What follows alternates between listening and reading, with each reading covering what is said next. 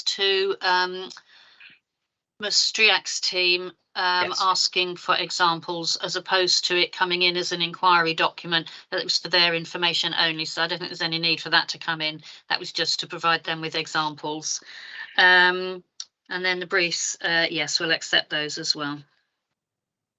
That's all from me. Thank you very much. Okay.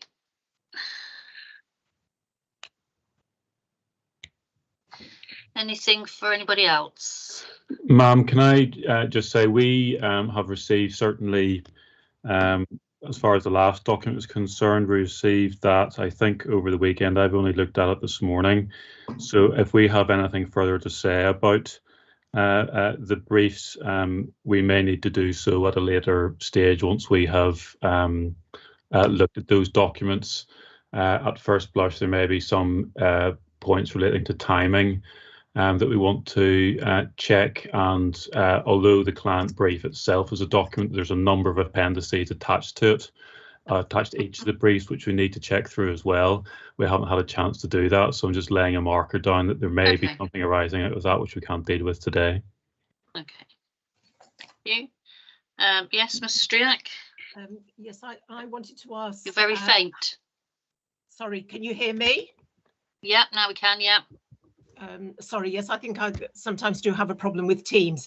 We wanted to ask how much time we will be given for the closing statement. How do you mean given? To write it or deliver it? Oh, no, to deliver it, because we had 20 minutes for the opening statement. Yeah, openings are just to give an overview. I can't remember, I did give some indicative timings at the case management conference.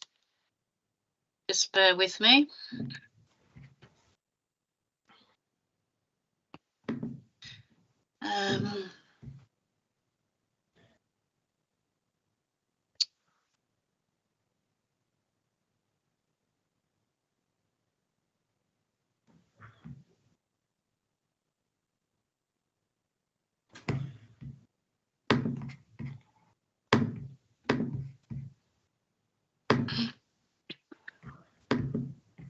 Excuse me, let me go.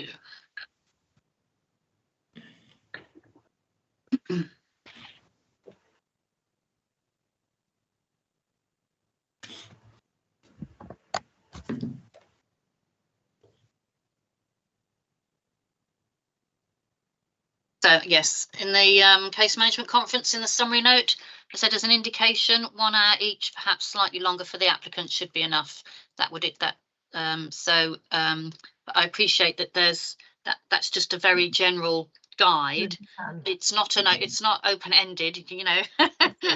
But equally, I appreciate that there are quite a number of heritage assets that are brought into play in this case, which might mean that particularly some of the heritage evidence on closings, particularly as it's a Secretary of State case, may need a bit longer. But I would say for yourselves, I would, if you need an indication, I would say roughly an hour. And I think I said there that equates to around about 20 pages, around 10,000 words. But for everybody, the closings need to be fully cross-referenced, and that's to documents, and or if you're relying on things that were said in evidence in chief or cross-examination or re-examination or whatever, that it all needs to be clearly cross-referenced, so everybody knows where to find what you're relying on, please. Of course, thank you very much. And the other item was that the council sent the revised draft of the conditions, and we've made some comments on those. So I'm just wondering what the next stage is with that. I've seen those, so I've got everybody's comments. What we might do is come back to I've got everybody's views on conditions, notes of the comments that were made when we had the discussion on conditions. So I wasn't proposing another formal session on conditions, but once I've had a chance to to knock them into shape and have a look at the various comments, go back through all my notes and everything, I'll either send out, if I have any further questions during the adjournment, and it may or may not be necessary just to touch on them again when we resume in September. But I wouldn't expect there to be much need to come back to them on a formal basis. I've just got everybody's comments I need to make. I have come to my own thoughts now to be able to report on them to the Secretary of State. Okay, thank you very much. Right. Yes, and just to say, I will only be here till 12 o'clock today, but my colleagues, Sheila O'Reilly, Olga Szakowska, David Pavitt and Dominic West will be taking an active part today. Yes, thank you. And they're in another location. Okay, thank you very much. Thank you. Mr. Booth, was there anything for you? No, Madam, no, sorry, there isn't. And in fact, yes, nothing for the moment. Nothing for the moment, Madam. I'm just anticipating that it might be necessary for me in a short while, once Mr. Warren begins the preliminaries of his evidence, that I effectively drop out while I go and get another laptop. I wouldn't want to hold proceedings up, but obviously I appreciate it's not desirable that you can't see me, so I might just drop out for 5-10 minutes while I sort out the IT issues. Some might say that's a good thing, perhaps. I promise I'm not in my pajamas. This isn't an elaborate ruse. Yeah. All right. Thank you very much. At the end of today, I'll just recap what is expected of people over the adjournment, and then the plans for when we resume. I will also need an indication at some stage of anticipated closing times. Ms. Striak touched on that earlier. So I've got that we would be hearing closings on the 30th of September. So I just need to know that, I don't need to know now, we'll come back to it at the end of the day, that we're going to be able to deal with that all on the one, everybody all on the one day. But we'll come back to timings and everything at the end of today. If there's nothing else, then who have we got?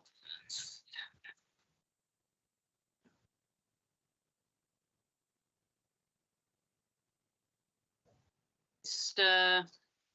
Roberts, yes. That's right. Yes. So if you'd like to introduce us to Mr. Roberts, then please. Thank you very much. Thank you, ma'am. There you are, Mr. Roberts. Good morning to you. Good morning. Good morning, ma'am. Morning. Good. You can be seen and heard. That's splendid. I'll introduce you. What I propose to do, ma'am, if you're content with this, is to introduce Mr. Roberts, and then I'm going to take him to his section 12 in his proof, which is the conclusions and planning balance section. We'll go through that, not reading everything out, but just picking on the main points. So I anticipate something in the order of half an hour, 40 minutes. So okay. That's much thank you very much, shorter than you'd originally indicated. But yeah, we had a session last week, and we thought that would be appropriate for today. Okay, thank you very much. Thank you, ma'am. So, Mr. Roberts, your name is Simon Roberts, is that right? That is correct. You're a chartered town planner. You tell us, I'm looking at page 1 of your proof, where you set out your academic qualifications and your 17 years of experience as a consultant and being a member of the Royal Town Planning Institute since 2008. You're a technical director at WSP, is that right? That's correct. In relation to this case, or these cases, Homebase and Tesco, you say that you've been advising St Edward since 2019, is that correct? That's correct. Okay. In relation to both planning applications? Yes, in relation to both. Yeah. So unlike architects, etc., you were engaged throughout the application process in relation to both. That's correct, yeah. Thank you very much. Okay, can we turn then to your section 12, please, on page 77, ma'am, of the proof. We're not going to be screen sharing or anything like that in this session. So here, Mr. Roberts, you set out what you describe in 12.1.1 as significant public benefits, and you summarise them in table 12.1, and you relate them to the 3 objectives of sustainable development there in the NPPF. And what I thought we'd do is if we just put one finger in page 79, through 2 pages further on, that's where you've got a paragraph which summarises the weight that you give to each of these benefits that you identify. And we'll go through, I'll ask you to go through them each briefly, and then we can touch on the weight in relation to each one as we go through them. Okay. So what's the first benefit that you ask the inspector and the Secretary of State to ascribe to the schemes? Okay. Yes. So as explained, I identified significant and wide-ranging benefits across all three of those elements of sustainable development, and across both Homebase and Tesco sites, which are significant and also importantly significant in their scale. The first, I've categorized them into groups for presentation purposes really in the table, but I think it's important to recognize and draw out the scale and depth of each of the benefits. The first one relates, it's a grouping together of both housing and affordable housing, which is the most significant of the benefits of these two schemes. So firstly, delivery of up to 2,150 homes across the two sites, which is a substantial benefit, and one that remains substantial even though Hounslow can demonstrate a 5-year supply of housing. Whilst Hounslow have been meeting previous housing targets, there still needs to be an increase in delivery to meet the new London Plan target of 1,782 homes per year. And this target really needs to be viewed also in the context that the London Plan targets don't fully meet the identified need across the whole housing market area. And the policies, the targets rather, aren't maximums, and there's policy impetus particularly relevant within Hounslow in policy SC1 of the Hounslow local plan to try and exceed those targets. So that applies to the London Plan targets, but also to the Great West Corridor opportunity area. What's the housing market area you're referring to there when you refer to it? Is that the whole of London or just London-wide housing market area? So that relates back to the discussion in the principle of development section of my proof, touching on the shortfall of the London Plan as a whole. Yeah. So yeah, the substantial benefit and substantial weight to be given to housing, and that's in line with the government objective to significantly boost delivery of housing as set out in the NPPF. So turning to affordable housing, there's the delivery of 35% affordable housing across the two schemes, which equates to around 750 homes. Obviously, the around and up to relating to the outline nature of the Tesco scheme that's to come forward. So this is significant both in terms of percentage, but also more importantly in terms of the absolute numbers of affordable homes.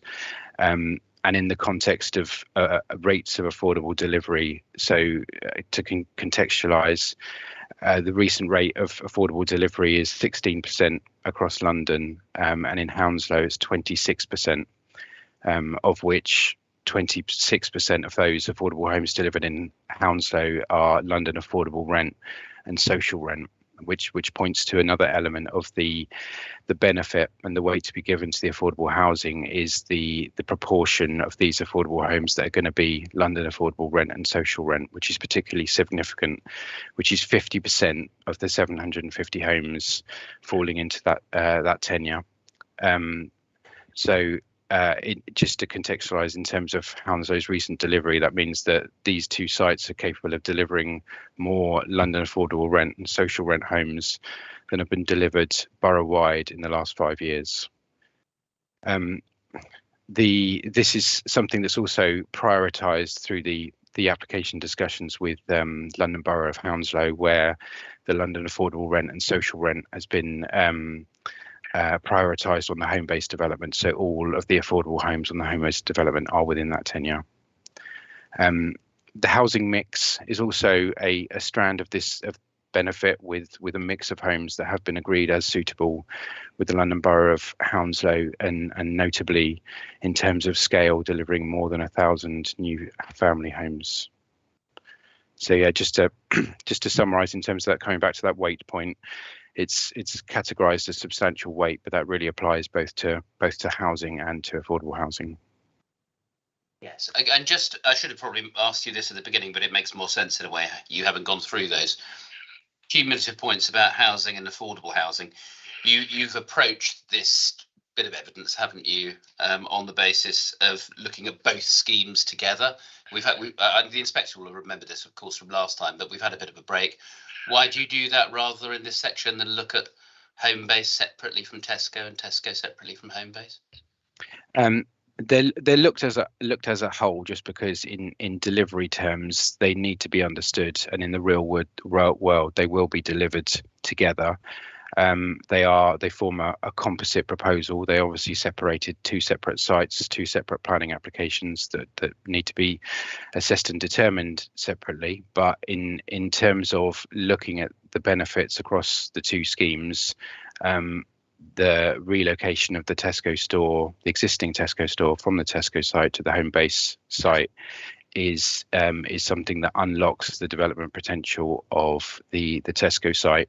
And there's a formal relationship and control within the Section 106 to require the existing Tesco store to close before the new one opens, which kind of cements that real world relationship and ensures that the Tesco development will follow.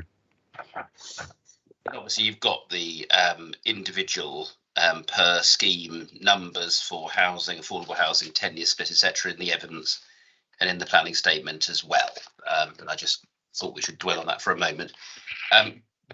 Good. I think that probably covers what you say in the first box, doesn't it? Mr. Roberts, on page 79, the first bullet point there in terms of weight refers both to housing and affordable housing. Is that substantial weight to both together or to them each? How does that work in 12.1.2? It's substantial weight to each of them. So substantial weight can be given to the housing as I identified in terms of pure numbers and meeting that identified need, but also specifically in terms of affordable housing relating to the specific needs for affordable and the 10 years that are being delivered. Thank you. So back to page 77, you then identify, don't you, the next benefit as that of regeneration. Again, I think in relation to both sites. Just say a word about why you identify that. So regeneration, again, this is one which is categorized benefits across sort of several elements of regeneration, if you like. So firstly, the developments optimize brownfield sites in line with the MPPF. So particularly paragraph 119 of the MPPF, which refers to making as much possible use of brownfield sites, and also paragraph 120, which gives substantial weight to using suitable brownfield sites to meet needs. So it's one element, if you like, of regeneration. Another relates to the high quality of the design and the effect of the schemes on the character and appearance of the area, which is obviously something that will be discussed in the forthcoming round table. But the applicant's evidence, as set out and as referred to in my proof, identifies the current sites as detracting from the local character and the proposed developments as being of high quality design and making a positive contribution to the character and appearance. And in particular, they are responding positively to some of the shortcomings that are identified in the Great West Corridor master plan and in the emerging Great West Corridor local plan, which I've discussed in my proof at paragraphs 10.5.8 and 10.5.9. And it's in that context that I identify a benefit in terms of a catalyst to further investment, that helping to address some of those shortcomings will encourage more investment into the area, both in terms of investment as a place to live and as a place to work. So this again is a benefit of the two schemes, and also a benefit that is capable of being delivered because of the scale of the development that perhaps would not apply to smaller developments. Can I just go back to one point you made in that answer, and that was the reference to paragraph 120 of the MPPF. Now 120 refers to policies and decisions, and it's got 5 parts to it, I think, A to E. obviously A and B and E, I suspect you didn't mean, but when you were talking about substantial weight and so on, were you talking about which of C and D were you talking about? Yeah, Paragraph C and D. So 120C, to give substantial weight to the value of using suitable brownfield land within settlements for homes and other identified needs. Thanks. And in your 12.1.2, you actually give overall to that set of points here moderate weight by the looks. Yeah, that's right. That's as kind of categorizing regeneration as a whole across design, catalyst, and reuse of the brownfield sites. But as I identified, there's a specific reference. We could, that was done for presentational purposes, but could be separated out further and identify substantial weight to brownfield and moderate weight to the other regeneration elements of forming a catalyst. Yeah. And the point about regen and the MPPF, I think you do make that, don't you, in 7, just for your note, you don't need to go back to it, Mr. Roberts, 7.1.3, it is on page 22 of the proof, including how much weight should be given, etc. Okay, does that cover regen, Mr. Yeah, Roberts? Should we move on to, I know there are some overlaps, but economic benefits is the next one. What can you say is of importance there?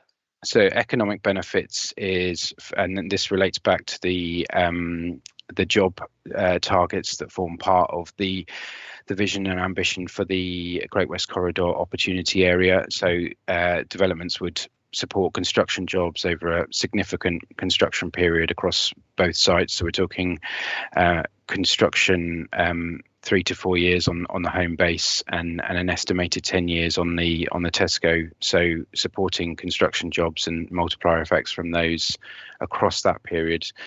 In the longer term, there would also be a net increase in jobs on the sites, looked at across the 2 sites in the region of 125 to 230 jobs, along with the ongoing benefits to the local economy through multiplier effects from those jobs and an increase in household spending as well.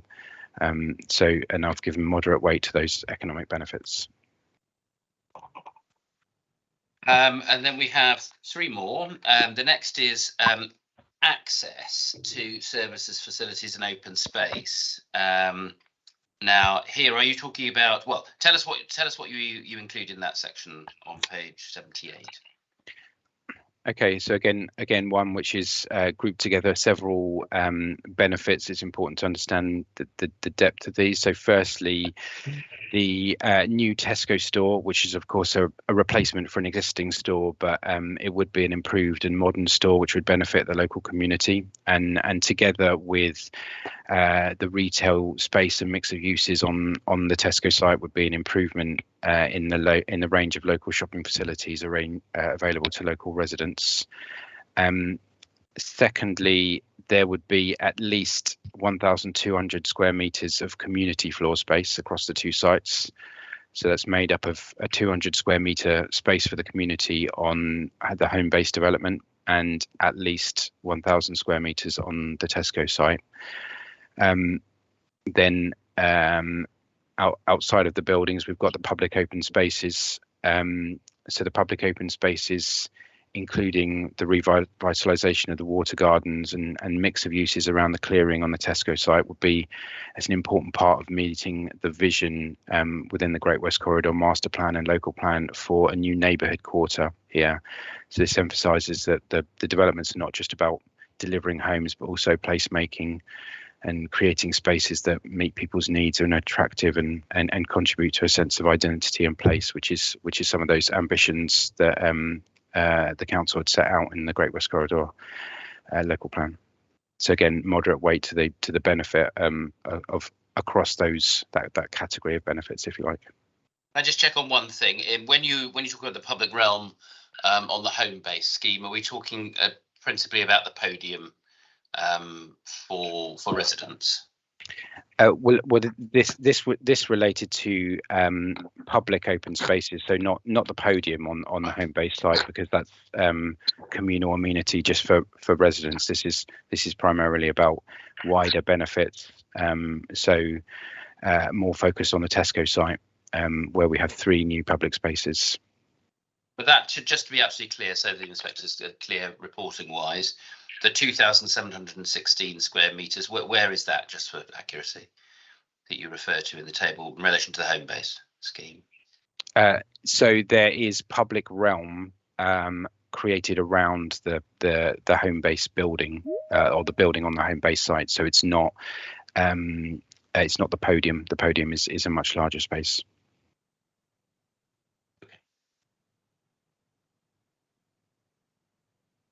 The kind of strange Schrodinger's booth moment there, where we had 2 Mr. Booths at the same time, which was mildly unnerving, I have to say, Mr. Booth. They obviously well. Sorry for jumping all over your examination. I'm here. I'm in the room. Thank you very much. No, we can't verify the identity of this person, it said, and then you appeared again. It's quite extraordinary. Sorry. Sorry. Okay. Thank you, Mr. Roberts. We dealt with that one. Then we move on to the penultimate section of the benefits: improvements to pedestrian and cycle infrastructure.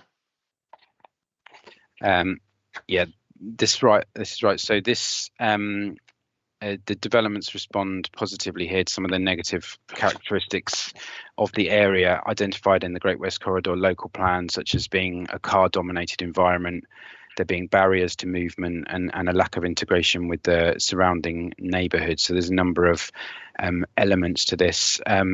Notably, there's a new pedestrian crossing across the Great West Road, which will be as an alternative to the existing subway, but also complemented by improvements to the existing retained subway. There are clean air routes, which is something that's directly come from the Great West Corridor local plan. They're provided cycle and pedestrian connections that are provided across and around both sites to improve the permeability of the area and integration of the sites with their surroundings. And these are the example of improvements to pedestrian cycle connectivity and sustainable travel benefits that are opportunities that come with larger scale developments that may not be delivered with smaller ones. In terms of weight, you give that moderate weight overall, 12.1.2.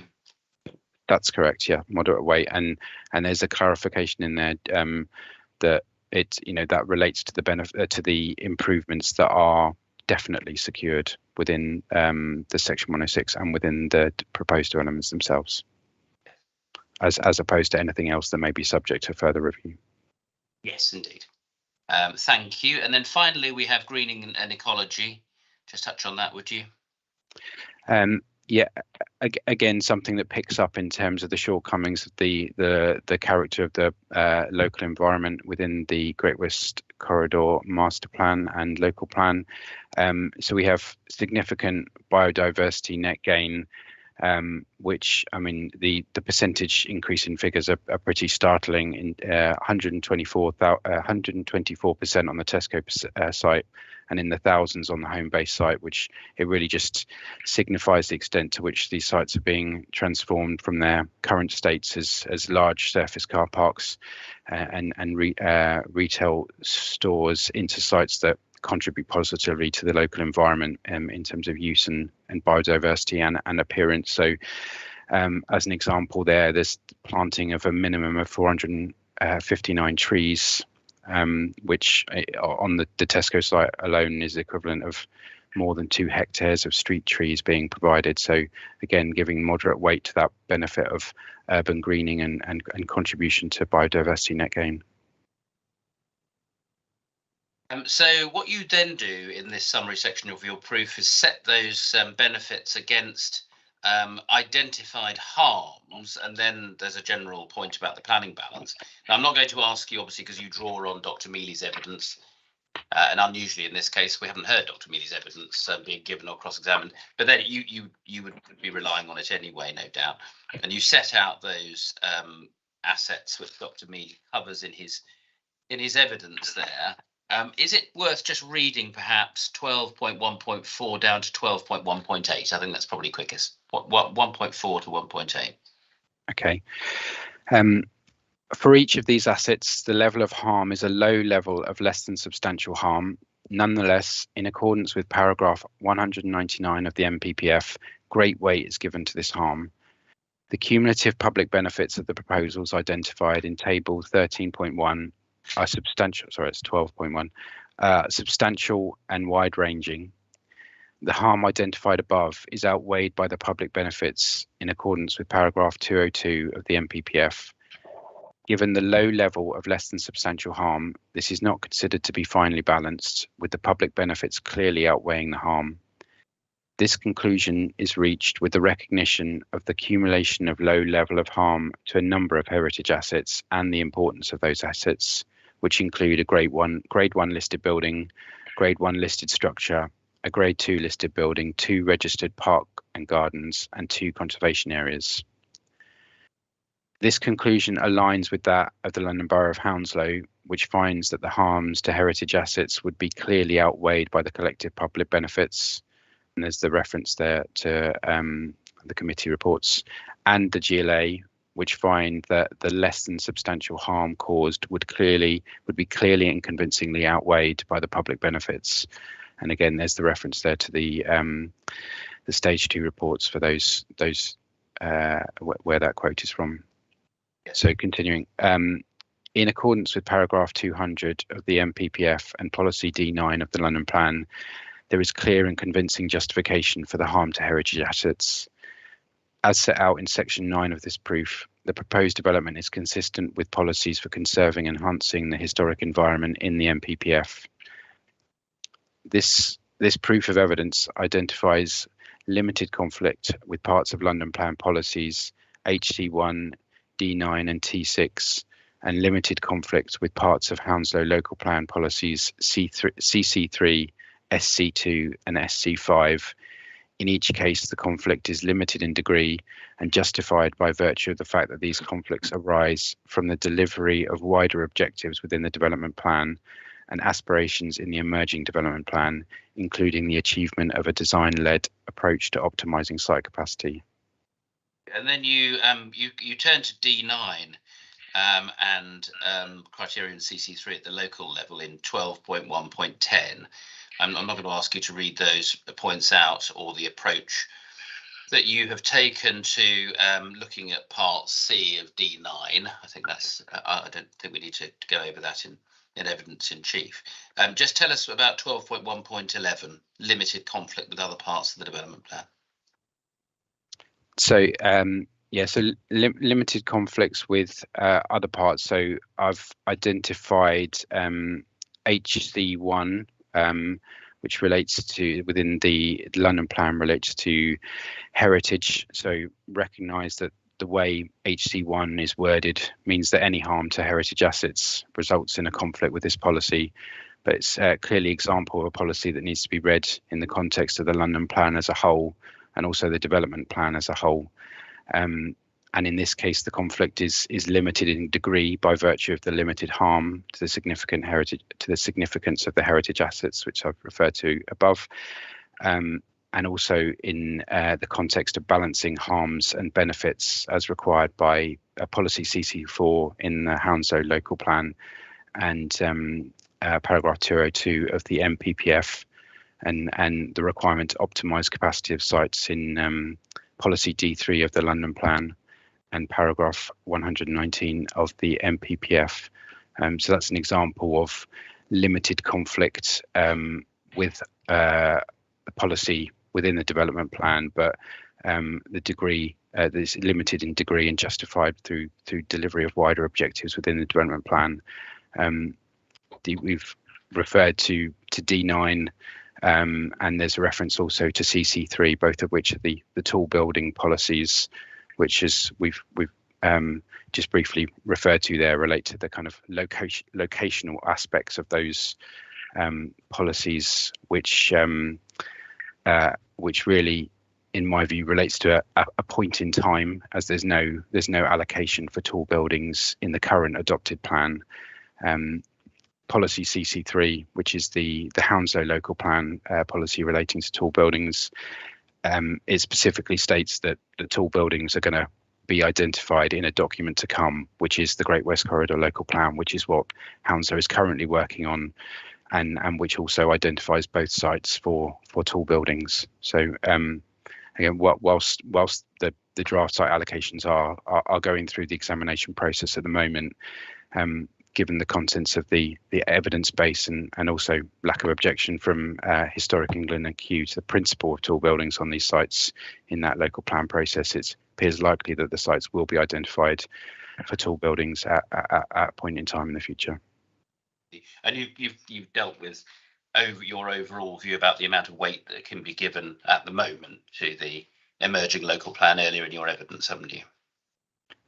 Yeah, that's right. In terms of as a whole, we've referred to limited weight to the emerging local plan, given its status and the process it's going through with the examination. Thanks. Can I just check one tiny point? In 12.1.9, part of that short list of policies that you then come on to say limited conflict with parts of the development plan, you have T6 there. Just remind us, we've had a gap. What's T6 and what's the limited degree of conflict which you identify? T6 relates to parking. So this relates to the Homebase site specifically and the amount of retail parking. So all the other the residential parking is all in line with policy, but the retail parking level is above the maximum parking levels in T6 and in this instant, in the context that it was accepted both by Hounslow and TfL, it is quite a substantial reduction from the existing levels of parking that Tesco has on with its existing store. So it's a net reduction of around 200 parking spaces, but it does still exceed that policy. So yeah, there is what I've described as a limited conflict there. And then just to finish off. On the emerging, you at 12.1.13, Mr. Roberts, which is at the top of page 81 of the proof, you touch on, you've covered this really already, the aspirations and so on in the drafts, allocations, Great West Corridor local plan and master plan, and you say overall compliance with those aspects of policy and guidance. Do you want to say anything more about that now, or have we covered it?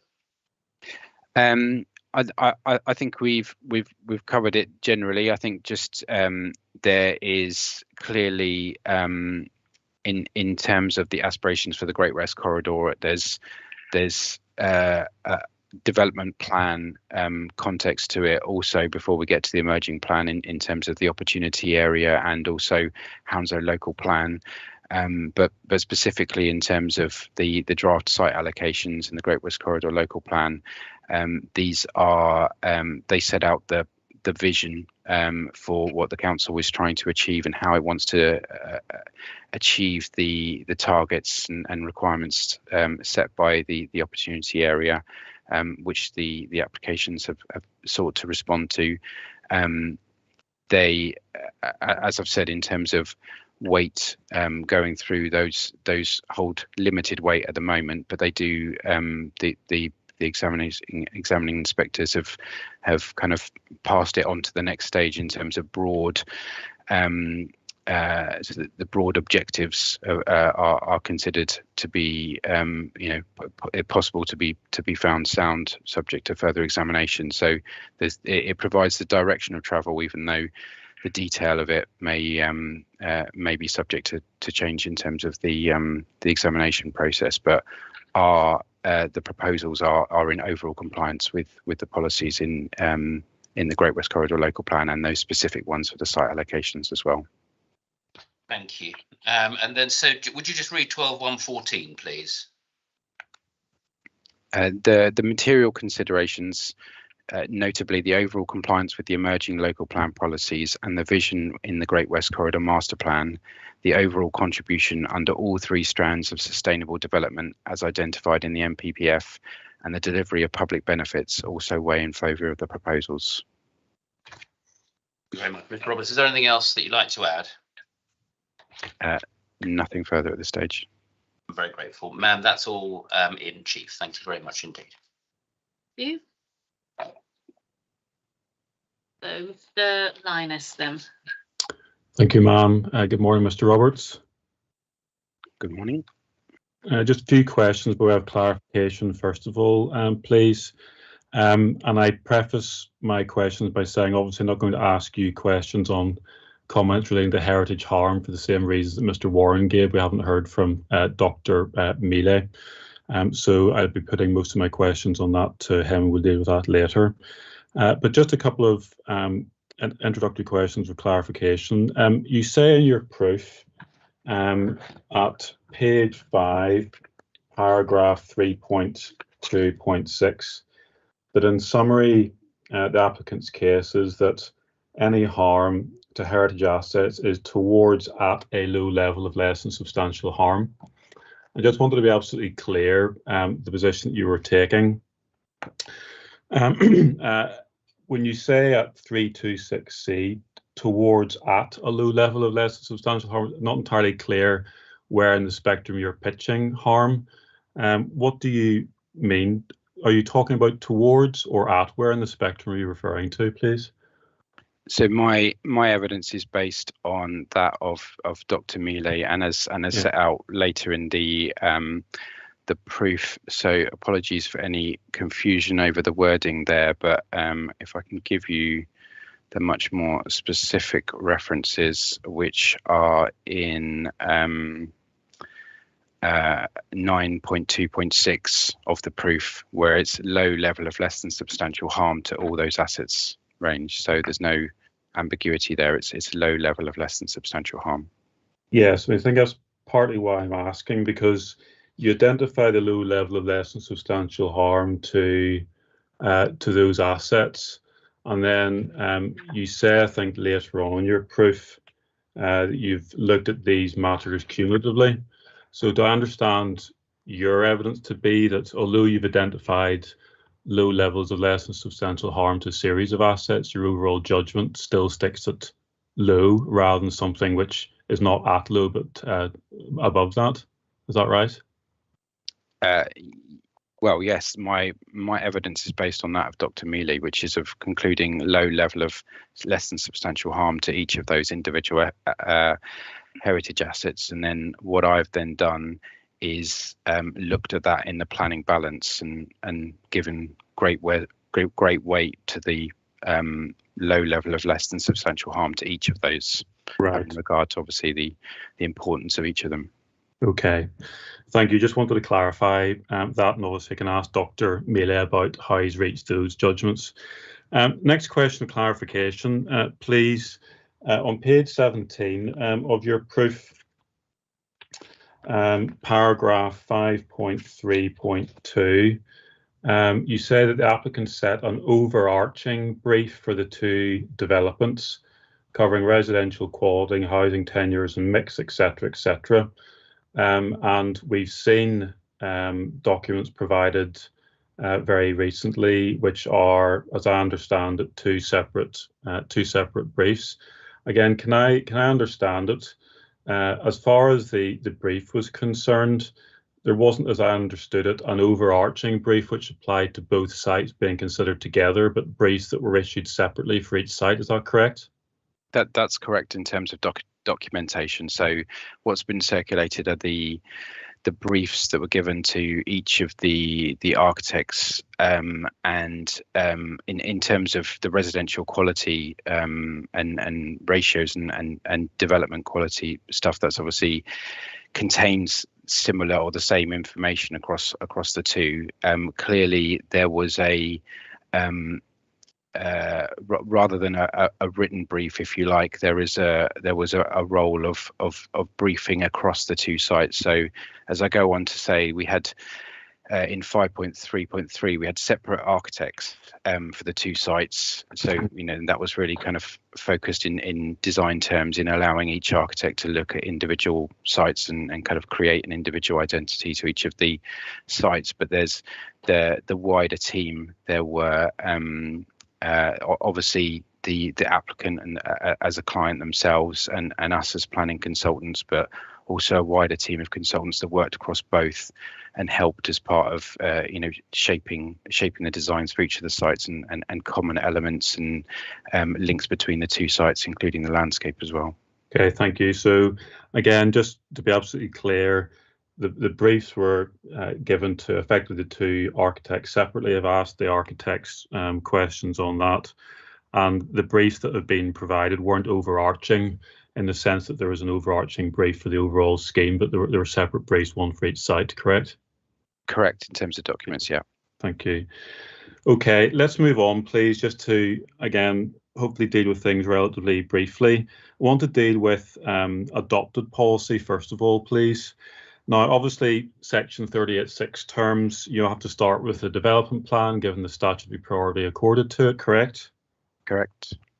And in terms of London plan, you accept that there would be conflict with heritage policy in HC1, correct? Correct, HC1, yes. Thank you very much. We know the position of Dr. Mealy as far as the World Heritage Site is concerned, but plainly that if the Inspector or the Secretary of State accept that the Council and Historic England are correct in identifying at least some harm to the World Heritage Site, there would be further conflict in Section 38.6 terms with HC2 of the London Plan, correct? That's correct, and yeah, I do. There is a reference to this in my proof. So paragraph 9.2.15, where it's actually cross-referencing to a discussion in Dr. Mealy's evidence about if a contrary view is taken. But again, yes, there would, if harm was found to the World Heritage Site, there would be a conflict with HC2, but obviously that would be the degree of conflict there should be taken into account, and obviously his view is then if there is a conflict, or if there is harm, then it must be negligible. But clearly my evidence and my balancing that I've done in my proof is based on Dr. Mealy's conclusion that there is no harm to the World Heritage Site. That's understood. I'll come back to that. I'm just trying to go through this process in a structured way so we understand where we are in Section 38.6 terms. As far as design is concerned, we've heard the evidence of the architects in this case.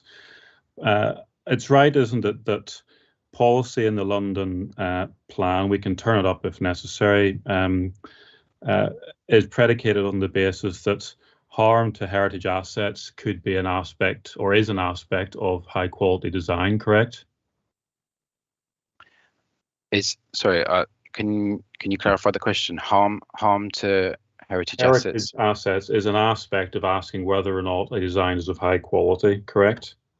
It's a consideration. Heritage is one of a number of considerations when taking a design-led approach to optimizing capacity of sites. Yes, so again, looking at the policies in the London plan, perhaps we can turn this up. Policy D3, which is CD 6.2.26. Okay, yeah, I've got D3. Thank you. I see you're looking at a screen, so I suspect you're on screen for this one. See 6.2.26. Again, this is optimizing site capacity through the design-led approach, and there are a number of requirements set out there. But if one looks down, for example, at quality and character, point 11, respond to the existing character replaced by identifying the special and valued features and characteristics unique to locality, respect, enhance and utilise heritage assets that contribute and architectural features that contribute towards local character. Do you see that? Yes, I see that. Sorry, can you just give me that? I've just got the policy open now. Where in the policy were you going? It's criterion 11, ma'am, under Part D. It's on Part D, yeah, and then if you scroll down, it's D11. D11. Yeah.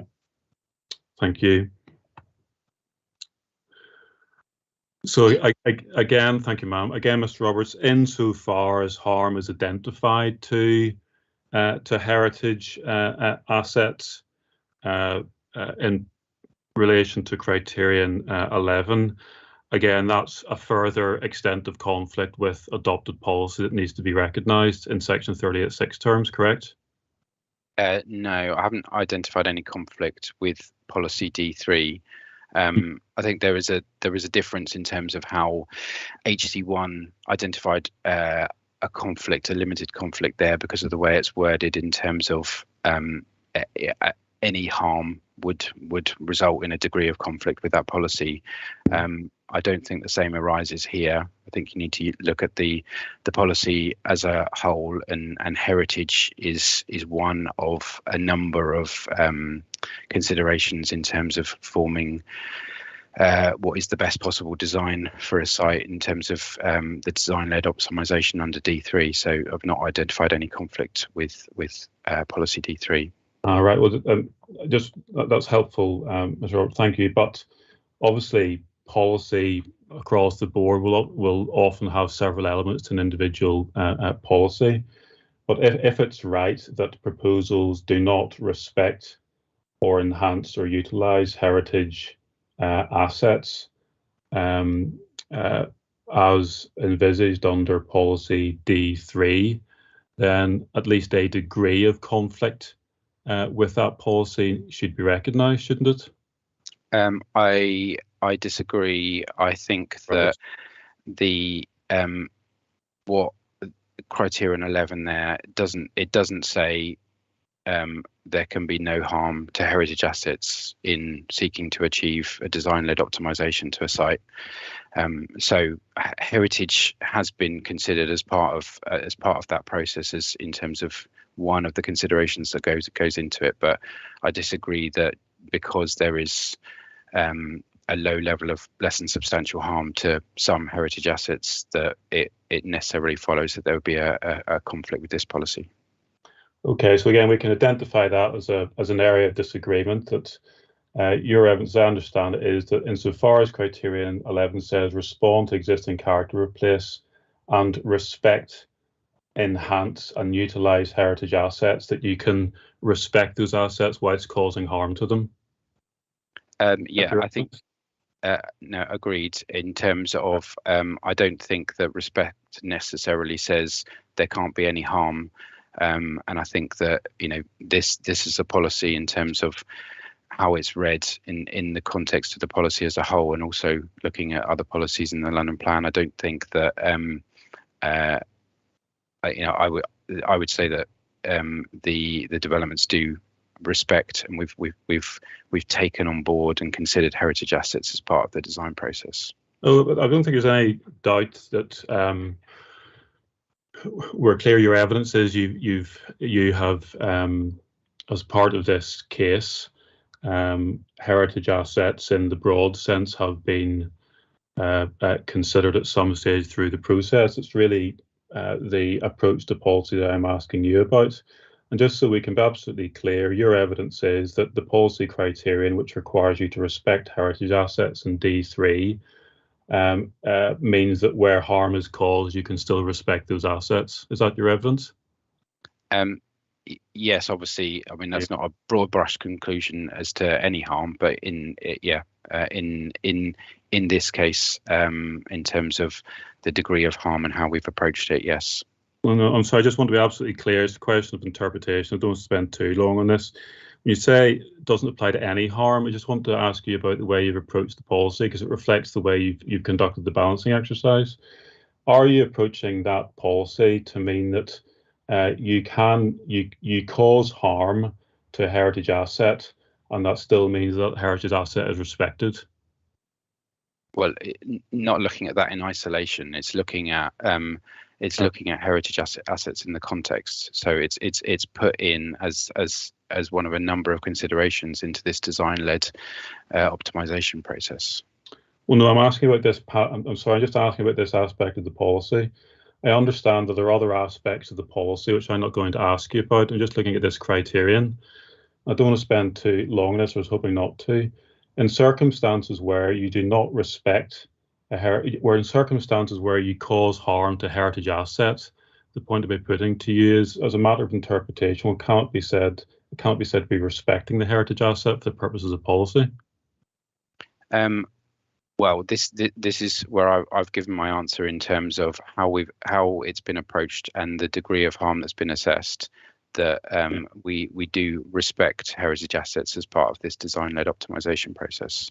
So again, so to be clear, you accept that harm is caused to heritage assets, but in your view, you are respecting heritage assets in doing so. Is that your evidence? That's what I've said is there's no conflict with this policy, and that we have respected heritage assets, and that has been considered as part of this policy as a whole. Right. I'll just leave it there and I'll move on. As far as other policies are concerned, you've touched on D9, which I'll come back to, but at 6.2.32, perhaps you don't need to turn it up because you're familiar with the policy, but criterion D under D9, there's a specific approach that's taken to World Heritage sites. So buildings in the setting of a World Heritage site must preserve and not harm the OUV. That's under this criterion E. Sorry. So again, if it's the case that harm would arise to the World Heritage site, in section 38.6 terms, it's right to recognise conflict with D9 in that respect too, isn't it? Yes, that of course is not our evidence. Is based on no harm to the World Heritage site. Thank you very much. Now, again, sticking with London Plan policy, you have referred to policy SD1 opportunity areas, which is at 6.2.1. And again, in the interest of time, I don't think we need to take this this out, because I'm sure familiar with the policy. Under the policy relating to opportunity areas, boroughs are required to establish capacity for opportunity areas, taking account of indicative capacity in the London Plan, correct? Correct. Thank you very much. And in doing so, the policy recognises that they must recognise the role of heritage in placemaking, correct? Correct. And they must ensure that development proposals integrate into the surrounding areas, correct? Correct. And identification of the Great West Corridor as an opportunity area does not, therefore, as a matter of adopted policy, assume that growth outweighs heritage issues, correct? No, not that growth outweighs heritage issues, but growth is clearly the opportunity area has been identified in the London Plan as an area with particular potential for growth and to accommodate the housing and job needs across London. As one of the opportunity area has been designated because it has particular capacity and potential to accommodate that growth. Yes, as you say, the indicative numbers in the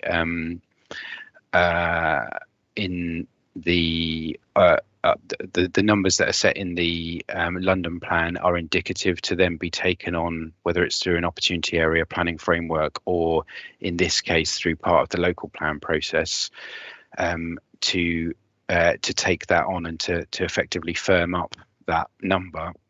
and the heritage will be a consideration in terms of forming that number at a more local level, and that's the process that Hounslow are going through at the moment. So the draft local plan takes that figure of 7,500 homes and 14,000 jobs and replicates that into the Great West Corridor local plan, and the inspectors have been looking at that. And I think just to come back to my discussion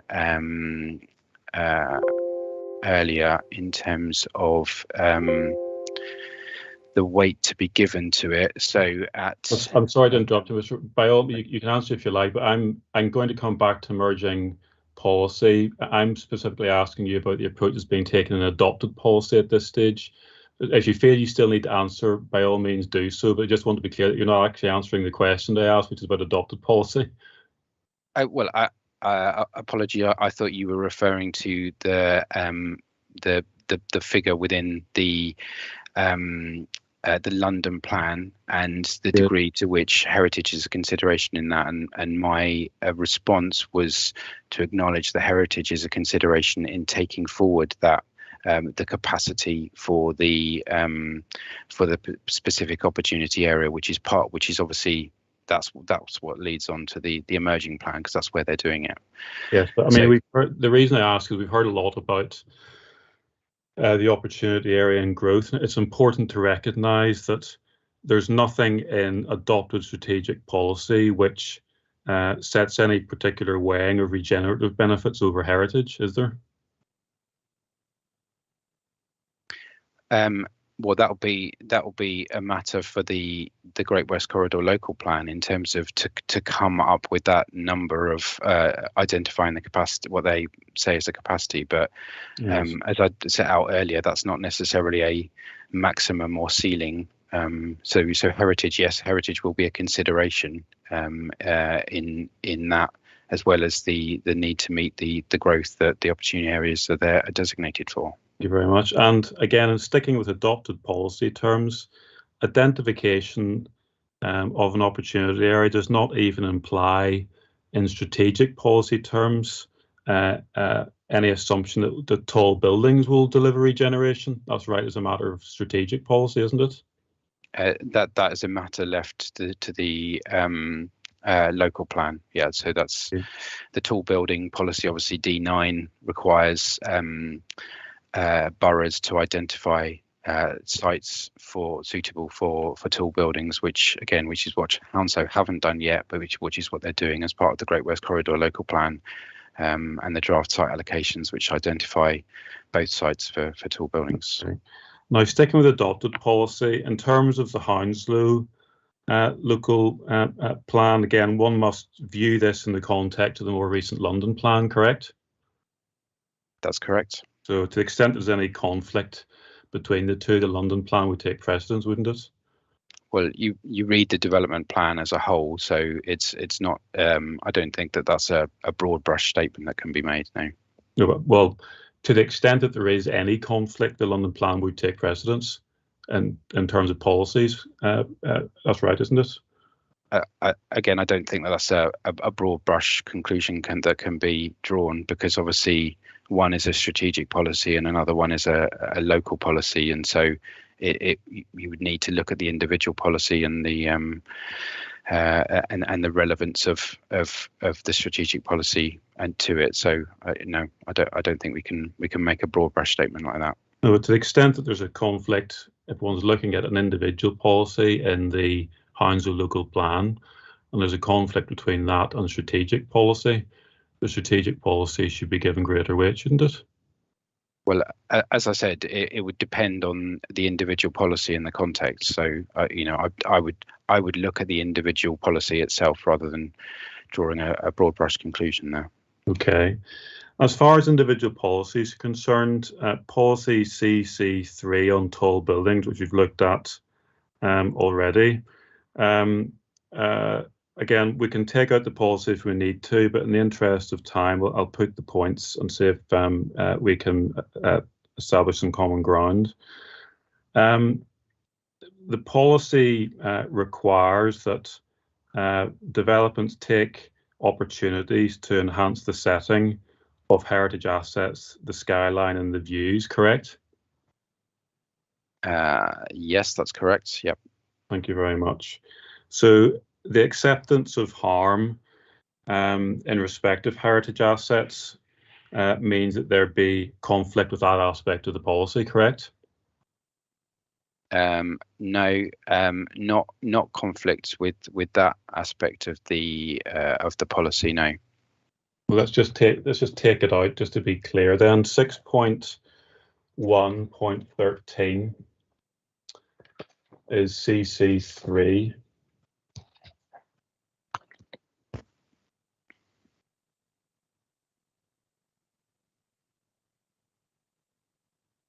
And page 137 internally. Yep, that's right. Part P of CC3. Yeah. Yep.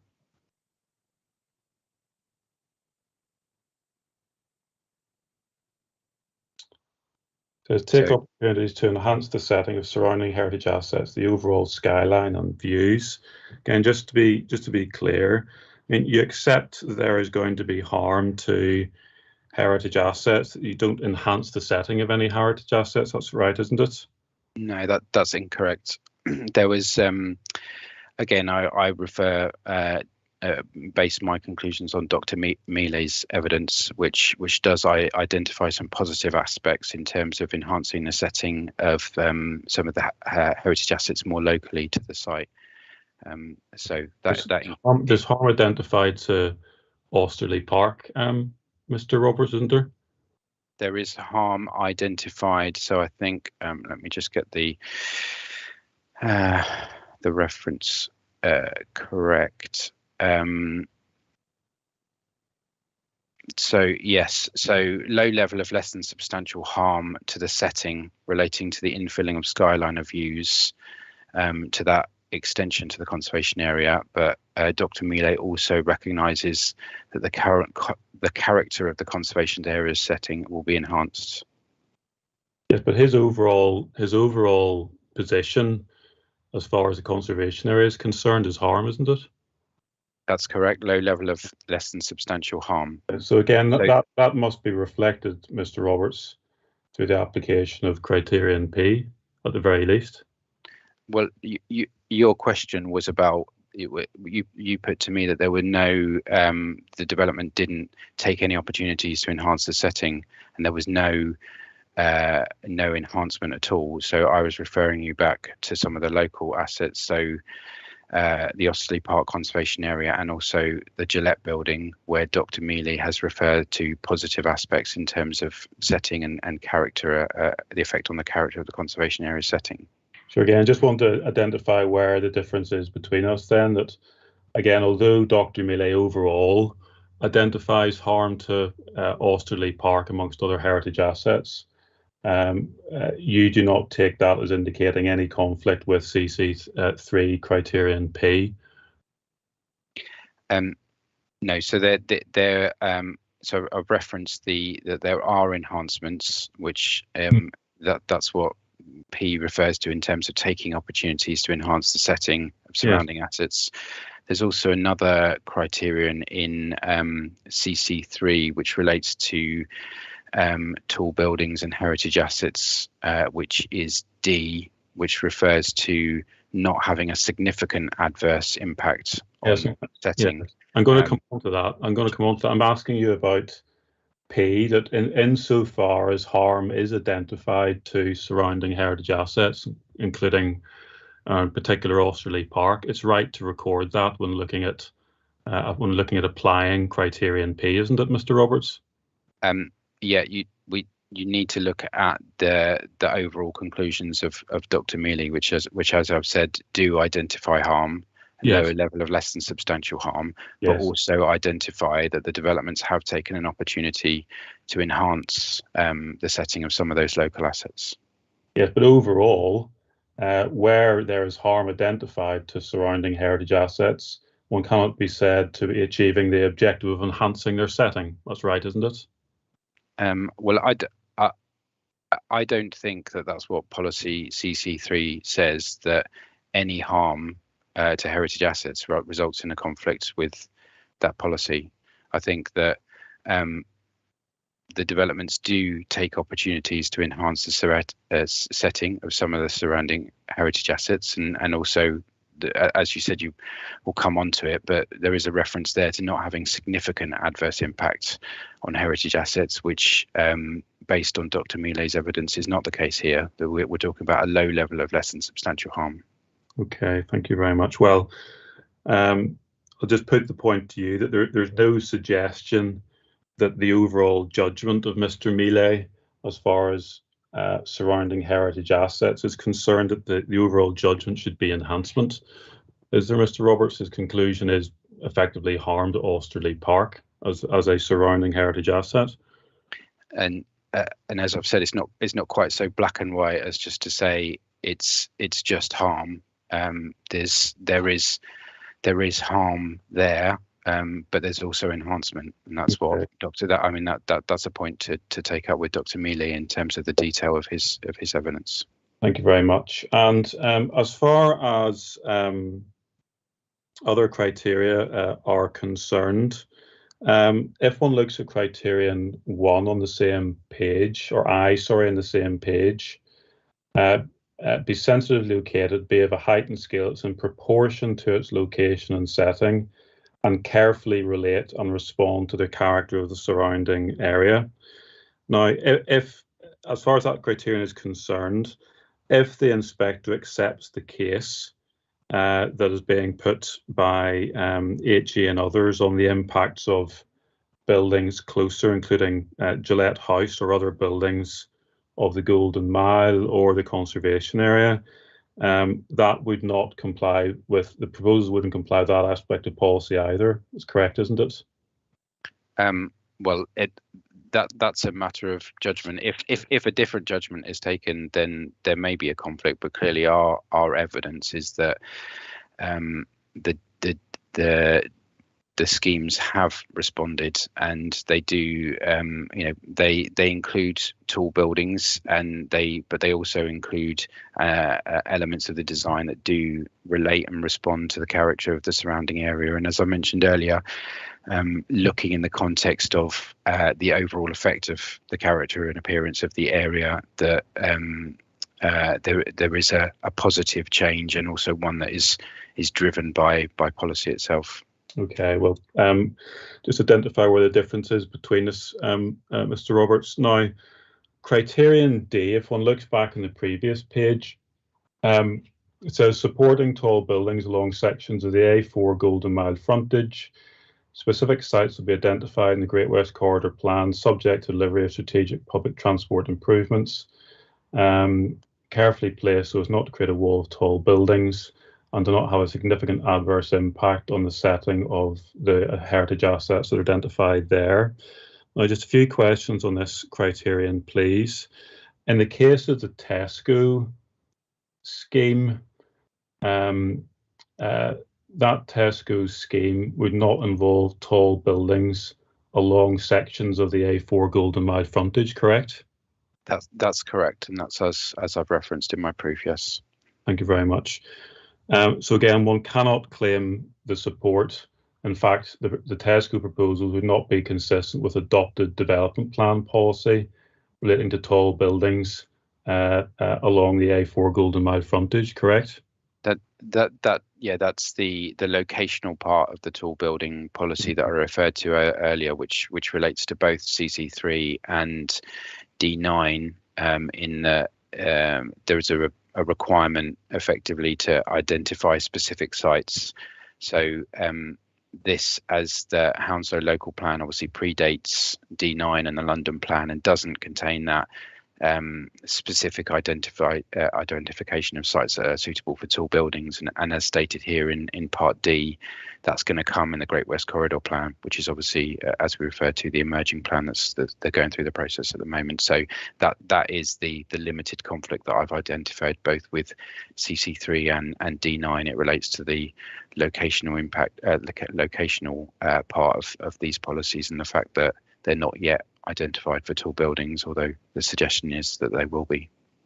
True, but I mean, just looking at the policy though, although it identifies that a plan will be carried out through the Great West Corridor Plan to identify specific sites, it's right to record, isn't it, that the adopted policy is predicated upon supporting tall buildings along sections of the A4 Golden Mile frontage specifically. So it already sets out the framework with which the Tesco proposals do not comply. That's right, isn't it? Well, that's what the Hounslow local plan says in terms of the adopted policy there, and that's where the conflict is that I've identified. As we then carry that forward into the emerging local plan, that is where they identify the potential for tall buildings, both on the Tesco site and on the Homebase site. But again, sticking with adopted policy, it says specific sites will be identified in the Great West Corridor Plan. And as far as applying this in section 38.6 terms, you cannot claim support from criterion D insofar as that plan has not yet in any adopted form identified specific sites for tall buildings. Correct? Yeah, that's correct. Clearly, it hasn't yet been adopted, so it can't yet identify those sites. That's a process that's ongoing, and that's the conflict that I've identified. Thank you. And to the extent that the policy refers to not causing significant adverse impact on the setting reviews of heritage assets, that bar, if you like, of having significant adverse impact is not consistent with strategic policy on heritage, which looks to avoiding harm, correct?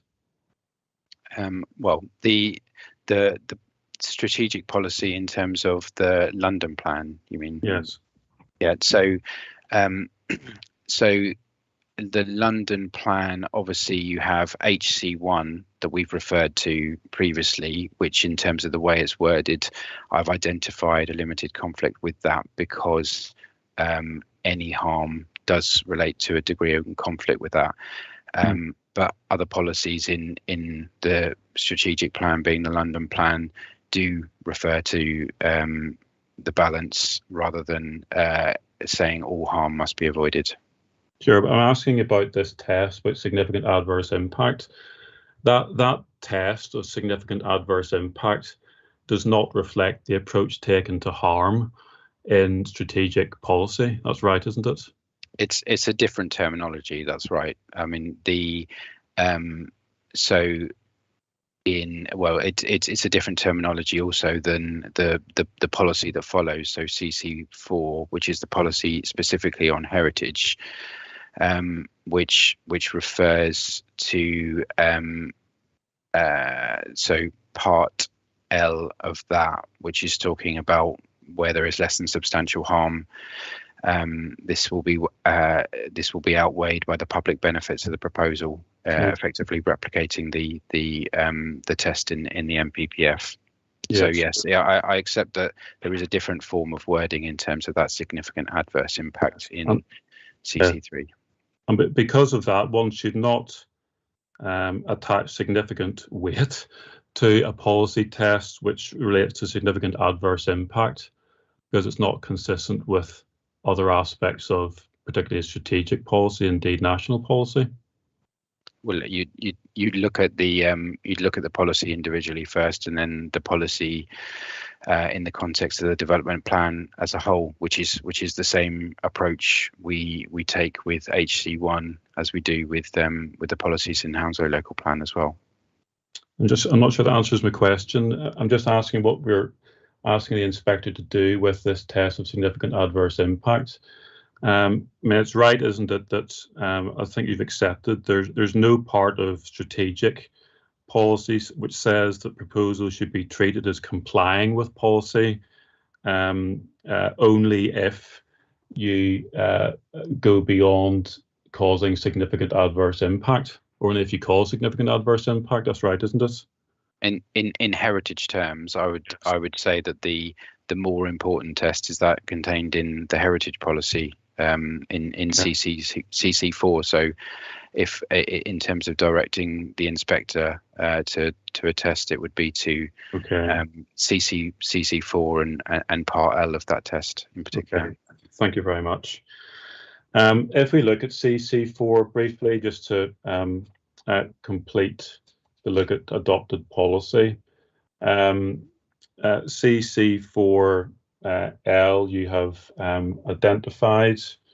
I don't need to ask you about that. I just want to look at another aspect of the policy. This is at CD 6.2.14. Criterion H refers to conserving and enhancing the borough's beneficial and historic landmarks identified in the urban context and character study, which provide a strong visual and physical presence in the townscape. Do you see that? Yes, I see that. Again, perhaps we don't need to take out the document, but would you accept that the urban context and character study identify... Sorry to interrupt you there, sorry. Yes. I'm not sure that I'm in the right place. I thought you said 6.2.14. 14, sorry, 6.1.14, ma'am. My mistake. It was policy CC4. Apologies. Thank you. That's where I thought we were, and then I thought we'd moved on to another policy when I... Sorry, my fault entirely. An errant tab, ma'am. 6.1.14. Criterion H is CC4, and it's internal page 140. Conserving and enhancing the borough's beneficial and historic landmarks identified in the urban context and character study. Again, would you accept that the urban context and character study identifies Gillette Tower as a landmark, Mr. Roberts? That's correct, yes. Again, I know the position of Dr. Mealy. I haven't asked him questions on that, but any harm caused to the significance of Gillette Tower would involve conflict with criterion H, correct? Yeah. Again, I would refer back to Dr. Mealy's evidence in terms of it not being quite so clear cut in terms of the relationship with the Gillette building, but we've discussed that already in terms of the positive effect on the appearance of the setting of the Gillette building.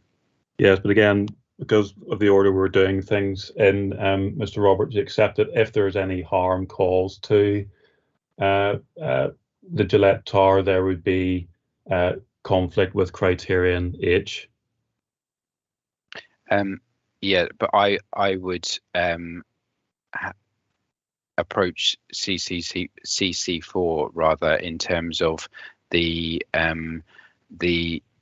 where you've got the first section of we will achieve this by in terms of what the borough's approach is going to be, and then you've got what we expect development proposals to do, and that you need to read those in context, and those are what set out that the test for harm, which replicates that within the MPPF. So it's not as clear cut as saying any harm results in a conflict with this policy. It does include that the balancing as per the MPPF in CC4. Understood. I'm just looking at how the policy needs to be applied in the sense that under H, if there is an objective of conserving and enhancing beneficial and historic landmarks, including the Gillette Tower, that any harm to Gillette Tower in that respect needs to be reflected in some form in the approach to this policy, correct? Yeah, it is a consideration as part of overall assessment of compliance with that policy, but it's not one that I think should be isolated, and especially in terms of how we've looked at where there are specific enhancements, and also in terms of the balance of harm, degree of harm, and also balance against benefits. So that's how the policy should be approached. Thank you very much. Now, as far as the development plan as a whole is concerned, as you know, Historic England isn't commenting on the overall approach to policy in the development plan, but just to establish the approach that needs to be taken by the Inspecting Secretary of State, the judgment on whether a proposal complies with the development plan as a whole requires consideration of the range of policies engaged by a scheme, correct? That's correct. And the importance of the policies with which conflict is identified, correct?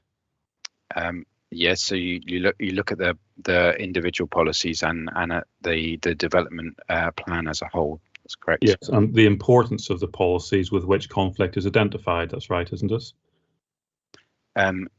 By that, do you mean the relevance to the specific development? Yes, the importance of the policies when applied in the circumstances of this case. Yes, so obviously when assessing compliance with the development plan, the decision maker will be looking at which policies are most relevant and to the proposal and assessing against those. Yeah. Yes, and there's no dispute that when the Inspector and the Secretary of State are exercising that judgment, the heritage policies, including those applying to the World Heritage Site, are important policies. That's right, isn't it? They are important policies. They're not the only important policies, of course, and there are a whole range of important policies for the determination of these applications, which is what we've discussed and what I've set out in my proof, that across housing delivery and affordable housing and character and appearance of the area and a number of matters. So heritage are important policies, clearly, and we're dealing with important heritage assets here. But they're not the only factor, and obviously are one of a number of considerations that are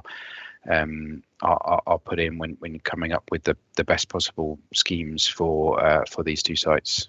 Thank you. So I think you said, obviously, apart from the importance of the policies, it's also necessary to bear in mind the assets that are being affected when reaching this judgment. That's right, isn't it? That's correct, yes. Thank you very much.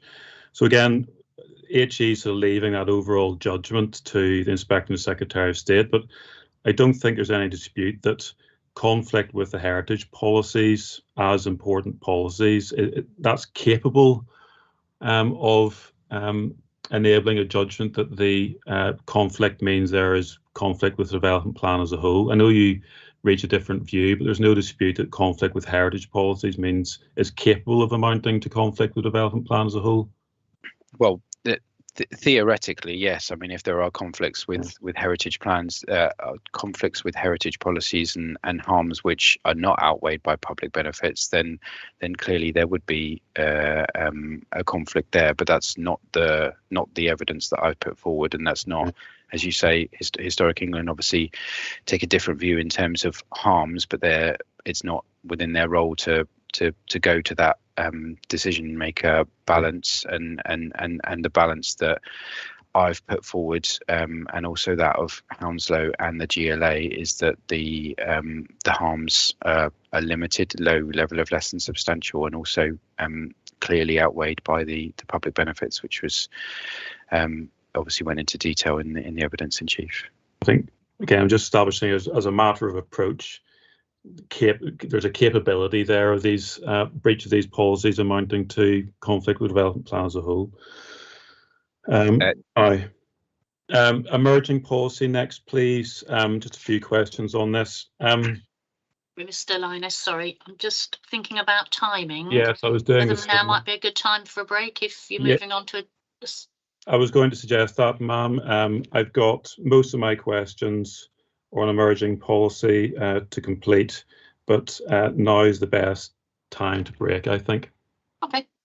So if we take a break then until 11:20, I just need to remind you, Mr. Roberts, that you're still on the stand during that time.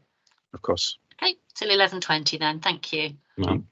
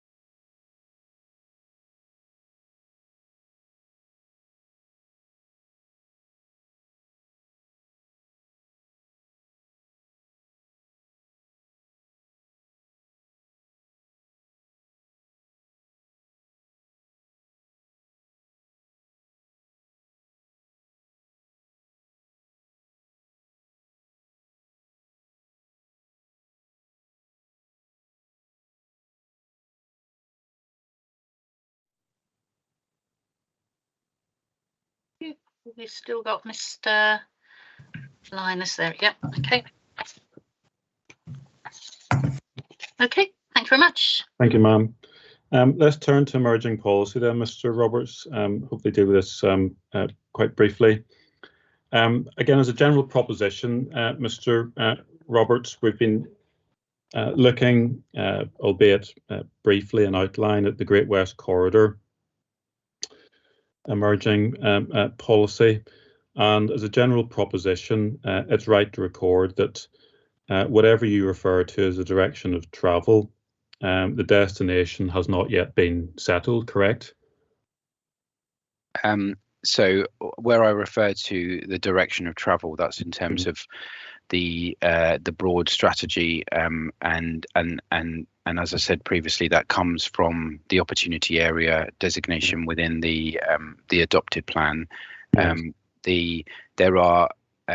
I have attributed limited weight to the detail of the policies as currently worded because of their status and because of their progress through the examination process. I mean, there are details I think that we can be more or less confident about where that direction of travel will take us, but I think it's less about the end destination and more about the detail in terms of where we should be cautious about applying too much weight. Yeah, so in broad terms, the form and extent of change hasn't been settled. That's right, isn't it? The form and extent of change hasn't been settled. In terms of the specific numbers that will go into the Great West Corridor local plan, that's correct. That's not been fixed yet, and is a matter for the examination process. And the point that I was going to make earlier on in the process was just to refer back to in terms of extent. Let me just find my reference. So it's 6.2.3 of my proof of evidence. We're talking about the weight to be given, and also and the status, and there was a reference there to the local plan inspectors raising the need for Hounslow to consider alternatives with a higher growth option as well. So it's correct to say that extent of growth within the opportunity area is something that still remains to be settled through the examination process. And the form of development on individual development sites has not yet been settled either, obviously, correct? No, but that's correct. But equally, form of development on a specific site is not is something that will rightly be tested and is appropriately scrutinised through an application process. Yes. And it not necessarily the role of evidence-based documents or site allocations to be restrictive or too prescriptive in terms of form of development on a site. I just wanted to ask about that insofar as I think everyone recognises that this is emerging policy. There's been reference in the evidence to policy GWC5 in the Great West Corridor local plan review. So can we turn that up, please? It's CD 7.2.5. Yes, I've got that.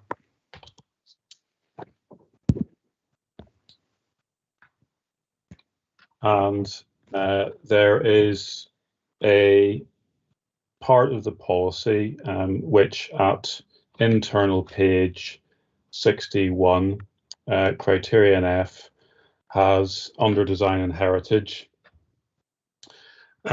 Just look at the way the policy's drafted, albeit in draft. Under our approach, the council will create a strong sense of place and identity for the Great West Corridor. Urban design-led approach seeks to knit the Great West Corridor into its surroundings whilst protecting and enhancing heritage assets within the corridor and the wider area, creating a memorable journey for those visiting. Now, as far as that indicating a broad approach is concerned, you would accept that the proposals do not accord with that approach? I don't accept that they don't accord with the approach within this policy. It's clear here in part F of the policy where they set out what they expect development proposals to do, and there again is the MPPF test in terms of balancing less than substantial harm against public benefits of the proposal. Yes, so I don't accept. I'm going to come on to specific aspects of the proposal, but in the way that the Council's chosen to draft this emerging policy, insofar as the way it's drafted the overall approach, whilst protecting and enhancing heritage assets within the wider area, a scheme which doesn't protect and enhance those assets doesn't broadly conform with that approach as stated, does it? I disagree. I think it comes back to the same point about balancing harm against public benefits. Anyway, okay. We've looked at F. If one goes on to H over the page, on page 62, it says respond to the area's sensitive heritage assets and important views and accord with Great West Corridor Master Plan heights design framework, which identifies indicative appropriate building heights, all of which should be subject to and dependent upon site-specific testing, and various heights are set out there. Now again, can leave this to submissions main. I just want to understand your position on the way you've approached this policy. We've seen that criterion F introduces a general test of giving great weight, avoiding harm in the first instance, and the balancing exercise. But then at H, it goes on to have a discrete criterion, correct? That's correct. Thank you very much. And it must be taken then to mean that what the policy is designed to achieve is to set out a test which is intended to require something of development beyond the simple application of the balancing exercise in F, correct? And what H does is it sets out some of the detail that comes from the Great West Corridor Master Plan, yes. which as it refers to in this wording, it's an indicative identification of appropriate heights, but a reference that needs to be subject to and dependent on site-specific testing. And so there it identifies heights, which includes the cluster of taller buildings on the Tesco site in part 2 of that. But it relates back to the high level assessment that's done under the Great West Corridor Master Plan, which is clear in that context. It's not it states that it's not a blueprint for tall buildings. It's a high level assessment, as is appropriate for the nature of the evidence-based document and the kind of the scale it needs to cover, and it's all subject to further testing and scrutiny under individual applications. And we have the site allocations that need to be read alongside this, which again cross-refer to the what's identified as appropriate heights within the Great West Corridor Master Plan, and refers again to detailed scrutiny of those, and where heights do exceed, that they are justified by the benefits outweighing the harm. So again, it reflects back to both Part F and Part H of this policy. Yes, but the point of introducing this reference to appropriate heights in H, Mr. Roberts, clearly the council, and I can ask Mr. Smith about this.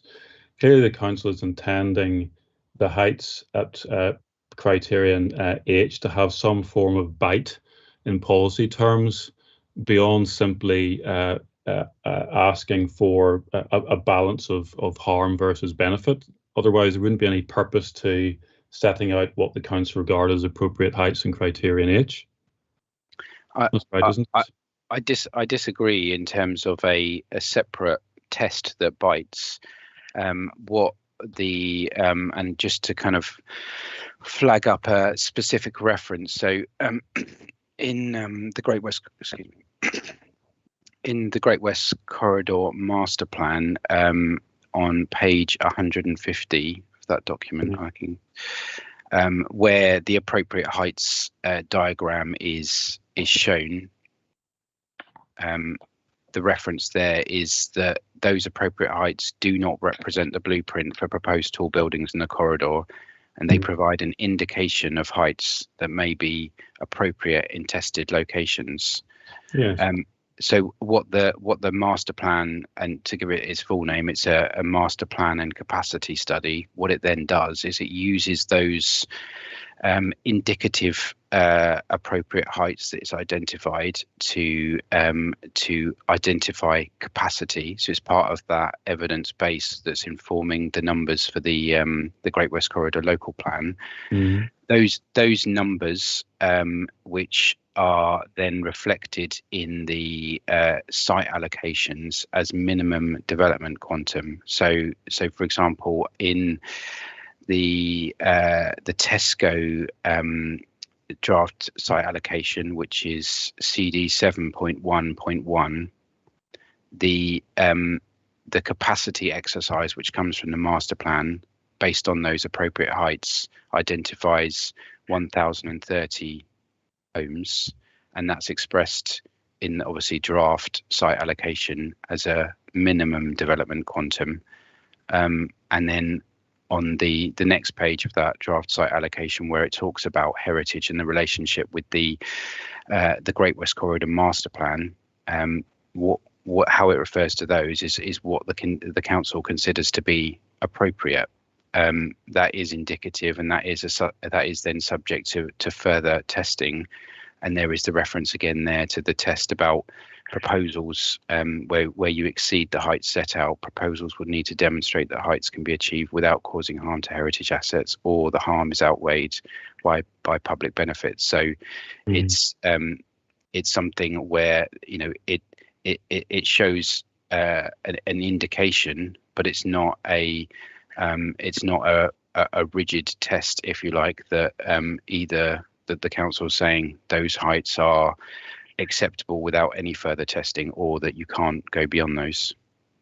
Okay, I'll come back to the master plan, given that you've taken the inquiry to it. I just want to confirm your position. Again, I can make submissions on it as far as the approach to draft policy GWC 5 itself is concerned. Can we just go back to the policy?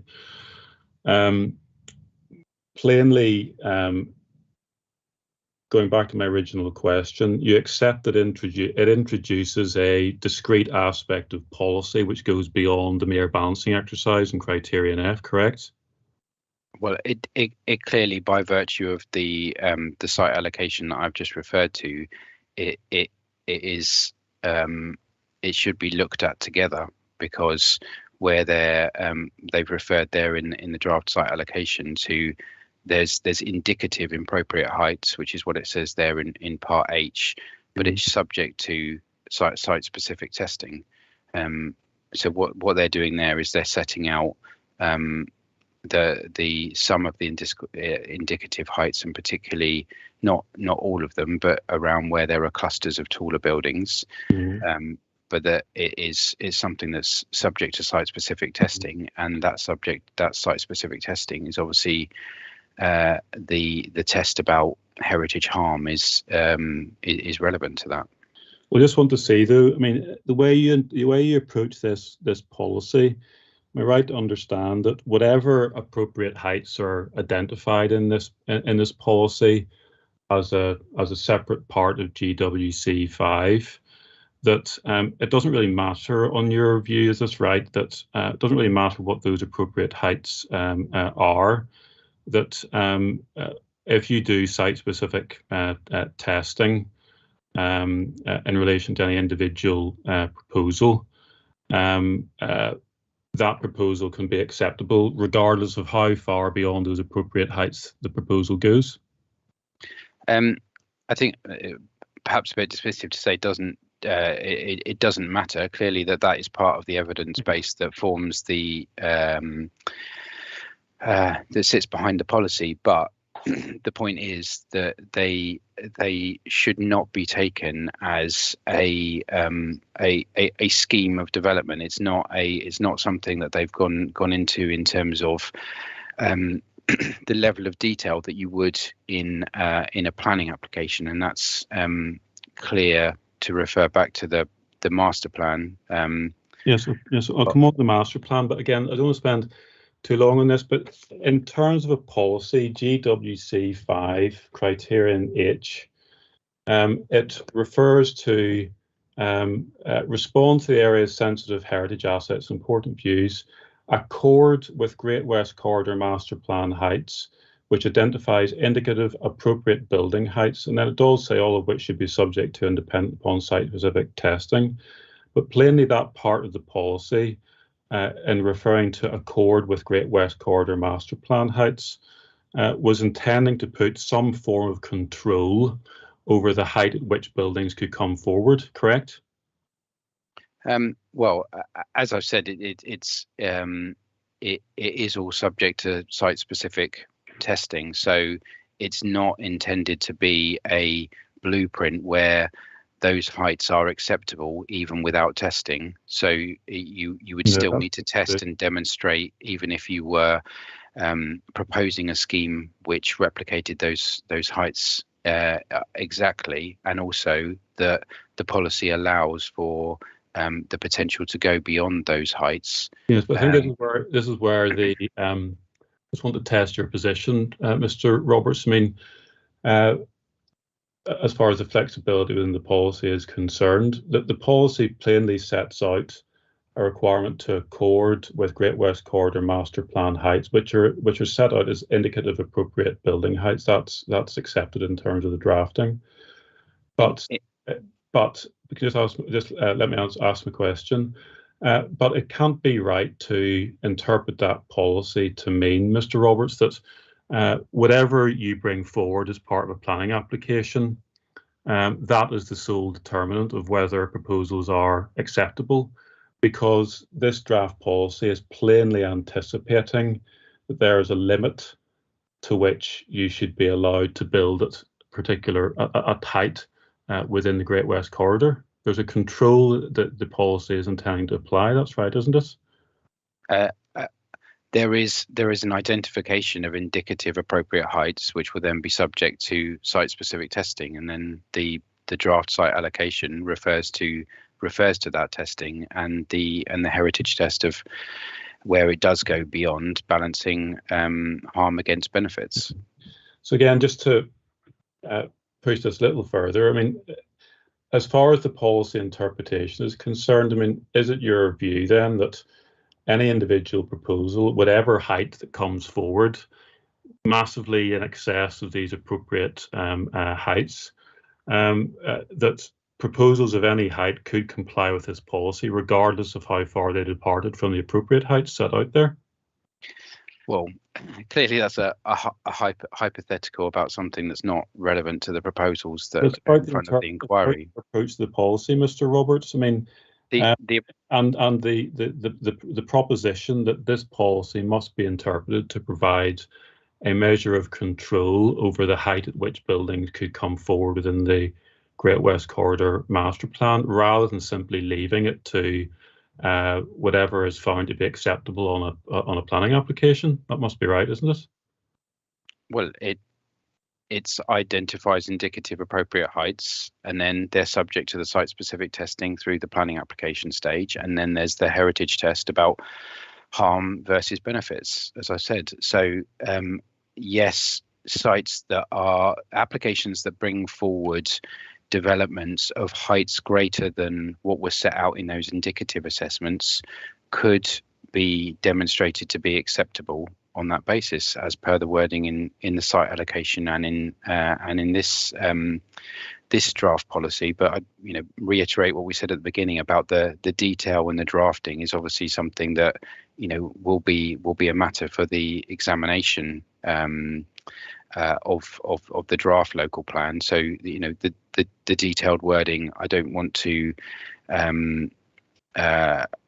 rely on too much in terms of whether it will or not change. That's an element that is going to be part of the examination process. But okay, sorry, I didn't mean to interrupt you. So yeah, no, I mean, essentially, it's just that when looking at this, the question that you've asked me of, could in theory you justify and find acceptable under this policy developments that are greater than the heights in the indicative master plan, then the answer is yes. Well, I think my question was whatever height they may be, Mr. Roberts, because I'm looking to see the extent to which you accept there is a degree of influence or control applied by the appropriate heights within this policy. I think you must accept, Mr. Roberts, that those appropriate heights must have some influence on what is regarded as acceptable. I don't see that in the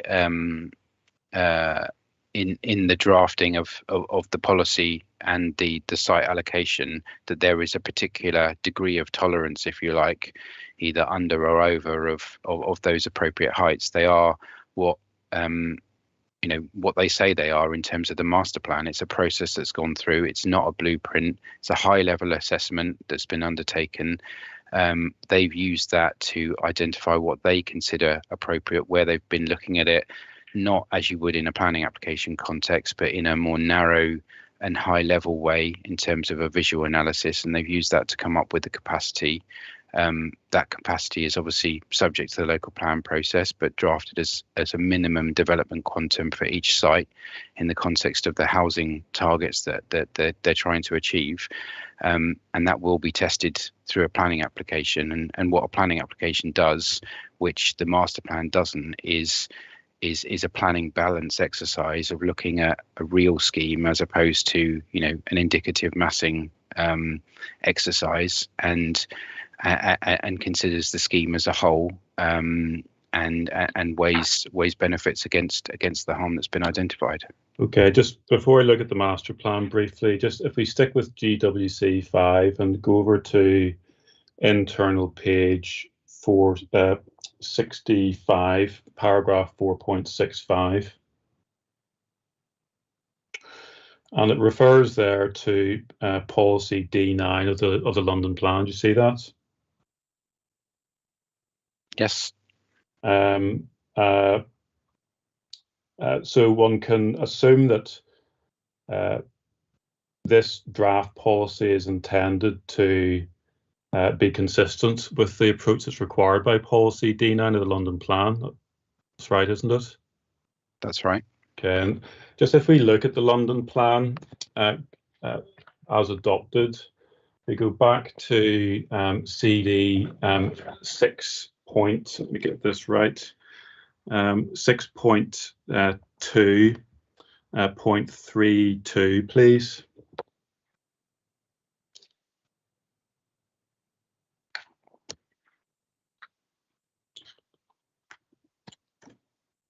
And it's internal page 138, the start of the policy. Do you have that, ma'am?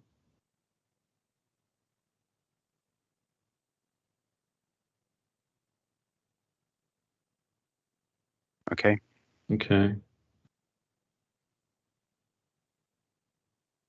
And under B, it says boroughs should determine if there are locations where tall buildings may be an appropriate form of development, subject to meeting the other requirements of the plan. And under 2, any such locations and appropriate tall building heights should be identified on maps and development plans. Do you see that?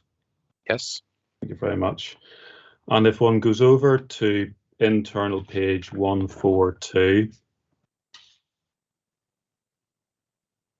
3.9.2 says boroughs should determine and identify locations where tall buildings may be an appropriate form of development by undertaking the steps below: form, character, capacity for growth. In these locations, determine the maximum height that could be acceptable. Do you see that? Yes, I see that. Thank you very much. So again, if one's looking at what this policy is looking to achieve, and you said the aspiration is to be consistent with London Plan policy, any interpretation of that policy by relying upon site-specific testing to mean that, well, there isn't a sort of threshold or a flexibility or tolerance beyond the appropriate building heights which should be regarded as acceptable, that interpretation wouldn't be consistent with the aspiration of this local policy, would it? Bearing in mind strategic policy. Well, that is not how either the draft policy is worded or the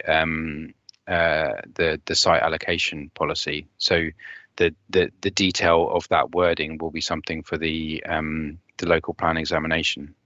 Okay, but as far as your approach to the policy as drafted is concerned, if I can summarize it this way, to say that, well, there isn't any suggestion of any form of tolerance that should be applied when looking at individual proposals that might come forward beyond the appropriate building heights. That approach to policy would not be consistent with strategic policy, would it? My reference there was to the policy as drafted in the draft wording of the policy, which doesn't refer to these as maximum building heights which can't be exceeded, or that there is a degree of tolerance. That would be obviously something that would be subject to the site-specific assessment. Okay, and certainly, if that policy is going to be applied consistently or developed consistently with strategic policy, there isn't any indication that it's going to be capable of tolerating heights beyond the appropriate heights identified, is there? That's not a question I can answer, because that's a matter for the local plan examination process. Thank you very much. Well, okay. But even interpreting the policy as drafted in the way that you have done to mean that, well, it really all depends upon a site-specific planning application with no tolerance in the policy, that we can say that interpretation of the policy as drafted is not consistent with what strategic policy is seeking to achieve. But I mean, you have to look at the evidence base and what the evidence base says it does, and the evidence base doesn't say these are maximums, and that to disregard site-specific testing. The evidence base that this is based on specifically refers to it being indicative and being subject to site-specific testing. Okay, well, let's look briefly at the master plan. I wasn't going to go with you to it, but given that you mentioned it, I just want to cover it briefly, if I may. I think it's at CD 10.39.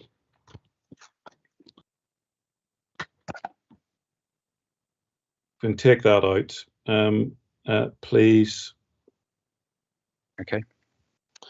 And just go through a few references briefly, just to get a feel for the document, if I may. I may ask other witnesses about this document at other stages. But if we go, first of all, to internal page 130.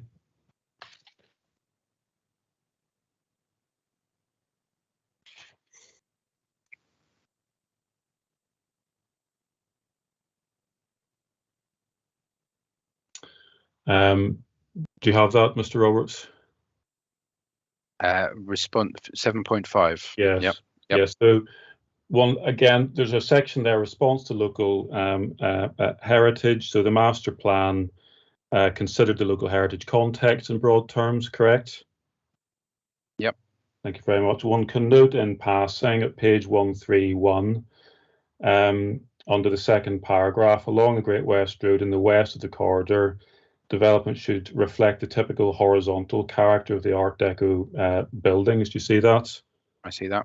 Thank you very much. And page 132 over the page, 753, one can see there's reference there to the World Heritage Site in the second paragraph, registered parks and gardens, and refers at the final paragraph on the left-hand column to section 7.7 on tall buildings. So again, recognises the importance of heritage assets in the area, correct? Correct. Thank you very much. At page 136 to 137, there's a reference to guiding the general height by reference to shoulder heights. Do you see that? Yes. Now, the middle paragraph says proposed shoulder heights should be seen as general indications, not absolute measures, but they then go on to say the following proposed shoulder height brackets are proposed, and it identifies a range of shoulder heights identified there. Now, again, I'm not sure if you've covered this specifically in your evidence. Mr. Stroud covers it in his, but would you accept in general terms that the proposals do not accord with those general building shoulder heights? Well, there's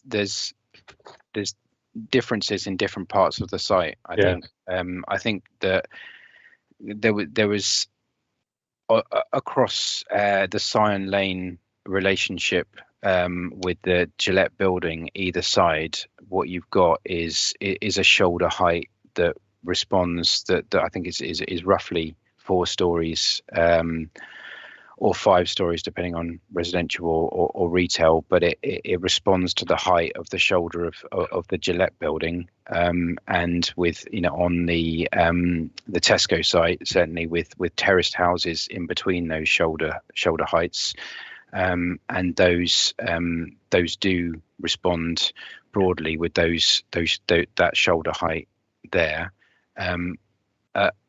Other elements within the site back from the Scion Lane frontage, they do exceed those shoulder heights. Yes, and as far as Homebase is concerned, I think you've got up to 38 meters or so on Scion Lane, but then higher heights again at the easternmost tower, as well as the parapet of the tiered building onto the GWR frontage. So again, as a general proposition, the Homebase site doesn't accord with those shoulder heights, correct?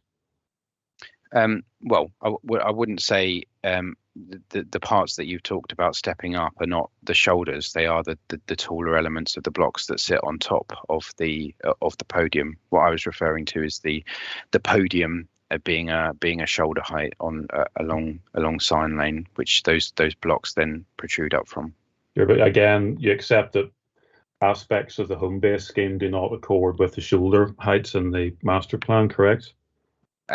Aspects of the Homebase site, yes, do exceed the shoulder heights and the heights generally within the master plan.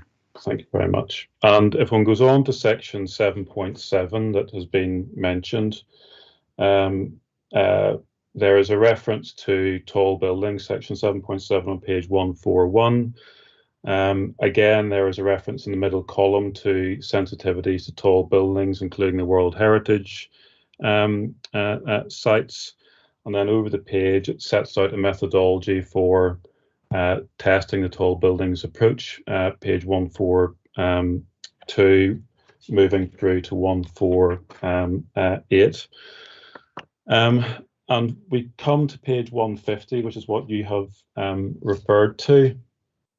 But one sees at 150 that here is a reference to the figures not representing the blueprint for proposed tall buildings. They provide an indication of heights that may be appropriate. And then it goes on to say they should accord to guidance contained in the entirety of section 7.7, specifically the tall building framework contained in 7.7.5 and the detailed site-specific recommendation 7.7.6 and the recommendations contained in Appendix C.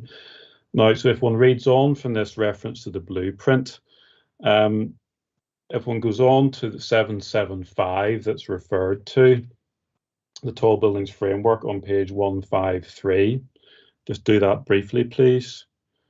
It refers to categorizing the tall buildings into focal buildings, mid-rise building clusters, and local landmarks. Now, the only one that's relevant in this case, as I think you've identified, is the CL1 cluster, which is the Tesco scheme. there's nothing in 7.7.5 to support heights on the home base scheme. Are those proposed, correct? Yeah, the home base site is not identified for a specific cluster, unlike the Tesco site, which is identified as a cluster. No, well, there's a mid-rise building clusters, and there's a specific recommendation for Tesco, which we'll see. And if one goes on to 7.7.6, which are the detailed site-specific recommendations mentioned in the blueprint paragraph that you were referring to, on page 159, if one looks at that, these are the site-specific tall buildings guidance. And one looks at CL1 for Tesco Wasterley cluster.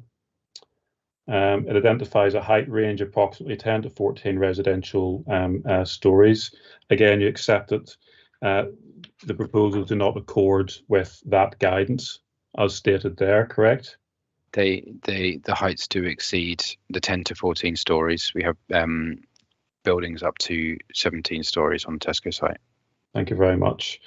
And insofar as the paragraph relating to the blueprint that you referred to also referred to the recommendations in Appendix C view testing, again, try and keep this brief.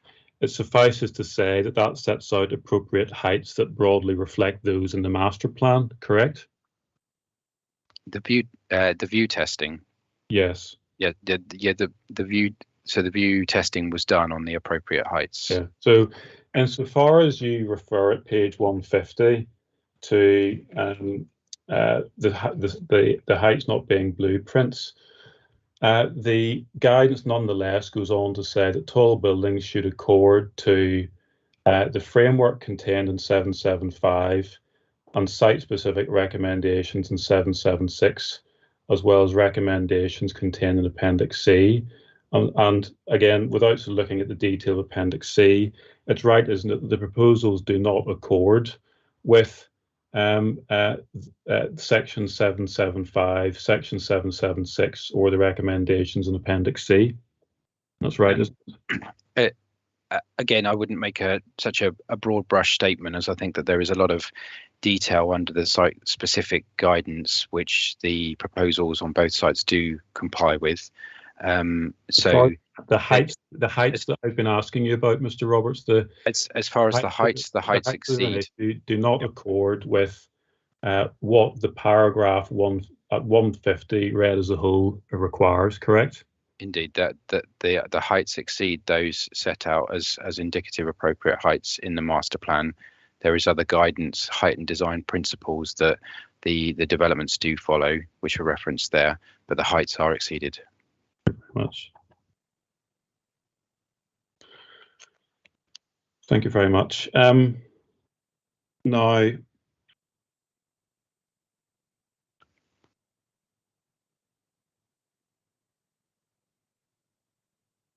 I think I'll leave that there. I can ask other questions of other witnesses.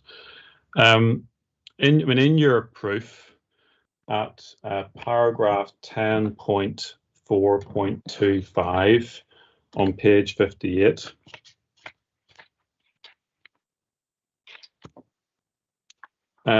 You say that the future change in character of the land to the east of Sion Lane is plan-led, following the designation of the Great West Corridor in the London Plan. The vision for the future change has been set out in the master plan and the draft local plan.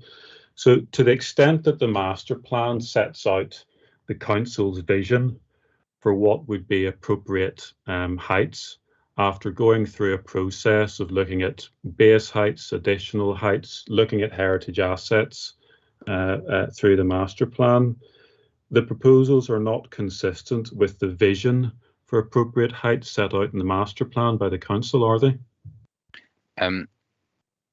That paragraph there is not what I've not referred to vision for appropriate heights. What I've referred to is vision for future change.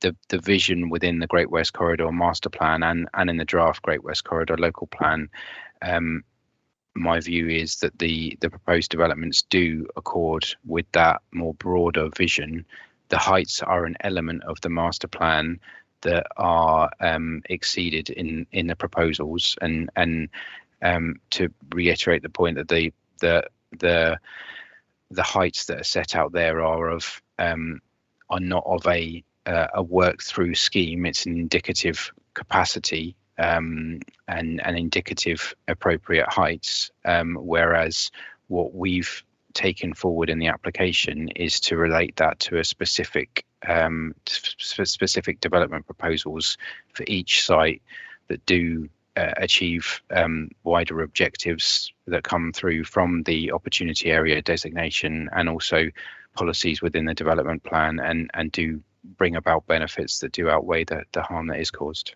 I just want to understand your position on this, Mr. Roberts. I mean, accept that the master plan process has been followed by the council, which has looked at heritage assets, reached a view on what heights would be appropriate. To the extent that the vision for the height of development in the Great West Corridor, as proposed by the council, is set out in the master plan, the proposals are inconsistent with that vision as far as heights are concerned, correct? That's not how I've referred to vision there. So I accept that the proposals exceed the appropriate heights, but are in overall accordance with the vision set out in the Great West Corridor Master Plan and in the draft local plan. Okay. Now, just finally, please, one other aspect of D9 that I just want to pick up on, given something that you've said in your evidence. Policy D9 of the London Plan, again, it's 6.2.32. We can put the master plan away for now. And under adopted policy, just bear with me a second. Yes, D9, 6.2.32.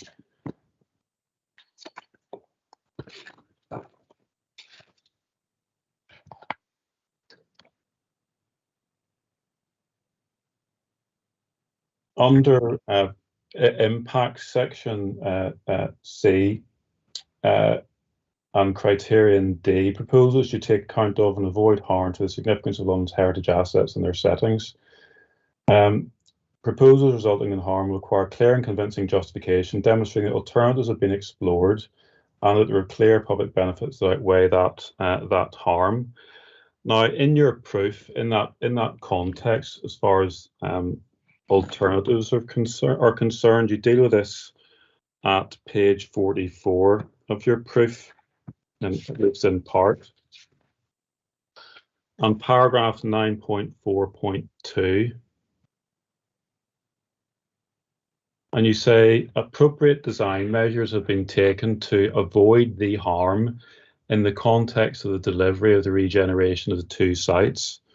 And then in a similar vein, 9.4.8 on page 44 as well, you say to remove the low level of less than substantial harm identified by Chris Muley would require fundamentally different schemes for each site, noting the discussions in your evidence in the Great West Corridor Master Plan.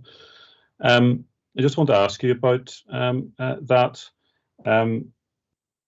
There's no evidence before the inquiry of investigation of different schemes for each site to remove the low level of less than substantial harm. That's right, isn't it? Yeah, not to remove it entirely. No. But So, yeah. Okay, so it's right, isn't it? There's no evidence before the inquiry about what any fundamentally different schemes, as you allege, would look like to remove the low level of less than substantial harm, correct? Correct.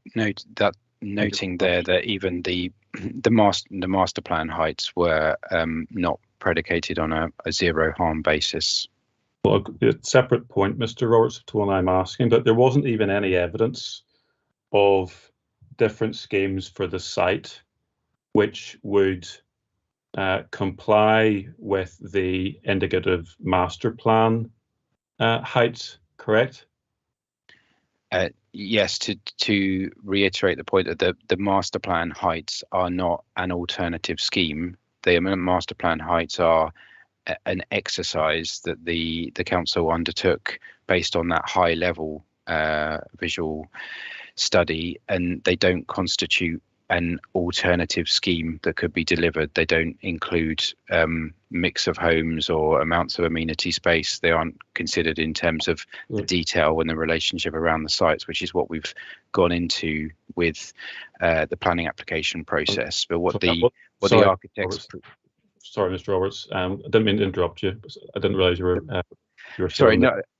Just to finish that point, in terms of what evidence is before the inquiry is within the respective architects' proofs about the design evolution process and the degree to which the designs evolved through discussions with the various parties in order to reach what collectively the applicant's team considered the best possible schemes for each site, and those were robustly assessed, and the conclusion being that the harm that is identified is a low level of less than substantial harm, and the benefits are outweighed. Yes, I know what's been said, but can you just go back to my question?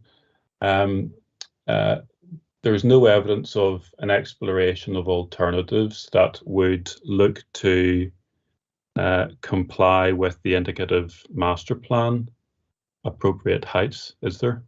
No, that's right. There's no scheme that replicates the heights in the master plan. Thank you very much.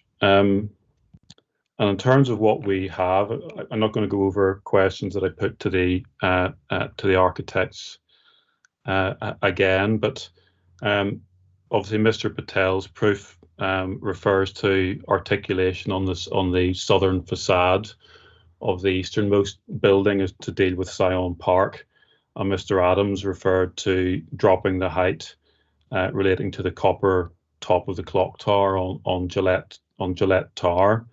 But you don't rely upon any evidence beyond, if I can put it this way, what Mr. Patel and Mr. Adams referred to by way of alternatives to mitigate harm to heritage assets, including Sion Park, correct? Within both architects' proofs, there is, those are references which came out within their evidence, but within both those architects' proofs are reference to the design evolution process as a whole, which goes back to the work of architects on both sites that predated the appointment of the architects that were giving evidence. So the schemes did move on. There were alternatives considered to the extent that new architects were appointed. Different approaches were taken in terms of distribution of height across the site, notably on the Homebase site of where had the tallest building in the southwest or southeast corner rather, and then moved to the northwest corner closest to the Gillette building, and then it evolved to the stepping of Block A and the height on Great West Road, as was shown in the design from Patel Taylor that moved on, and also in terms of the relationship along Sion Lane and the lowering of the shoulder and the narrowing of the blocks onto Sion Lane to respond to the area of special character opposite.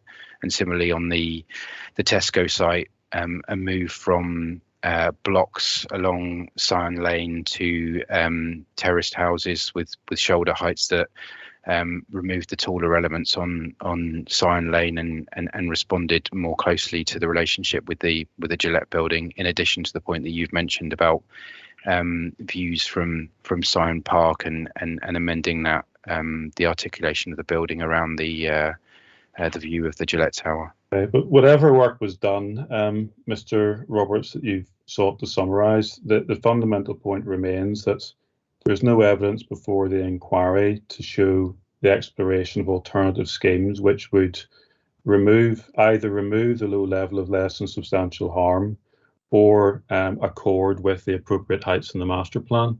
That's right, isn't it?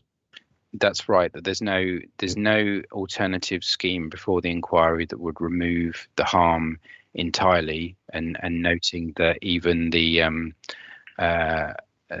master plan heights did identify a degree of visual impact, and obviously the degree to which that is harm, it is a heritage judgment for someone else, but that, you know, not even the master plan heights would result in a degree of visibility from both Syon Park and Osterley Park. But there's no evidence to show that alternatives which would achieve those heights have been explored, correct? No, but there's no specific requirement to demonstrate an alternative that accords with the master plan heights. As we said, we've undertaken a more thorough assessment of what is a real scheme, and justified that in terms of the planning balance of benefits outweighing harm. Okay, thank you very much. Thank you, ma'am.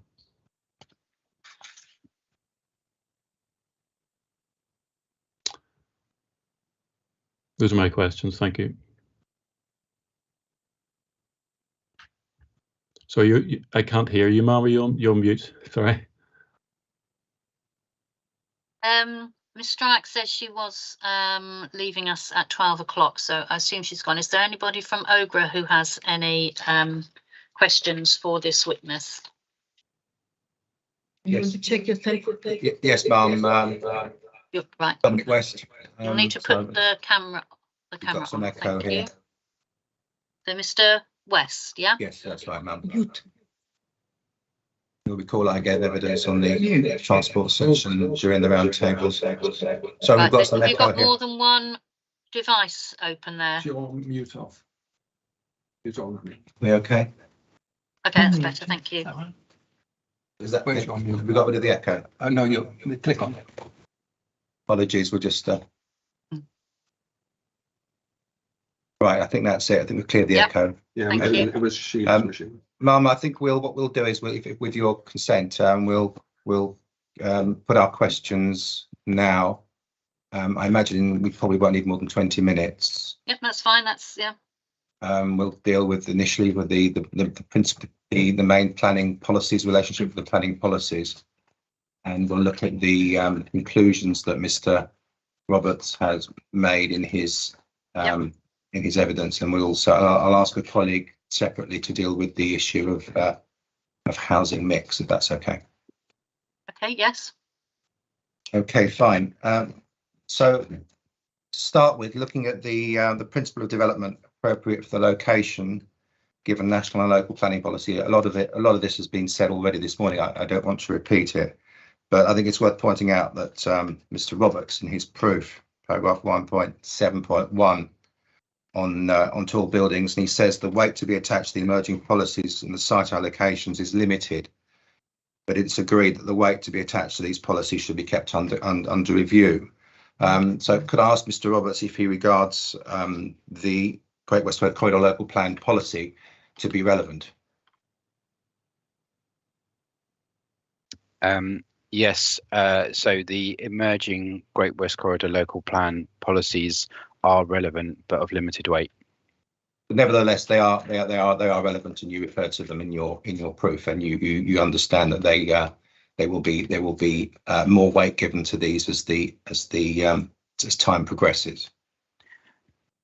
Exactly. So the weight to be given to those policies would increase as they got closer to the adoption, but that's obviously subject to the examination process. And obviously I deal with the situation at the current time where they've started the examination. There's further consultation to go through, there's further examination to go through before we receive the inspector's report. So at this time we have to say limited weight. If we perhaps look at the timetable for the Great West Corridor Local Plan, it is the case, is it not, that the examination public is unlikely to be completed and decisions issued until late 2022, early 23. Public consultation has yet to be announced. So would you agree that there is more to come effectively with the Great West Corridor local plan? In terms of the detail, yes. We can only deal at the moment with the status as it is, and so given its current status, I have to say limited weight. And looking at the application which you submitted and which is for us today, would you say that your the size of the development is substantial? I wouldn't use that term. I would obviously the scale of the development is one that has been shaped by each architect and the advising team and is considered appropriate for its context. It does include taller elements that are tall in their context. So we've discussed to an extent some of the relationship with the surrounding context, but that is a matter in terms of effect on character appearance that will be discussed in detail at the forthcoming round table. But each development seeks to respond to the context of its site. That includes the relationship with lower development around it, but yes, it includes taller buildings as well. So, but just looking at the quantum of development, would you not agree that 2,150 homes on 2 sites is substantial? It's a substantial amount of homes, yes. So you do agree that it is substantial, and together with a large retail store in addition to that, plus additional retail uses, and the height, as you've just said, and the bulk of all the buildings, we are talking of not a minor development, aren't we? No, of course not. It's a major development, and one that is of significance, both in terms of the substantial amount of housing it would deliver, but as you say, a replacement retail store, and then all the retail and mix of community uses on the Tesco site. So it does deliver a wide range of uses, not just residential, and also public open space as well. So we're talking of a large development on 2 sites on the edge of an area where there's an emerging local plan, but the local plan has not fully considered the full applications of what you're proposing effectively. Now, developing that argument which you've accepted, would you quote paragraph 45, I think it is, or paragraph 49 of the National Planning Policy Framework, which actually does look at the issue of prematurity, does it not? Yeah, that's correct. And in that paragraph, in the context of the framework, it says that there's normally presumption in favour of sustainable development, but arguments that an application is premature are unlikely to justify refusal of planning permission, other than in the limited circumstances where both A, the development proposal is so substantial, which in this case we've accepted that it is, and the emerging plan is at an advanced stage but is not yet formally part of the development plan for the area. So it follows, does it not, that this development accords with paragraph 49 of the NPPF, and on that basis it should be refused, should it not, on the grounds of being premature? No, that's incorrect. It does not. Paragraph 49 does not say that where an application is for a substantial development that it shouldn't progress. It refers to being where a development is so substantial as to undermine the plan making process by predetermining decisions about the scale, location, and phasing of development that are essential to an emerging plan. What I go on to say is at 6.3.2 is the proposals with a total of up to 2,150 new homes are substantial in scale, but should be considered in the context of the 7,500 new homes targeted across the opportunity area, and the 17,820 new homes across the borough, and that refusals on prematurity are only justified when granting permission would clearly undermine the outcome of the plan making process. And given the degree of consistency between the proposals and the emerging plan, and the extent to which the local plan inspectors have not questioned the overall approach of delivering the objectives for the Great West Corridor opportunity area sat in the London plan, I do not consider that developments would undermine or prejudice the plan making process, and that's a conclusion that both the London Borough of Hounslow and GLA have also reached. We'll come on to what is actually being delivered in a minute, but it is clear, is it not, that prematurity is an issue which should be considered and given some weight? Prematurity has been considered, and my views on prematurity are set out in those paragraphs that I've just referred to. And as I've said, it's also been considered by Hounslow and the GLA, and they've all come to the same conclusion that these schemes are not, they don't prejudice the plan making process. They may not prejudice the plan making process, but do they go far enough in meeting the targets set down by the Great West Road Corridor Master Plan, in your opinion? I'm not quite sure what you mean by that, but the test for prematurity is whether it would undermine the plan making process, and my view and that of the GLA and Hounslow is that it would not. But if the plan making process requires development to be of a higher scale or of a lower scale than that is proposed, then de facto it would undermine the planning process if it doesn't meet with those criteria, would it not? It's not the case that just because the plan making process hasn't finished and the ultimate policies when they're in their adopted form may differ from where they are now, that it necessarily undermines the whole process. That's the testing there. Test there in paragraph 49 is quite specific, and it says that it's unlikely to justify a refusal other than limited circumstances, and my view and that of the GLA and Hounslow is that this is not one of those limited circumstances. Okay, we'll perhaps agree to differ on that one, and we'll let the inspector come to her conclusions on that. Looking at the opportunity area status, when we're all aware that this fits within an opportunity area as defined in the Greater London Plan. The Tesco and Homebase site together provides 2,100 homes, but only 165 new commercial jobs. That's a 10-year supply of 317 construction jobs. Now, I think you've actually identified all the benefits in, I think it's paragraph 7.2.52 in your brief. Could we have a look at that, Mr. Roberts? 7.2 point what? So 7.2.52. Okay. So if we consider what's there at the moment, we have a large Tesco store, we have a Homebase store, so two retail units on site to be replaced, which in themselves employ a number of people. You say that in your proof that the Tesco site employs 290 staff on site. Do you know if that includes the staff employed in the petrol filling station and in the ancillary retail units such as Timpson's, the shoe repairers? My understanding is that that was given as the number of full-time equivalent jobs for the site as a whole. So it does include those additional retail units, as far as I understand, yes.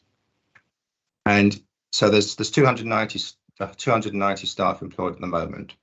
And looking at the proposed jobs in this, what we call as a large development, in accordance with the council's policies, where we're proposing, where everyone's agreed that there's going to be a large development on this site, the proposed jobs between 155 and 260 staff in flexible non-residential uses.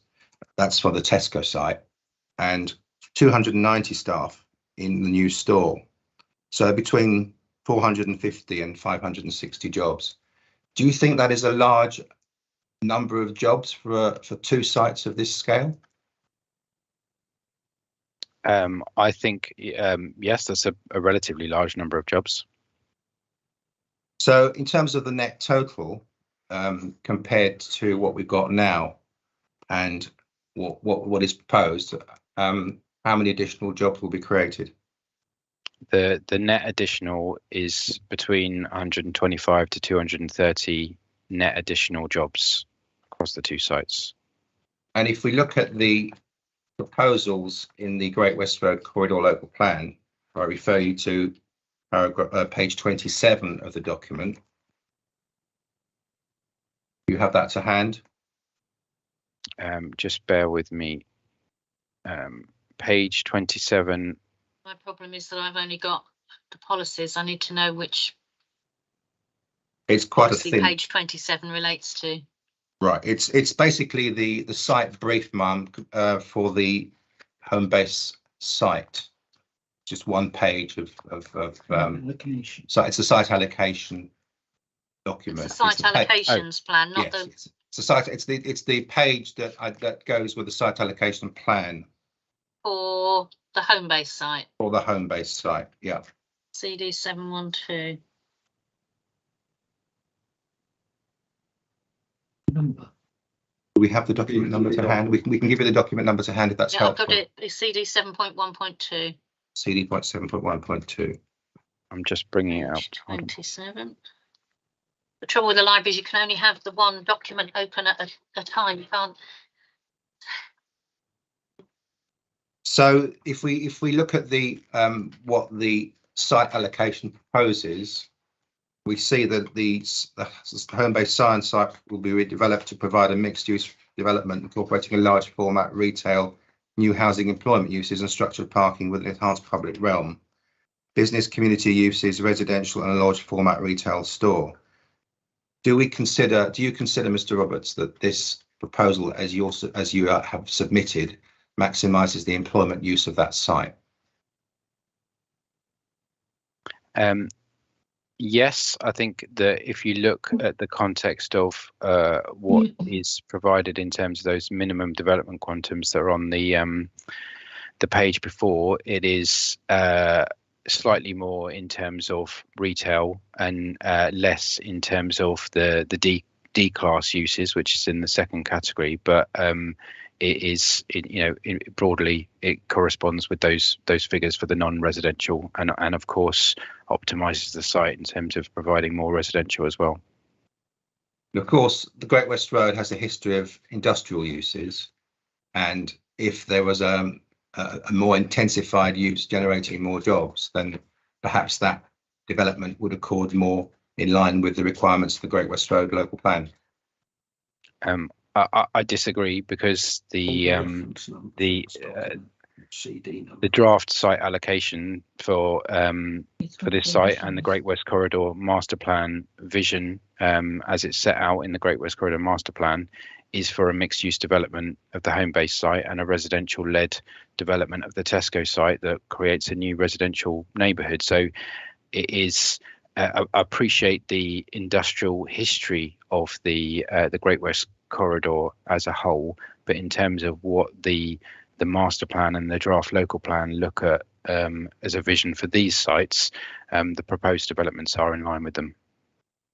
So we consider, we take the view, do we, then an opportunity area as defined in the master plan, as defined in the London plan, page 514. This small scale of job creation, if we can refer to it under that sentence, that small scale job creation scheme complies, in your opinion, with an opportunity area definition in the London plan? So the small scale job creation is your phrase, not mine. I've identified the net additional 125 to 230 net additional jobs, which is a meaningful amount, and on top of the wider economic benefits that I referred to in the evidence in chief, this is something that I've given moderate weight to. But of course, you don't just look at job numbers in isolation. You need to look at the two schemes as a whole and what they deliver, which is a substantial number of homes that makes a really meaningful contribution to delivering the objectives of the opportunity area. So yes, there is a much more significant contribution to the housing numbers than there is to new job numbers in with these two sites, but that is appropriate, and that's in line with the council's vision within the master plan and the Great West Corridor local plan. So in your opinion, it provides a large number of homes, but it doesn't necessarily provide a large number of jobs? Well, it provides up to 2,150 homes, and it provides 455 to 560 jobs, which is a net additional 125 to 230. So that's the number of homes and the number of jobs that it provides. And I've discussed. Okay, let's turn now to paragraph 12 in your proof, where you do draw your conclusions on all your evidence, and we've gone through quite a bit of that this morning. You talk about housing and affordable housing, and a colleague of mine will deal with that issue in a moment. You talk about regeneration, and you talk about the economic benefits. I think on regeneration, we've already established that, in your opinion, this meets the Great West Road Corridor local plan aspirations. But I put it to you that it's not as substantial as it could be given the nature of the site. Looking at the economic benefits, you talk about. I wasn't sure whether was there a question in there for me. No, sorry, I'm just paraphrasing your paragraph 12, your conclusions. Looking at the economic benefits, you do refer to the fact that there's been a pandemic and an economic slowdown. So would you not agree that life post-pandemic, in terms of job creation and in terms of the future, is substantially different to what it may have been as shown in the council's local plan when that went through public inquiry in 2015? The reference there is to a context consideration in drawing weight to be given to notably the construction jobs, which are those that are going to be created and supported in the first instance. So it's about noting that in this area, creating jobs, a meaningful amount of jobs over that period of construction, and the multiplier effects that go into the local economy with those is an important consideration and should be given weight, to which I've given moderate weight. But those construction jobs will be, excuse me, those construction jobs will just be at the initial stage of construction. They will not, once the store is built, once the site is developed, there won't be any more construction jobs, will there? The construction jobs will last through the construction period. So we're talking 3 to 4 years on the Homebase site and an estimated 10 years on the Tesco site. But the development will last much longer than 10 years. Exactly. So the construction jobs will be created during the construction period, and then the operational jobs will be created longer term. And that's where the net additional 125 to 230 come from. 2 large sites of this scale. Agreed. Okay, moving on then, we'll leave that subject. If we go on to the other topics that you've covered in the paragraph 12 of your evidence, and you've talked about access to local services and public open space. The existing Tesco store is how much in what's its total size in square meters? I will have to check back to the precise figure, but around 11,000. It's around 11,000, isn't it? Yeah, 11,582 on the existing Tesco site, and then the proposed Tesco store on the new site is 10,550. So it's about 1,000 square meters smaller on the proposed than it is on the existing. That's correct. But yet you refer to that store, which you agree will be 10% smaller, as an improved modern Tesco store. So, in your opinion, why is a store that is smaller than that is existing? Why is that an improvement? Because it's not purely about floor space, it's about the environment, it's about what they're able to provide there. Clearly, Tesco, in re-providing that store, will be designing something that is up to date. It responds to what they think their customers need now. It's going to have moved on from the existing store that is on the Tesco site, and the improved environment and and what they can deliver in that modern store will be of a benefit. So that's why I've identified that as a benefit to the local community, and also in addition what it then releases as part of the package of development across the two sites is the opportunity to do the residential-led development on the Tesco site, which incorporates not just homes, but a range of retail, commercial and community space over there. So there will be shops and commercial uses on the Tesco site, in addition to the improved store on the Homebase site. Heard any evidence from Tesco on the design of the store, so we can only take the applicant's word on that. And of course, there's nothing in the Section 106 agreement, for instance, which requires the store to be operated by Tesco. Is that not the case? Mm. The identity of the retailer, I don't think is particularly important here, but what you have is the commitment as part of across Section 106 across the two schemes is that the replacement store will be open on the Homebase site before the to coincide with the closure of the existing Tesco store. I mean, clearly you have in the kind of the real development world, there's a relationship between Tesco and the applicant in order to agree to make this a reality. So Tesco, in closing their store on the existing Tesco site, will then open the new replacement Tesco store on the Homebase site. You're on mute. I note that point, but of course the Tesco are not a party to the Section 106 agreement, are they? They are not a party to the Section 106 agreement on the Homebase site because they don't. It's not necessary in planning terms, in terms of ownership of site and what they deliver. The obligations there will be on the developer. The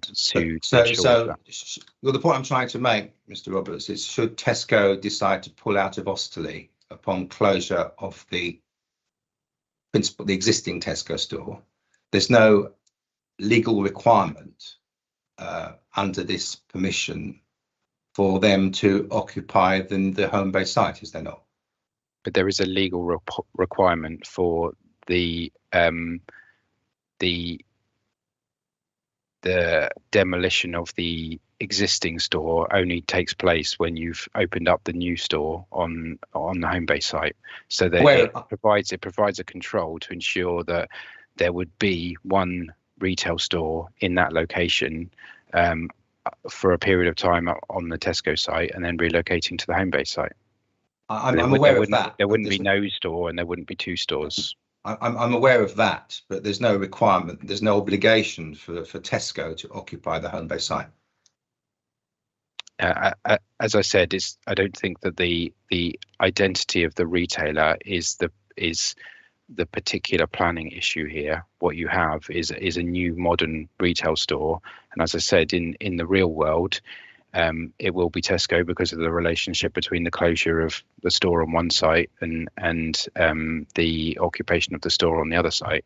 But in terms of the Section 106 agreement, it's a retail store. Yes, I don't think no one is querying the fact that it's a retail store. I don't even think there's a requirement in the Section 106 to sell food, is there? I mean, I don't think it's something we've looked at in detail, but the point I'm trying to put to you is that there's no legal requirement for Tesco to operate out of the new development site at the Homebase store. Yes, I accept that there will be a retail store, but that may not necessarily be a retail food store. And what provision, what guarantees have we got to ensure that that's the store occupying the site will be a retail food store? That I think it is referred to as a retail store, but it's food store. Food store. They with Tesco closing their store on one site, they will open up another store on another site, and that is what Tesco do. They operate retail food stores. They also close them down. Mm-hmm. I'm not sure we've seen any evidence of that within the inquiry to suggest that there is any likelihood that Tesco would. The reason why I'm making Close the these store. points, Mr. Roberts, is because you have said in your proof of evidence that there'll be an improved, a modern Tesco store in the area. That's why I'm just raising the possibility that they may not be an improved Tesco store here. But anyway, we'll leave that point there. That will be a matter then for the decision maker as to weigh whether Yes. that is a likely possibility. We'll leave that point there. In terms of the existing Tesco store, then we're saying that the existing Tesco store is 11,000 square meters. In terms of the local population, will that be increasing or decreasing in the area? As a result of the developments, Yes, there will generally. be. As a result of the developments, there will be an increase in the number of people in the area because those people will move into the new homes. So you're effectively creating a smaller store for an increased population in the area. Hit 40% increase. Sorry, I was the So 40% I'm just increase related to you're what? accepting that the Tesco store will be smaller in the proposed development, but you're also accepting that there'll be a vast increase in the population in the area as a result of your 2,150 homes. There will be an increase in terms of the number of people who live in the area. Yes, so the population will be increasing. The number of people living on those two sites will increase. There, as part of the proposals for the Homebase site, the store is not as large as the store on the existing site. That is based on the retailers' requirements and what they think they need in to provide a service to the local community. It's not the only retail offering apart from across the two sites. As we've seen, there's also new smaller retail, commercial and community spaces on the Tesco site to be delivered. What you have with a new population is you have more people coming into the area, more household expenditure that can help to support those new uses and also encourage investment in the area generally. And in terms of the quality of the parking, can you describe the parking at the moment at the existing Tesco site? In terms of numbers, it's around, I think it's 625 on the existing Tesco site and 400 spaces on the Homebase site for the replacement. And how does it work in terms of convenience? Describe yourself as a Tesco user who parks your car and goes to the store. What would you do at the moment? In terms of convenience, yes. How would you get from your car to the store? Park in a car parking space and walk to the store entrance. Right. And how would you do it in the new development? Park in the car parking space within the building and walk into the store entrance, which is within the building. But the parking space would be on a different level to the store, would it not? That's correct. That's quite a normal arrangement in retail developments where parking is within the building, which is something that's actually part of the vision within the Great West Corridor Master Plan was for a stacked arrangement in terms of parking either above or below a retail store. So you'd have to use a lift, would you not? No, I mean it's not normally a lift. There's normally travelators within the building as well as lifts. And is there a travelator being proposed in this development? I am not sure offhand. I would have to check the plans. But nevertheless, you agree it would not be on the same level? Yeah, the retail parking is on a different floor to the store. So it wouldn't be as convenient? That's your judgment. That's not my view. But if you're using a lift or a trolley or an elevator or a walkway, it will probably take you longer to actually park the car to get to the store than it would at present, would it not? I'm not sure that. I mean, that's a judgment. You'd have to, in the current situation, you would have to park your car and walk across the car park to get into the store. So it obviously depends. The reason I'm making these points, and just to clarify, there are travelators on the retail plan. Sorry, did you say there were travelators? Yeah, as far as I can see, yeah, up and down travelators along the sign lane frontage. That'll probably generate a lot of energy, won't it? Travelator? Consume, sorry. Be corrected. Yeah, the energy generation is obviously something that's been taken into account by the energy consultants in their statements, and we've heard in terms of percentage carbon reduction on this site and on the Tesco site, and clearly a modern Tesco store is going to be more energy efficient and is going to have a lower carbon footprint than the existing one. So that's that the use of travelators or not would have been taken into account in that energy statement. Let's travelator. Okay, so we may come back to the issue of the energy impact of the travelator, but moving on. Going back to the paragraph, your conclusions in paragraph 12, we've dealt with the access to local services and facilities. You've also referred to the provision, I think, was of a 200 square metre community space on the Homebase site. Correct. Now that's a site roughly, by my calculation, measuring 14 square metres by 14 square metres. 14 by 14, yeah. Do you regard that? If you can envisage, can you envisage that site 14 square metres by 14 square metres? Mr. West, where I'm looking at page. Apologies, Ma'am. 78. I'm looking at page 78. Yes. And in the top box. Yeah, you said 200 square metres. 200 square metre community space on the Homebase site. But my question was, that site measures 14 square metres by 14 square metres. 14 Sorry, again, I meters still by can't. I 14 can't meters. see the reference to 200 square metres there. It's Second line in the second column. second I've got line it. and second column. That's community. That's community space. Yes, that's what I said. Sorry, did I not refer to community space? Right. Sorry. I thought you were talking about public space. No, Outdoor apologies, space. Mum. I No, was that's referring. fine. That's No problem. I was referring to the 200 Yep. square metres of community space, which is 14 metres by 14 metres. Do you regard that as a large community space? Mr. Roberts? It's 200 square meters. I think that's a meaningful space for any community group to occupy. I don't think it's set in stone as to how that would be occupied in the future, but that is it's a meaningful space for someone who wants to use it in community use, and that sits alongside the minimum of 1,000 square meter community space on the Tesco site. Are you aware that that Tesco actually have a current arrangement where the restaurant is actually available for use by the community at the current time? I'm not aware of that, no. So on the basis that Tesco have an existing arrangement where a community space is made available, you'll simply be replacing like for like, will you not?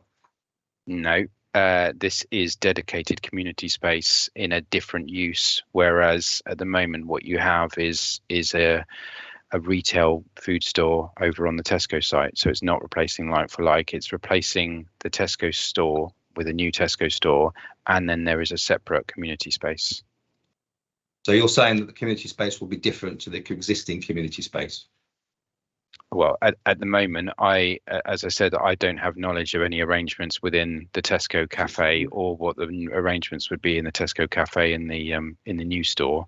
But as part of the proposals on the Homebase site, there is a dedicated community space to around 200 square meters. I'll leave it there then. Finally, just to look at the next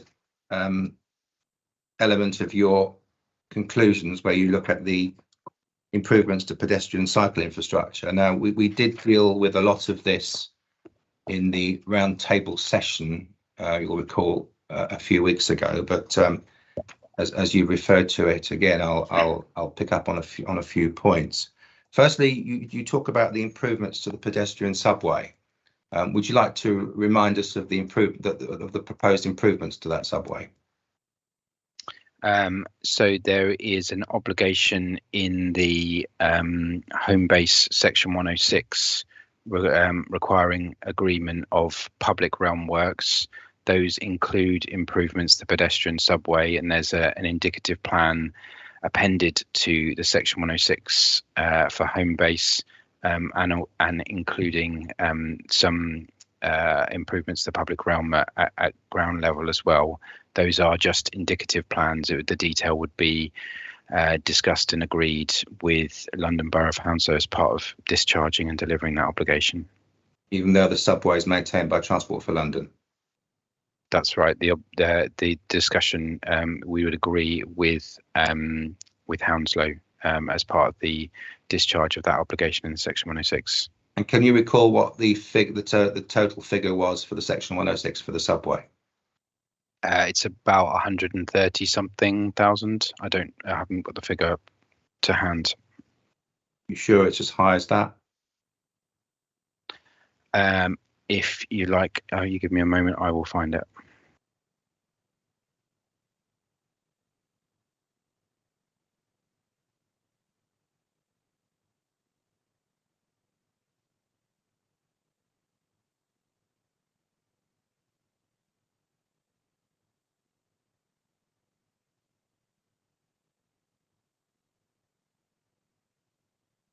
Yeah, so public realm works means the works indicatively shown on Plan 6 to improve the public realm between the development land and Tesco Osterley, which shall not exceed £135,000, 135,320. Yeah, so that's works outside the subway, is it not? Or does that work include the area, the public realm around the facility of the subway and the subway? Because you're talking of a walk route between the new Tesco store, the new Homebase store, and the subway, are you not? It's a large area, is it not? I would refer you to Plan 6, which is there. So that's that identifies the area. So clearly there are public realm works on both sides of the Great West Road. The works for the subway is probably going to be the meaningful element of that, and there's going to be additional improvements along the landscaping along Scion Lane, and that's obviously a matter in terms of how that is spent will be discussed with Hounslow, but it includes the works to the subway, which I think are described here as lighting improvements, metalwork replace and redecoration. So you're not replacing the lighting, you're not retiling the subway, you're not upgrading the flooring, you're not upgrading the handrails, and you're doing improvements to the public realm on the south side of the Great West Road and the north side of the Great West Road on the route to Tesco and on the route to Homebase, all that for the total sum of about £100,000. Is that right? Sorry, just to clarify, to repeat what I said, it was lighting improvements, metalwork replaced, and redecoration. So I don't think that your characterization of it was fair, because it does include those elements. Those will be discussed with Hounslow to be agreed how the subway will be improved. But that's there is an obligation in there for improving the subway. That's going to be in addition to the pedestrian crossing that's across the Great West Road. You haven't got a costed sum for the improvements to the subway. You've just got a general figure which includes the subway and the public realm around the subway. That's right. There's a figure in there for public realm works, as I said, and the subway. Okay, I'll leave it there. The subway is included within the section 106 definition as public realm works. I'm aware of that. And the point I'm trying to make is that the sum has to cover the subway and the public realm around it. Not just the subway. That's correct. Looking at the other benefits that you claim, you're claiming improvements to pedestrian and cycle permeability.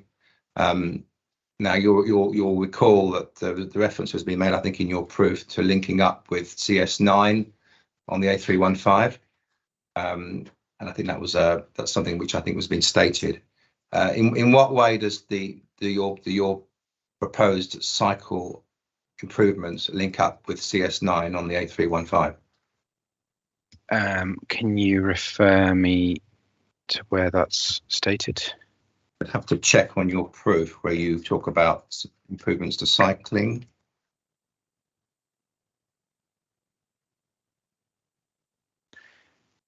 So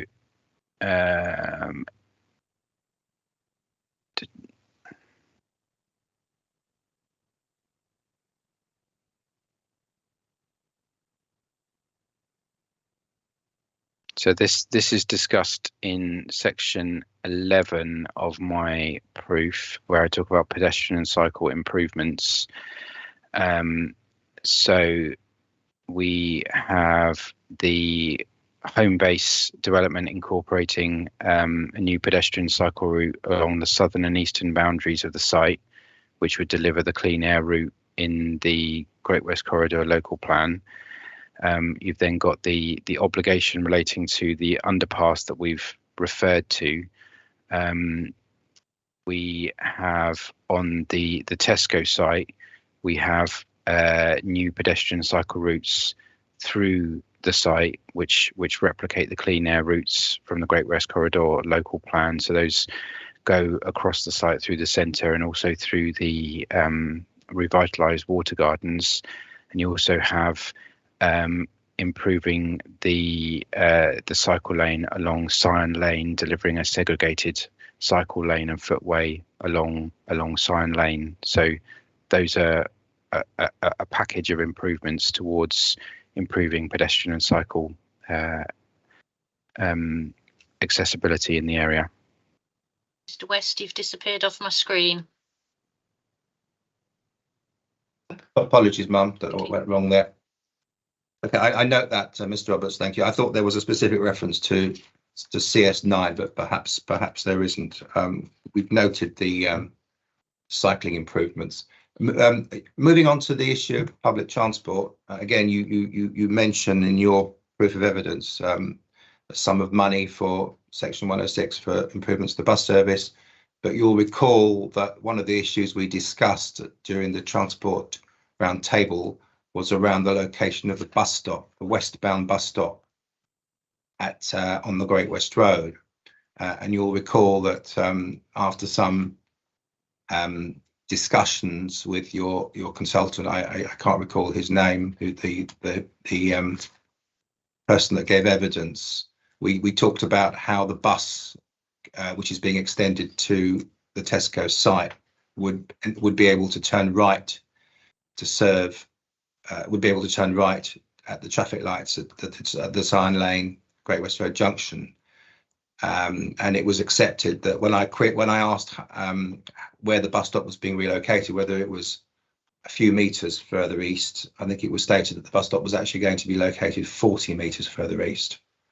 So it is the case, is it not, unless anything's changed since we had the roundtable discussion, that the bus stop will be less convenient than is proposed in the current indicative drawings that go with the Homebase application.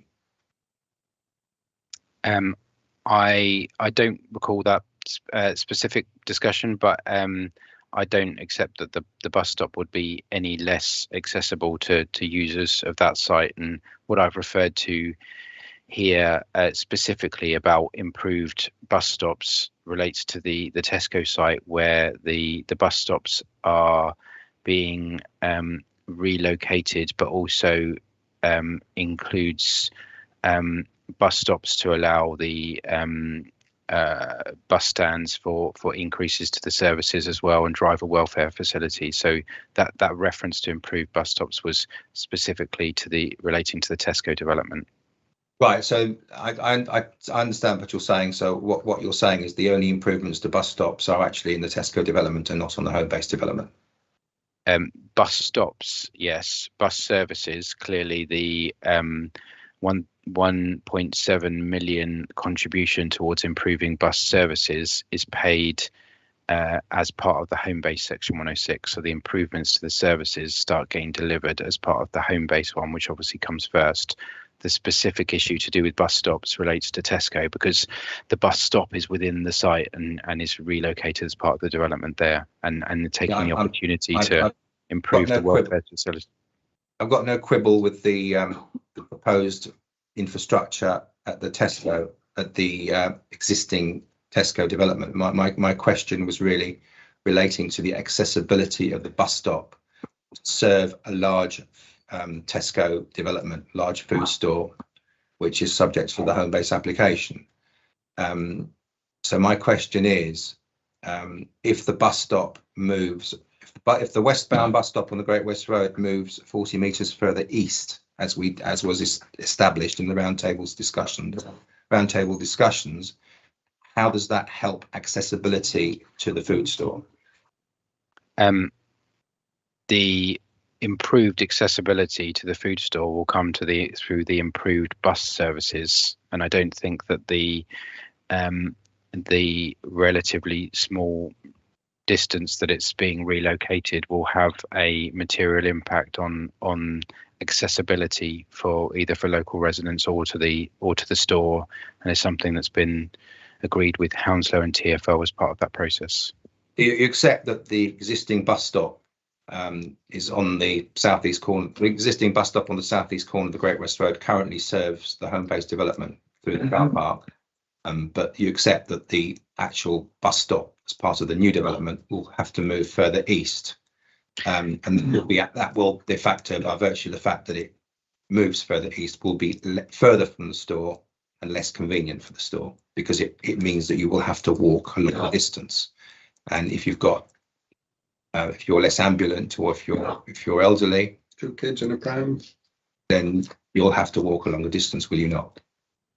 I repeat I'd prefer, obviously, that this is detail on transport that was covered and discussed in the roundtable, and is not something that I refer to in my planning evidence. But I'd repeat my response about the improvements to bus services, and that any relocation of a bus stop is minor and is not going to make a material difference to accessibility by bus.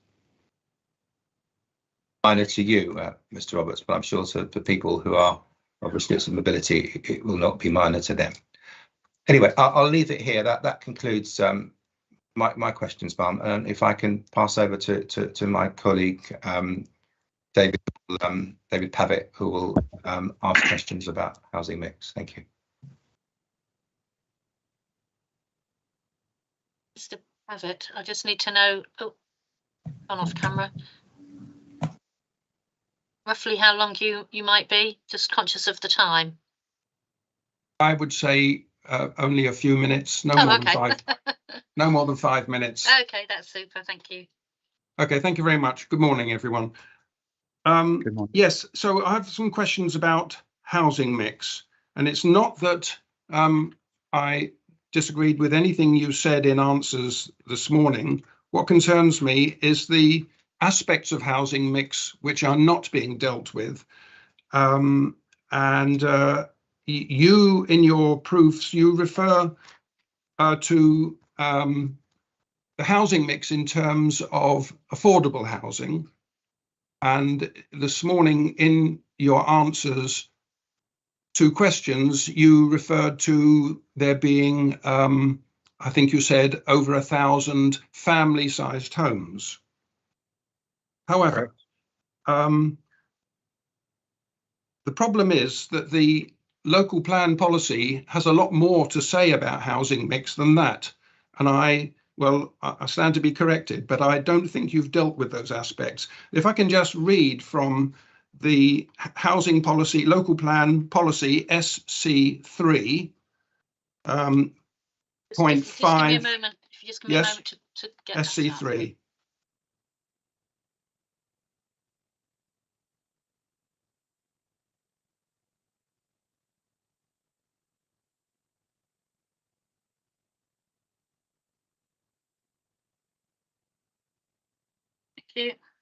Okay, so point 5.15, in there, if I can just read a short passage. The requirement the council seeks will be based on the best available objective assessment of demand and need, including careful consideration of the specific needs of different groups of occupiers, such as older people, families with children, and single people. So that's the first background point I wanted to make. And the second one is, as has been discussed at earlier points in the inquiry, Hounslow has a significant problem of overcrowding. And in document CD 10.43, which is the Strategic Housing Market Assessment 2018, which was used to inform the Great West Corridor review. There is an estimate there for the large, not just family homes, but the question of larger family homes. That is homes, I presume that when you talked about the 1,000 family homes, you were referring to flats with 2 beds or more. The reference to 1,000 there was, as stated in that table in section 12 of my proof, was to 2-bed 4-person homes or larger, which is what the Hounslow local plan defines. Yes, I accept that. So that was an example. That was just an example that I used this morning of the benefit of the housing mix, which as a whole has been agreed with the London Borough of Hounslow. Sure, but the Strategic Housing Market Assessment has an assessment, objective assessment for the needs for number of bedrooms in the various categories of market, intermediate and low cost rent. And these come out at 67% in the market sector, 48% in the intermediate sector and 42% in the low rent sector. Now, following on from that, going back to policy SC3, there is a table, SC 3.1. And what we get from this table is that the larger family homes, that's 3 bedrooms or more, in the market sector, the local plan requires developments to have at least 30%, the intermediate sector to have at least 25%, and the social or affordable rent to have 30%. So my question is, do you not accept that there is a conflict between what you are proposing in development and those requirements? I mean, just to put a final point on it, I believe that the number of larger family homes on the Homebase site is overall 14%. And on the Tesco site, it's hard to tell because we only have indicative figures, but at maximum would be 19%. So it seems to me that these fall far short of objectively assessed needs, and therefore that the development would prolong Hounslow's problem of overcrowding. Thanks for the question. We did cover housing mix in quite some detail in a roundtable session that was specific to that. So I don't really want to go back over the discussion there, but our position as we put forward in that session was of compliance with policy SC3. We engaged with London Borough of Hounslow. We agreed the appropriate housing mix, and as is stated in SC3, providing a mix of housing either in that table that you referred to, or as agreed with the council, it meets the requirement of that policy. What we talk through in that session is about how the approach that was taken, both looking at overcrowding, not from just a mixed perspective, but in terms of absolute numbers of homes that are being delivered, which help to address that overcrowding issue, and also the mix by tenure, so approaching through in terms of how closely the social and London affordable rent homes meet the tenure requirements and the degree to which those are prioritised on the first phase of development to come forward on the Homebase site, and the influences that were taken into account in developing the market mix of homes, with reference to not just policy SC3 within Hounslow local plan, but also policy H10 within the London plan, in terms of delivering mixed inclusive neighbourhoods and the nature of the location and the site and the development and the degree in which 1 and 2 bed units generally help to optimize housing potential and relieve stock or relieve pressure elsewhere in the housing stock and free up other family housing. So our position is of compliance with both SC3 and policy H10 in terms of housing mix, and that's a position that was agreed with the London Borough of Hounslow, and also an interpretation that was agreed by the GLA as well. So yeah, I don't think we necessarily need to go into more detail now, because it was covered in the roundtable session. Well, with respect,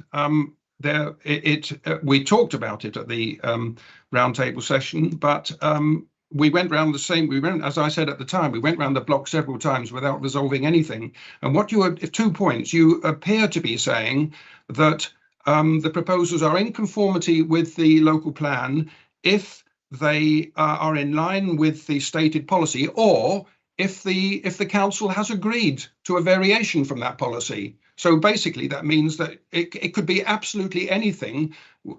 I read the policies of the local plan as being strategic aims, but you seem to be saying, well, if the council agrees to something else, that's also in line with policy. I would say that means the council is not keeping to its own policy. That's the first point. And the second point is your point about absolute numbers. I really think this is a question of basic arithmetic. It's not correct to say the important thing is the absolute numbers. When you're dealing with large-scale developments, it's the relative numbers, the percentages, which really matter. If we know there is a large problem of overcrowding, and it's so large that even our MP has raised it in Parliament, if very large-scale housing developments don't meet the proportions of larger family homes which are specified in the local plan, then it stands to reason that overcrowding, does it not, that overcrowding will be perpetuated. I mean, it's just simple arithmetic. So to take the first point first, in terms of the policy, just to it's part F of policy SC3, which states provide a mix of new housing as summarised in figure SC 3.1 unless otherwise agreed with the council on the basis of evidence. That is what was done. There was a process that was gone through with the London Borough of Hounslow, and that is the wording of the policy, that yes, there are strategic needs that are set out and referenced. The ones that are referenced there in 3.1 are obviously quite dated, as they relate to the when the evidence base for the Hounslow local plan when it was first adopted. And on a site-by-site basis, the council will look at it, and where there is an agreement with the council that it meets the needs, which there is in this case, it's compliant with the policy, and that's a policy interpretation position, which I understand that you disagree with, but that is what my evidence is based on, and what I understand that the London Borough of Hounslow take the same position. And in terms of the numbers point, I understand your point that proportions are an important consideration, but my point was that numbers are also important in terms of considering the degree of public benefits associated with this application, and that delivering the number of homes will help to address needs and will help. It's not in terms of it is a factor in terms of overcrowding, in terms of providing more homes. That is part of the solution of addressing overcrowding. So I understand there's a difference in policy interpretation there, but our position and what I've referred to in my proof is of compliance with SC3 and policy H10 of the London Plan. Okay, thanks for that. I think our disagreement is not about policy, but the way arithmetic works. But we'll have to leave the inspector to decide on that. So just one last thing. You say that there has been, you have agreed the lower ratios with the council based on evidence. Where is that evidence? Well, the evidence will be that which sits with the London Borough of Hounslow as part of their housing needs, and what that is part of the discussion that we had in the lead up to the submission of the application, where we were discussing the detail, both in terms of within the affordable tenures, but also within the market tenures, of setting specific requirements, and that included on the Tesco application. So there is an outline application, but there are mixed ranges that are specified there. So the reserve matters that come forward will need to fall within those mix of ranges, and that we engage with the London Borough of Hounslow and their housing team there to discuss what sits with their own evidence as they see with the housing lists and with the needs within Hounslow, and relating that to the specifics of the applications that are coming forward, that these were considered appropriate mixes for the two sites. And has that evidence been made publicly available, and is it in the inquiry papers? Well, as I think I recall in the roundtable discussions, the housing officer that attended was referring to housing list figures and how they were changing over time. As to where that would be a question for the London Borough of Hounslow, I think, in terms, I'm sure that is public information. You don't know where it is? Not in terms of their latest housing list figures. That would be a matter for London Borough of Hounslow. Okay, that's my questions dealt with in a manner of speaking. Thank you. Very much. Yeah, so We've got no question. Okay. Oh. Okay. Thank you, That ma'am. concludes your questions then. We have some final questions that my colleague Olga Szakalska wanted to ask on employment uses. No, Sorry, not employment. On the On access, this access. if I could perhaps let her deal with that issue now. If Yes. that's agreeable. Thank you.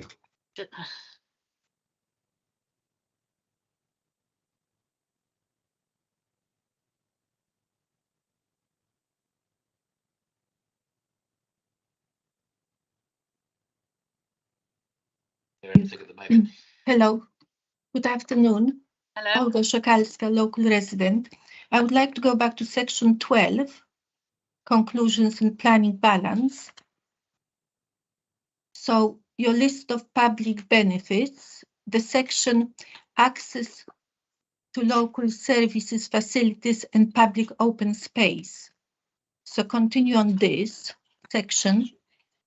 So here you say that between 3,000 and 5,000 square meters of retail, commercial and community space on the Tesco site, of which at least 1,000 square meters will be community space.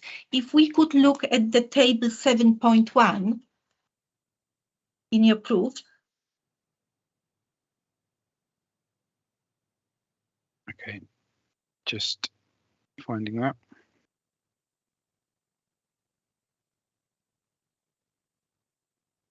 Okay.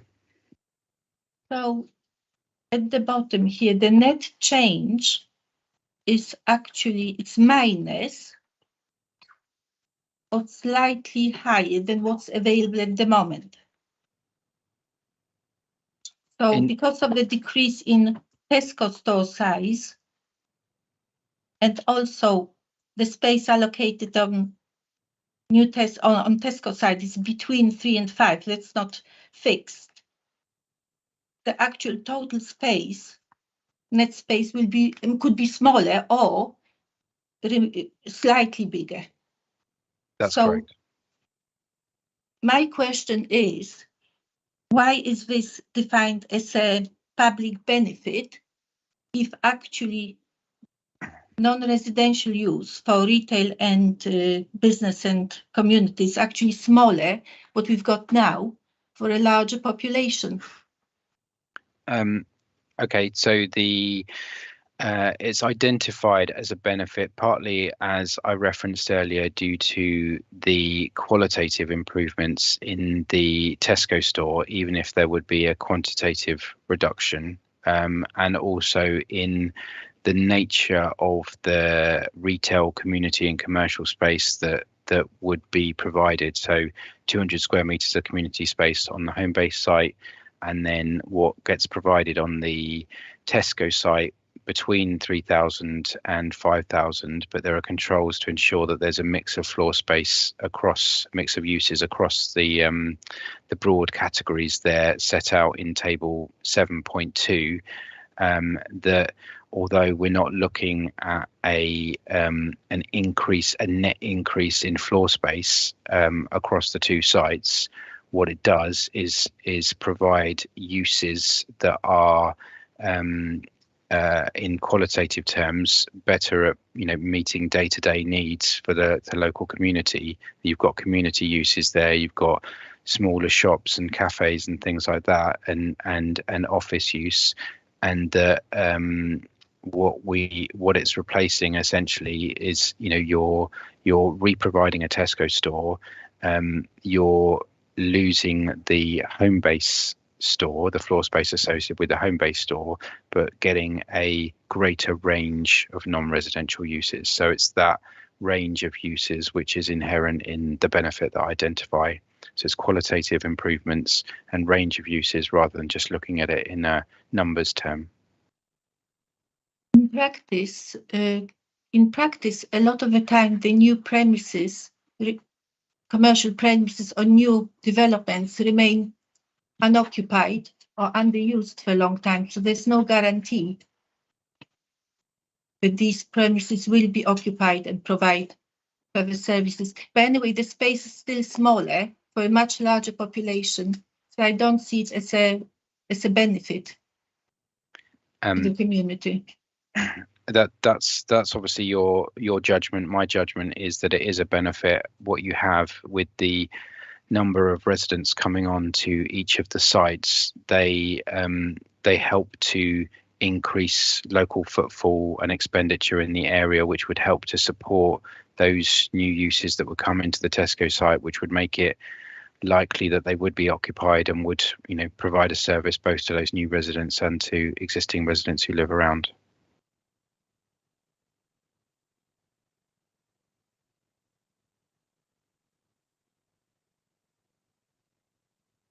I don't know if you're talking to us, Ms. Skogalska, but you're on mute. Okay, so, sorry. So next point on section 12 in the list of benefits, at least 20,000 square meters of publicly accessible open space on the Tesco site, which will include publicly accessible play space.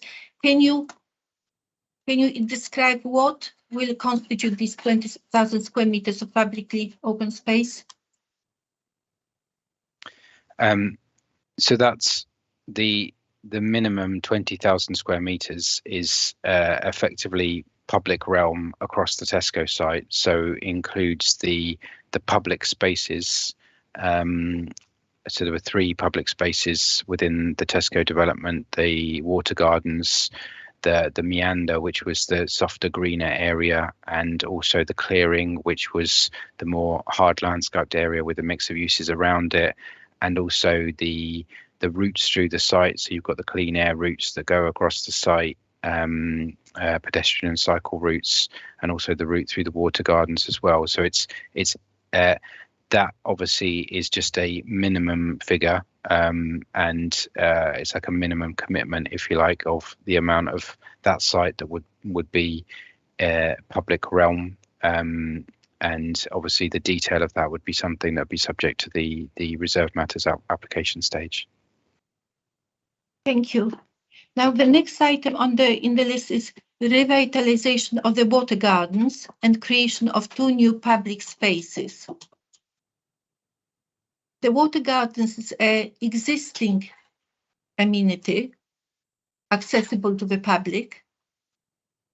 Now the 2 new public spaces, I would like to read to you what was the assessment from the design review report. So that's document CD 411 on Tesco and the heart of Osterley. In design review report, it says the open spaces are too small for the scale of the scheme and the size of both the meander and the clearing feel minor in comparison to the height and bulk of buildings. Although the design of the meander has improved significantly, its triangular form suggests it might be difficult to inhabit when you consider the amount of people that will use it. We are concerned it will become a passing through place and not somewhere for people to pause and dwell. Now, my question to you is, in view of this assessment, do you still consider that these spaces will be of benefit? Yes, very much so. Just to come back to the first point about the water gardens being an existing amenity, I mean, the inspector will recall that we walked through that area on the site visit, so we'll understand how it looks and how it appears as an existing amenity. It may be accessible, but there is a vast difference between the proposals, obviously illustrative at this stage, but there are commitments within the outline application and within the design code which point and will control the quality of what comes forward, but it's going to be transformed from what is currently there. So whilst there may be a route through there, it will be a real benefit in terms of improving that area. We also I think it was Mr. Adams in his evidence and cross-examination, there was discussion of the same point around the design review panel response and the scale of these spaces. The breaking up into the two spaces and the different nature of the spaces was actually a response to design review panel comments that came the first time, in creating one that was a bit more hard landscaped and vibrant around the mix of uses, and another one which was a bit softer and more play orientated and a bit lusher in terms of the landscaping treatment in the area. The sizes of those are meaningful in terms of both the overall area and some of these widths, which are 20 to 30 meters in parts. And actually, I think Mr. Adams in his evidence was talking about how it wasn't necessarily a positive just to create spaces as large as possible, and in some times there is it isn't positive in design terms just to create one huge area, and actually having different areas which are enclosed and have a bit more of a sense of an identity and a character is actually a positive thing. So 3 new publicly accessible spaces, each with a different character, is certainly a public benefit, and that's why I've identified it in that public benefits table. I haven't read actually the whole thing, because it also says for the scheme that will contain approximately 3,500 people, there's a real need for a more substantial open space at the physical center of the development. And then there's the next sentence: if the build form was reduced, there would be a space to carve out a true heart of hostelry in the center of the site. Okay, thank you very much. I think that's all questions from us. Okay, thank you very much indeed. You know how long you're likely to be in re-examination, Mr. Warren? I do. I don't have any re-examination. Oh, okay. So I'll ask my questions then. I was just thinking about the best time to break for lunch. So I'd rather finish. We'll go for lunch later, if that's okay. So just looking at your paragraph 4.6.1.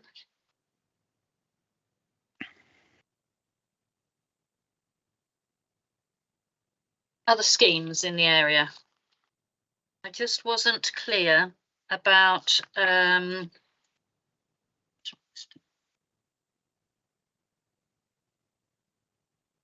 Okay. So we've got the Sky campus is the first one. You say some of which has been built out with later phases closest to the Tesco site yet to be completed. So my question about the Sky campus is, what are the heights, the approved heights on the buildings there? So I think I pointed this out on the site visit as we walked through the water gardens. The closest phase of the Sky campus has buildings. Well, it's up to 5 stories in height, and it's set 10 meters back from the boundary with the boundary between the Sky campus and the Tesco site. With some existing white buildings on there that were going to be taken down, yeah, weren't they? Yeah, that's right. Those are existing buildings, yep. but they've got an outline permission that covers the redevelopment. Okay. Then the Boulder Academy. A question there. So it says, I think it said got 4 stories. But my question there was whether it's still an extant permission. Oh yes, so it's B. It's the Boulder Academy. Yeah. The Boulder Academy. We saw that it's now open. So it's not a different. It's not a different scheme. Not a different scheme. No, that was one that was permitted and now been constructed and occupied. Okay.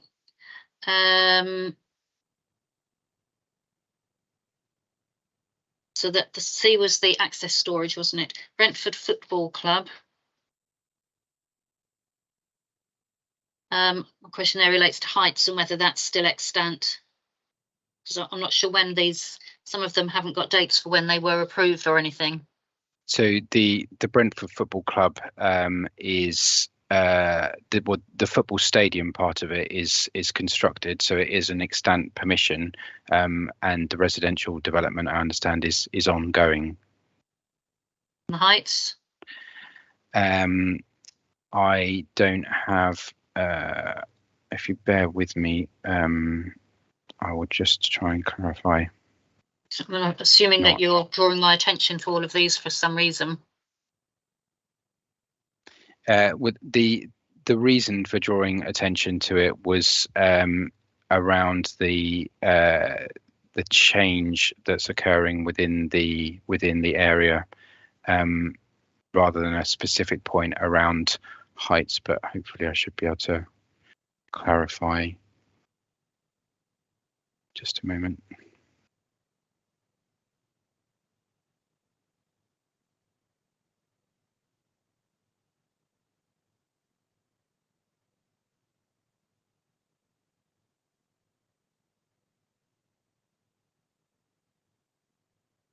I don't think I have the football stadium one to hand, unfortunately.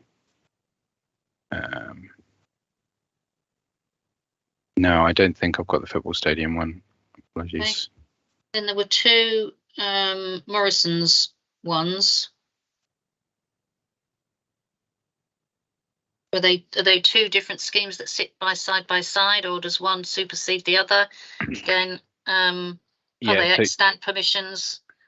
Yes, so one is for redevelopment of the former Morrison site, which is for 4 to 8 stories buildings, 176 homes, and the other one is for I've got the stories. It was which one was they sit side by side. No, sorry, they don't sit side by side because one is redevelopment of a store and one is the new food store with residential units. So it's 2 separate developments. Yeah, so that's what I mean. I don't mean physically. Oh yeah, sorry, yeah, okay, yeah. They're not. It's not one or the other on a No. pitch. Right. No. Thank you. Capital building. I understand that. The Citron building again. Whether that was extant. Extant, and I understand it's being constructed. Okay. Others were to do with where. I have no idea where Brentford Lock or Albany Riverside is, how far away they are. Same for the police station. Would it help to identify these on a plan and submit it to the inquiry? So, yes, please. I think that's going to be the easiest thing. Thank you. Roundabout. I want to know about progress. Oh, that's 4.6.2 Chiswick roundabout. Progress on that. I would have to come back to you and confirm that. I think we can submit an update to that, or the Maybe the local planning authority can. exact. Yeah. Okay. Thank you. Lots of the other things I had have been covered. Other than the reference to the heights, you refer to them as indicative heights and subject to testing on site. So you've been looking at increasing the heights on those things, but might it be that in some instances testing might show that a lower height, so indicative doesn't go just necessarily up, but it could also go down, notwithstanding that the indicative heights are sort of spelled out in the emerging plans?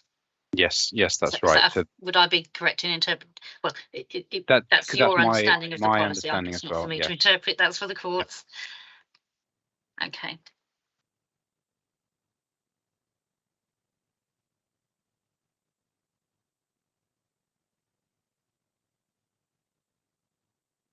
And then 7.1.22.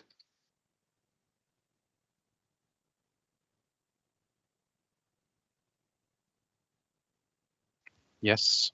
Yes, you say there the sites already form part of the sites considered deliverable as part of the council's 5-year housing land supply. You say as discussed in 7.1.2, but at I don't see that in 7.1.2. 7.1.12. Sorry. Well, sorry, yes, in 12. 7.1.12, yeah. But there's nothing in that paragraph that confirms that these two sites form part of the council's 5-year supply.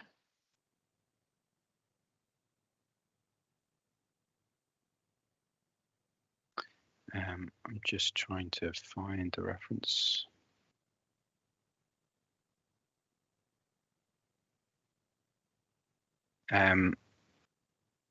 So 7.1.13, the following paragraph refers to figure 2 of the annual monitoring report, which is appendix 8 to my proof, and that's where they set out the pipeline of delivery. Right. And that's where it's noted that delivery on both sites sit within that 5-year supply. Right, that's where. So okay, I was looking in the wrong place. I was misdirected. Yeah, okay. I think. Yeah. Sorry. Don't worry. I think most everything else has been.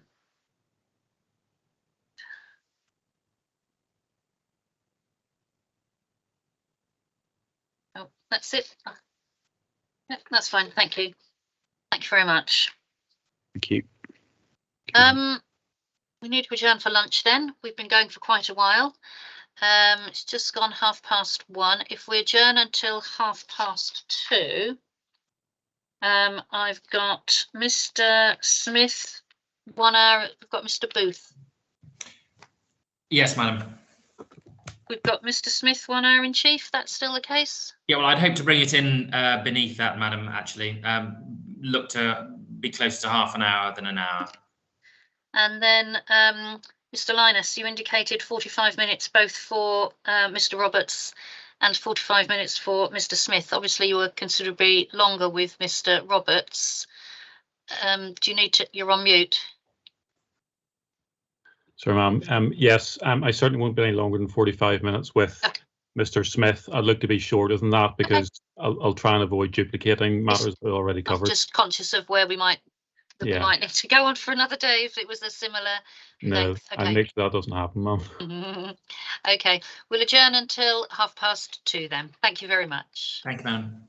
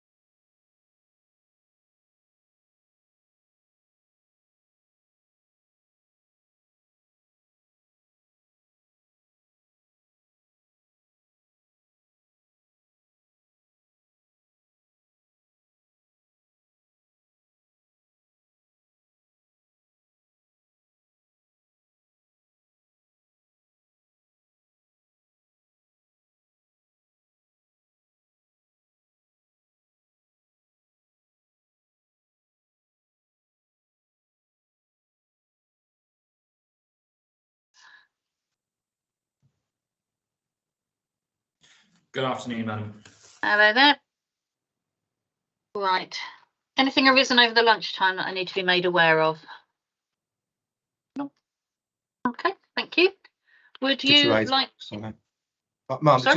just one point I wanted to raise. It was really in connection with the evidence that my colleague Mr. Pavitt gave just before we closed, and it's really the reference that he made to the council's objective need assessment, and the response we got that this was dealt with at the round table, and that it was discussed then. But we haven't seen any of the council's housing needs assessment. We're not aware of what we're aware that the council agree that policy SC3 can be modified or can be accepted in a different form, but we're really at a loss to understand what deal has been struck, if indeed a deal has been struck. And presumably, Ma'am, you're going to have to interpret that policy as well. So in the interest of openness, is there any additional information on the housing needs assessment or the housing element for this development that can be shared for the purposes of us being able to understand how that agreement has been reached? Yeah, I mean, it's a bit late in the day, if I might put it that way. I mean, we looked at housing mix earlier on in the inquiry. That was the time to raise. Well, before that would have been if you wanted more information on that. What I suggest you might do is liaise with the council if you want. I mean, there is a fair amount. There's a lot of information in the core documents that have already been submitted. Some of which relates to housing and housing needs and the SHMA. But if you want more information, probably the council is your best first port of call. I don't know what there's the annual monitoring report and things like that. Deals with what's been agreed and what's been presumably been achieved. I think we're looking to the future to try and understand how the element of housing provision in these two sites will be met, or to what extent does it comply with policy, which is what we're looking at today. And I think that's why my colleague raised it, because he didn't get a satisfactory response in the round table. My understanding of the answers that were given was that the policy allows for an applicant to agree a provision with the council. And then that's specifically allowed for in the policy. So on that basis, if it was agreed with the council, then they if I may, my recollection is that this matter is addressed in some detail in the committee report, and that would be where I suggest Algra go to as their first port of call. Thank you, that's helpful. I'm grateful for that. Thank you. Okay, thank you very much then. Thank you, Madam.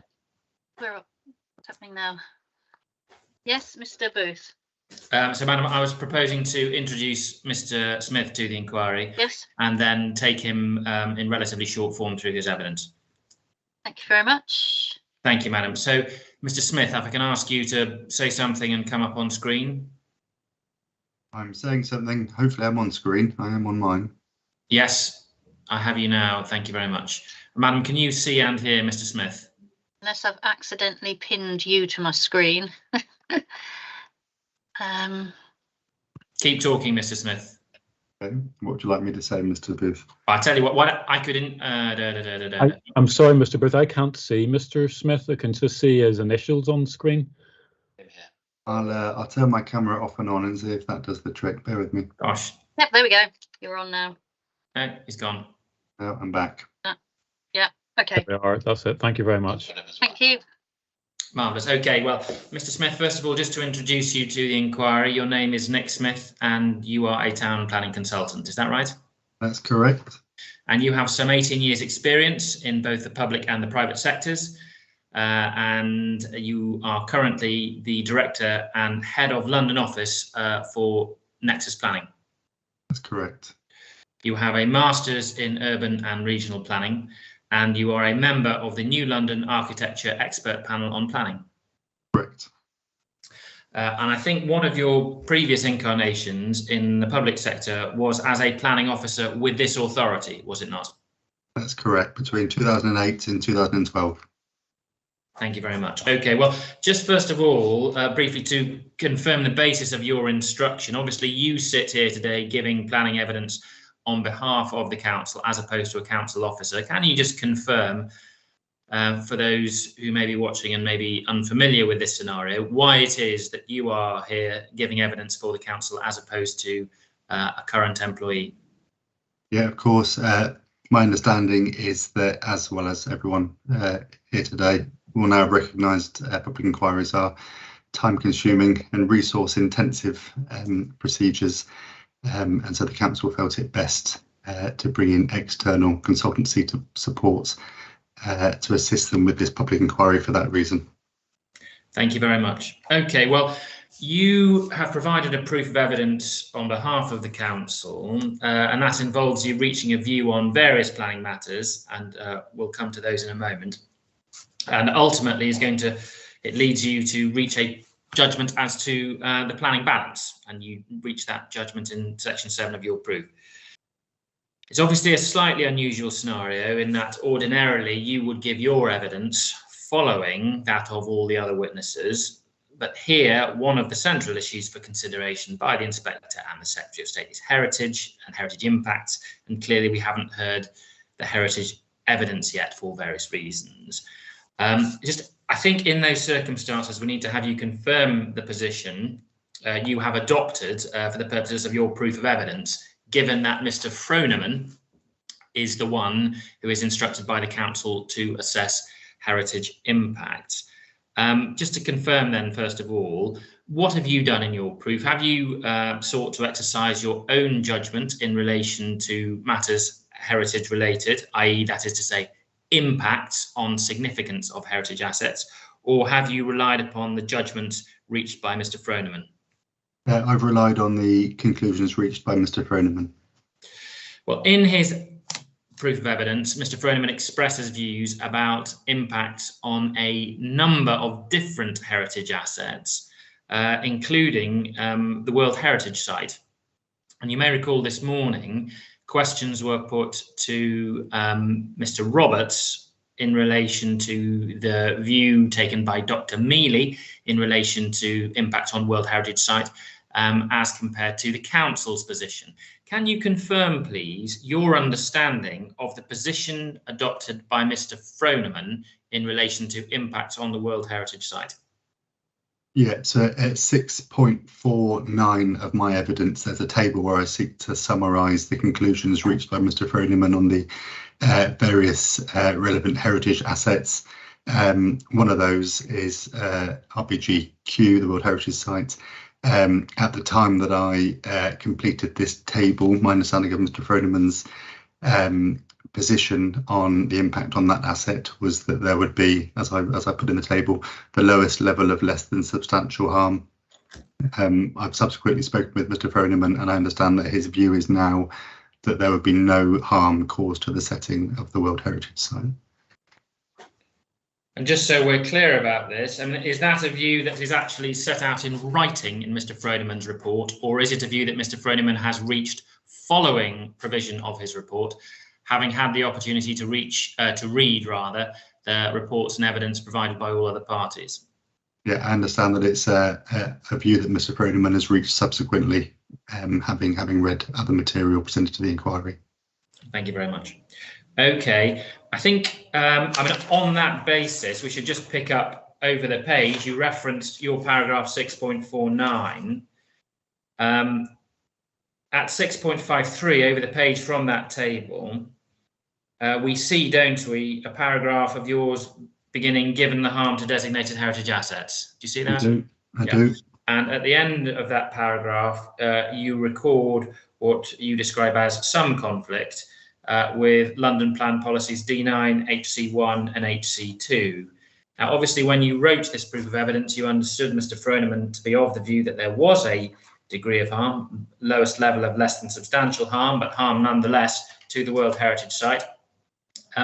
In light of the fact that you now understand Mr. Froneman's position to be that there would be no such harm, what do you say in relation to policy HC2? Would there still be some degree of conflict with that policy or not? No, Mr. Prodeman's revised view, that policy relates to the World Heritage Site, and so in the absence of harm, there would no longer be a conflict with that policy. And just to be clear on my reference there in this section to policy D9 is criteria E in that policy, which also relates to World Heritage Sites. That's helpful. Thank you very much. One other matter. Just to confirm, sorry, so you're saying that there would be no conflict with D9E either? That's correct.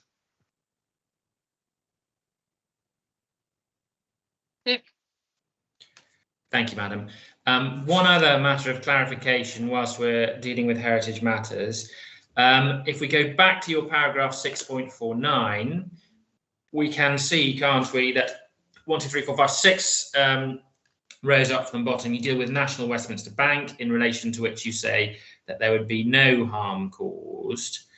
Obviously, we'll have Mr. Froneman clarify matters in due course when he comes to give evidence. But in terms of his evidence, there is actually a disparity, because if we turn to his paragraph 5.73, that is to say 5.37, apologies, 5.37 of Mr.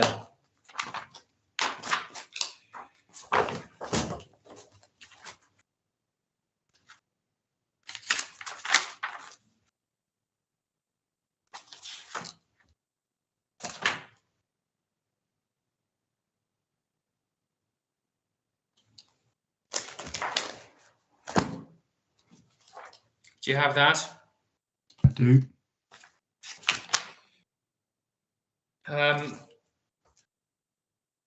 We can see in paragraph 5.37 on page 153 that there he reaches a finding of no harm.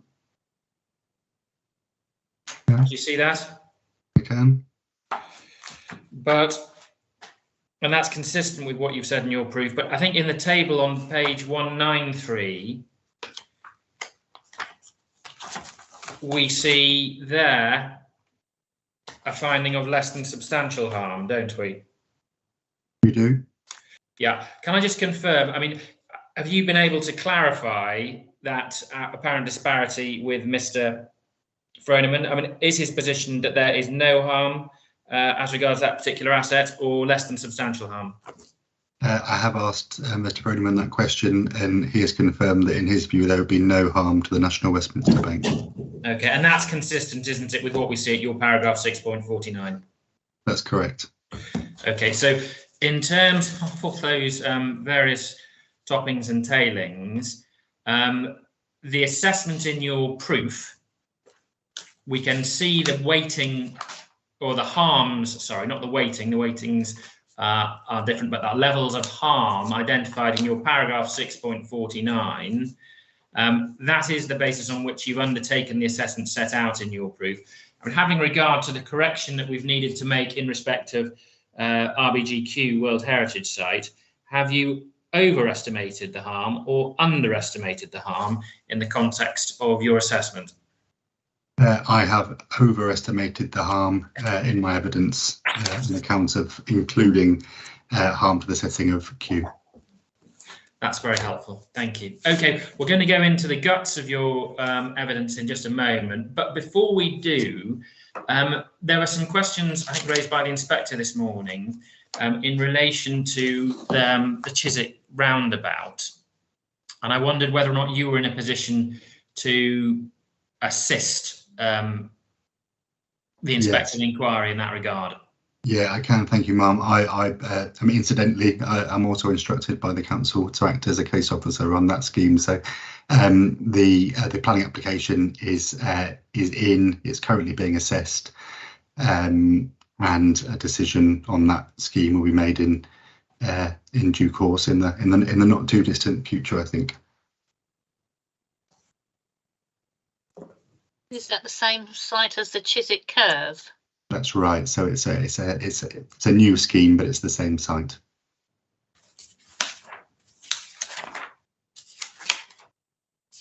And that's the same site as the Citadel, is it? That's correct. Yeah. Yep.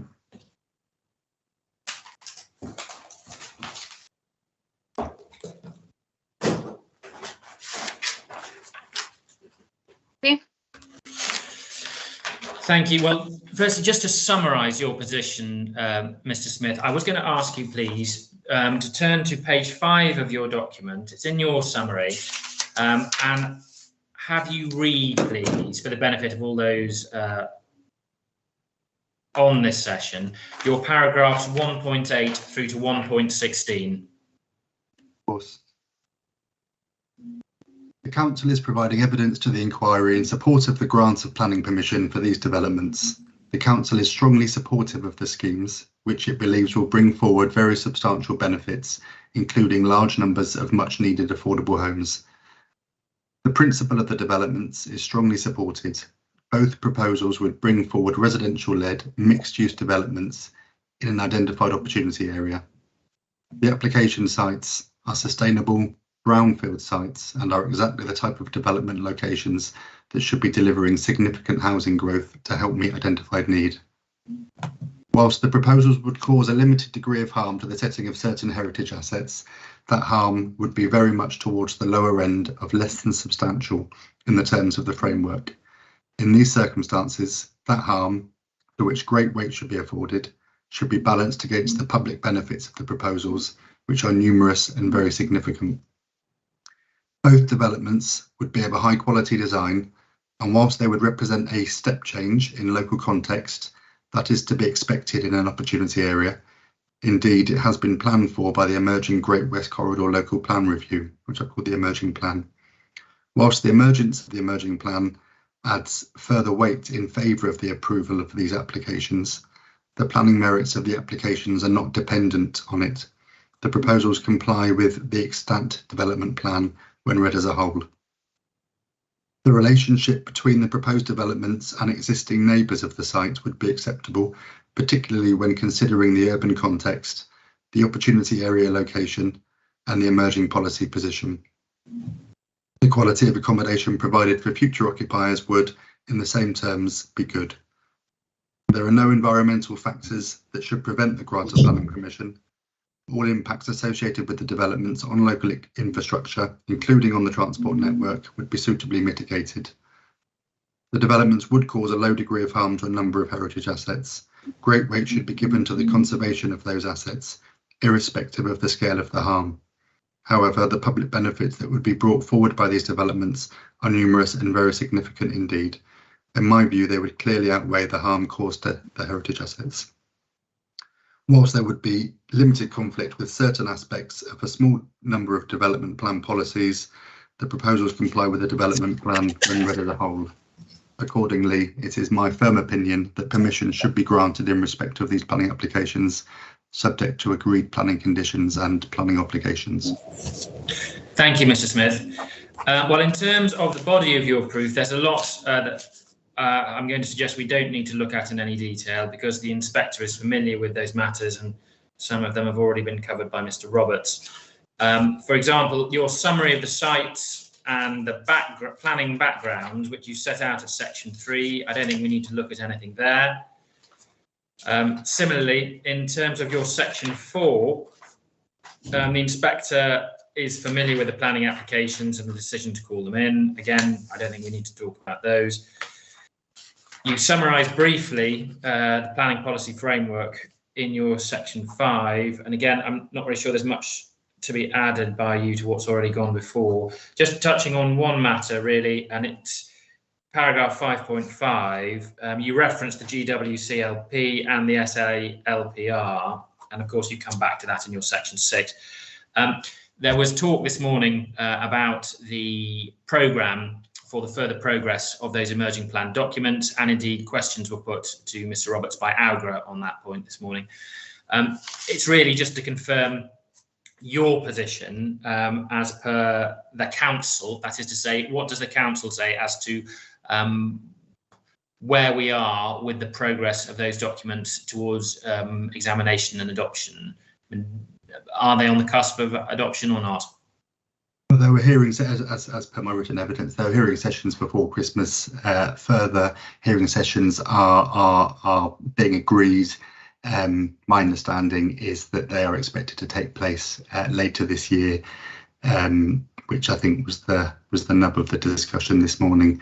As you'd have seen, Booth, from my evidence, I, like Mr. Roberts, attach limited weight to the policies of the emerging plan for the same reasons that Mr. Roberts described. Thank you very much. That takes us then into section 6, where you deal with what you describe as the main considerations, and you deal with those under various different headings. Again, I don't want to work through them all, but just have to pick up one or two issues arising in that section. Well, let's take some of them, at least very swiftly, and then perhaps a couple more in slightly more detail. Firstly, in terms of living conditions for occupiers, you address this at paragraph 6.156 of your proof and following. Now, relevant matters were dealt with in the context of the roundtable sessions, but on the basis of everything or anything that's gone before in relation to this inquiry, have you had cause to change the view that you set out in your proof at paragraph 6.156 and following? No, Mr. Booth, as you say, matters relating to living conditions were discussed at length and in detail in a roundtable discussion.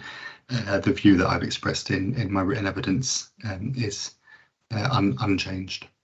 Similarly, as regards environmental considerations, you address these at 6.172 and following. What you set out in your brief is certainly clear enough, but is there any revision to that position necessary in the light of the earlier sessions of the inquiry? No revisions necessary. In terms of highways, you address traffic safety and capacity at 6.229 and following in your proof.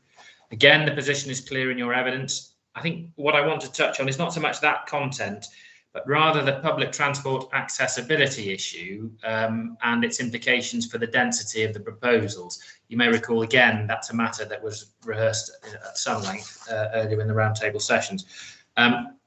And what essentially is said is that the proposals are too dense, effectively too much development, and we will come on to that in a moment in one sense, but I need to have your views in terms of the PTAL of these sites, largely to rising to 3, for example, in places, but largely to. I need your confirmation as to how you see these things. Does the PTAL of the sites, in your view, preclude the proposed density of these developments or not? No.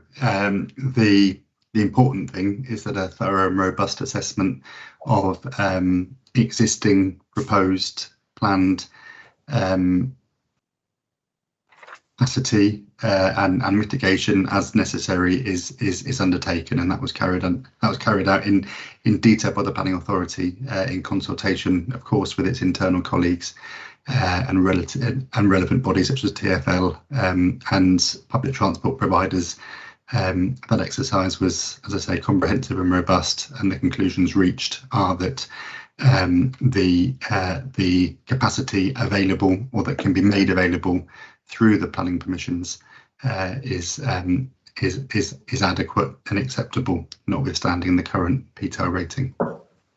Fantastic. Okay, leave that there then and move on to how can I put it? Quality of the proposals in terms of local impacts. Because you deal with design and townscape at 6.82 of your proof and following, and I don't need to have you read any of that out. The inspector or indeed other parties can put questions to you so far as they wish. But in that section of your proof, you deal with various different issues for both developments. That's daylight, privacy, sunlight, shadow, noise, and air quality, and so on. Again, to the extent there's dispute on these issues, they've been considered in the context of the roundtable sessions. But again, on the basis of those sessions, have you had cause to review the view that you express in your proof or not? No, I haven't. No. Okay. Well, what is said is that effectively, and we've touched on this before, that there will be too much development. And what is suggested is that it won't fit in with local character. And as a consequence, I think you may recall, Augra have voiced the opinion that there should be a cap at 6 stories for development. Do you recall that? Who? Now, you've discussed in your proof the fact of the area within which these development sites are located as having been designated an opportunity area. what do you say are the implications of that designation as an opportunity area in terms of the suggestion by Augra that development should be closer to, should do a better job of mirroring, let's say, the local vernacular in terms of density? I think that the designation as an opportunity is in itself a recognition of the requirement and the need for a step change in the type of development that's coming forward to realise the housing and employment objectives and aspirations for the area. It's these sites in particular are clearly previously developed brownfield land in a sustainable location. There's an expectation, I would say there's an obligation on parties to make sure that these types of sites are being used efficiently and responsibly, and to deliver a very low density scheme, I would suggest would not be fulfilling that obligation. Thank you. Okay, well,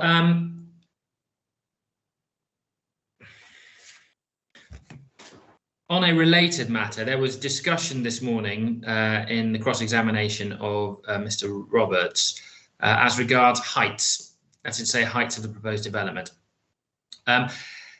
In terms of these development sites, we do not find anything, do we, in the adopted development plan, the adopted local plan, allocating these sites for tall buildings? No. No, but I think policy CC3 indicates that sites will be identified in the GWCLP. And in fact, I think you state as much in your paragraph 6.34, don't you? Yeah, that's correct. And the sites are, in fact, identified in the emerging GWCLP and the SALP. But in this context of tall buildings, I need to ask you this. What about the height of those proposals, i.e. these proposals that we now see? How do they measure against the heights identified in the emerging plan? Yeah, on this point, I must say I agree with the evidence that Mr. Roberts gave. The appeal schemes would be of a greater height than those indicatively set out in the master plan and the emerging policy. But my reading of these emerging policies is that they clearly accommodate for heights in excess of those indicatively provided, subject to necessary justification through detailed analysis and reporting. Thank you very much. Okay, well, in terms of the bigger picture, stepping back and talking about harms and benefits, do you accept that there will be planning harm caused by these proposals or not? Yes, I do. I've set out the harm to heritage assets as related by Mr. Froneman. Well, on that topic and the degree of heritage harm, you address effectively that in your brief at 6.43 and following. But I just want to take you back very briefly to paragraphs 1.10 and 1.14 of your summary, which you read out, because your position is that you've attached great weight to the harm to heritage assets, notwithstanding the low level of harm caused to significance. Why is that? We are required to, by the National Planning Policy Framework, so paragraph 199, which I've got in front of me, which we'll all be familiar with, it says, when considering the impact of a proposed development on the significance of a designated heritage asset, great weight should be given to the asset's conservation, and the more important the asset, the greater the weight should be. This is irrespective of whether any potential harm amounts to substantial harm, total loss, or less than substantial harm to its significance.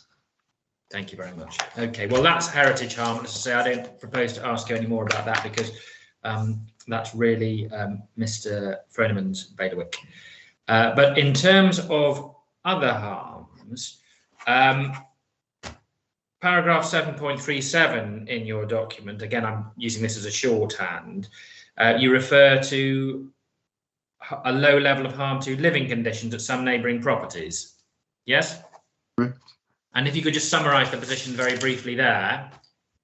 Yeah, of course. Again, in the roundtable discussions, we discussed the impacts on existing neighbours at length.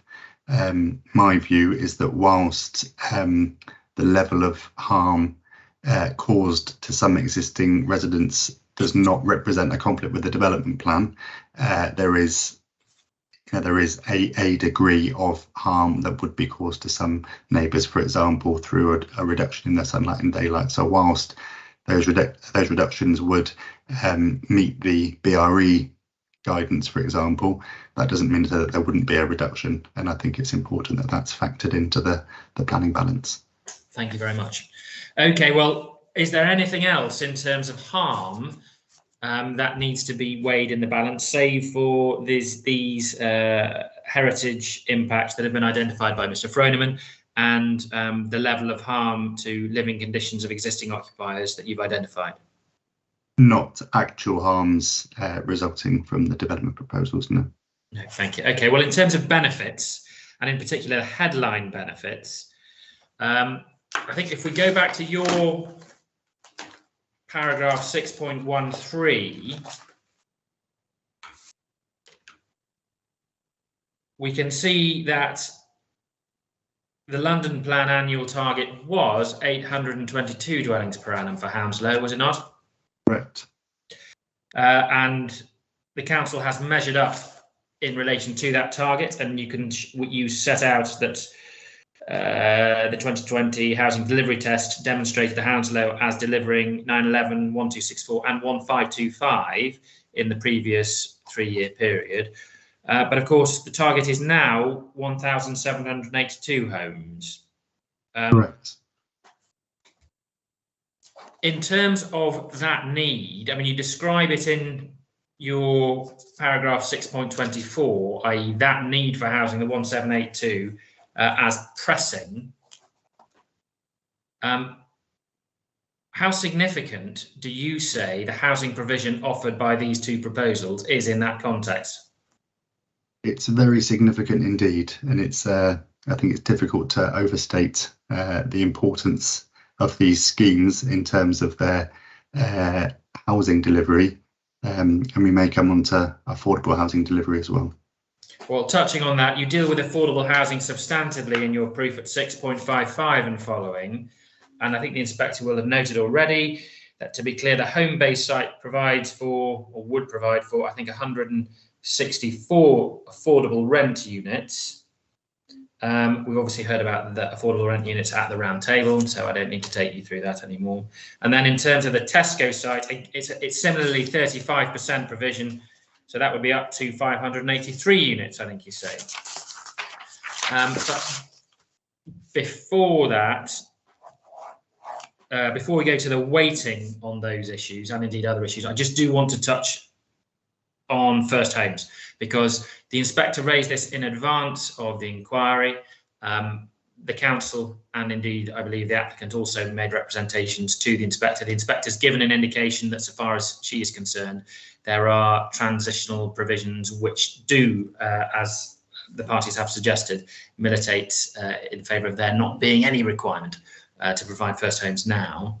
But in terms of the 106, if and insofar as the Secretary of State takes a different view, can this development or these developments provide for first homes?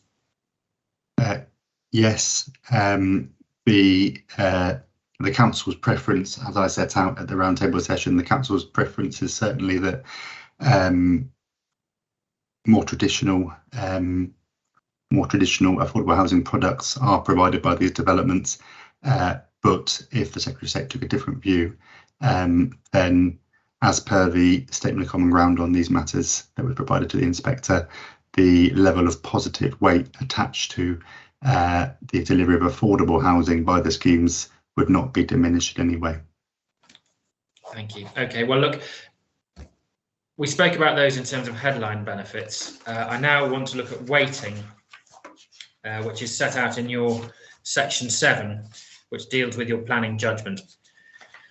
And if we turn to section 7 on your page 69, I think first of all we can see at paragraph 7.1 your acknowledgement of some limited harm to the setting of a number of heritage assets. We've touched on that in the World Heritage Site already. We then see paragraph 7.2, a degree of conflict with policy in relation to elements of local plan policy CC4. And then again, you've referenced there D9 and HC2. And we also see the reference to CC3. In relation to D9 and HC2, in light of the position on World Heritage Sites, what do you say about that paragraph? Yeah, I say that there's no longer a conflict with point E of policy D9 of the London Plan or any conflict with London Plan policy HC2 on account of Mr. Froneman's revised judgment. Okay, thank you. That takes us then on to weighing of benefits, because you've talked about already the weight that you've attached to harms.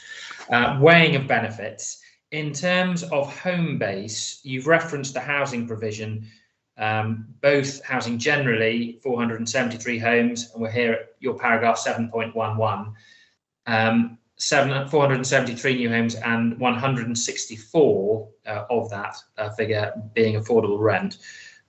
Just to confirm orally, what weight do you say should attach to that provision of market housing and that provision of affordable housing? Yeah, I say at paragraph 11 that I attach very significant positive weight to the benefits associated with the housing. I think probably on reflection that paragraph isn't particularly clear. I think that very significant positive weight should be attached to both the delivery of housing and the delivery of the affordable rented homes, or indeed first homes, if that's where we get to.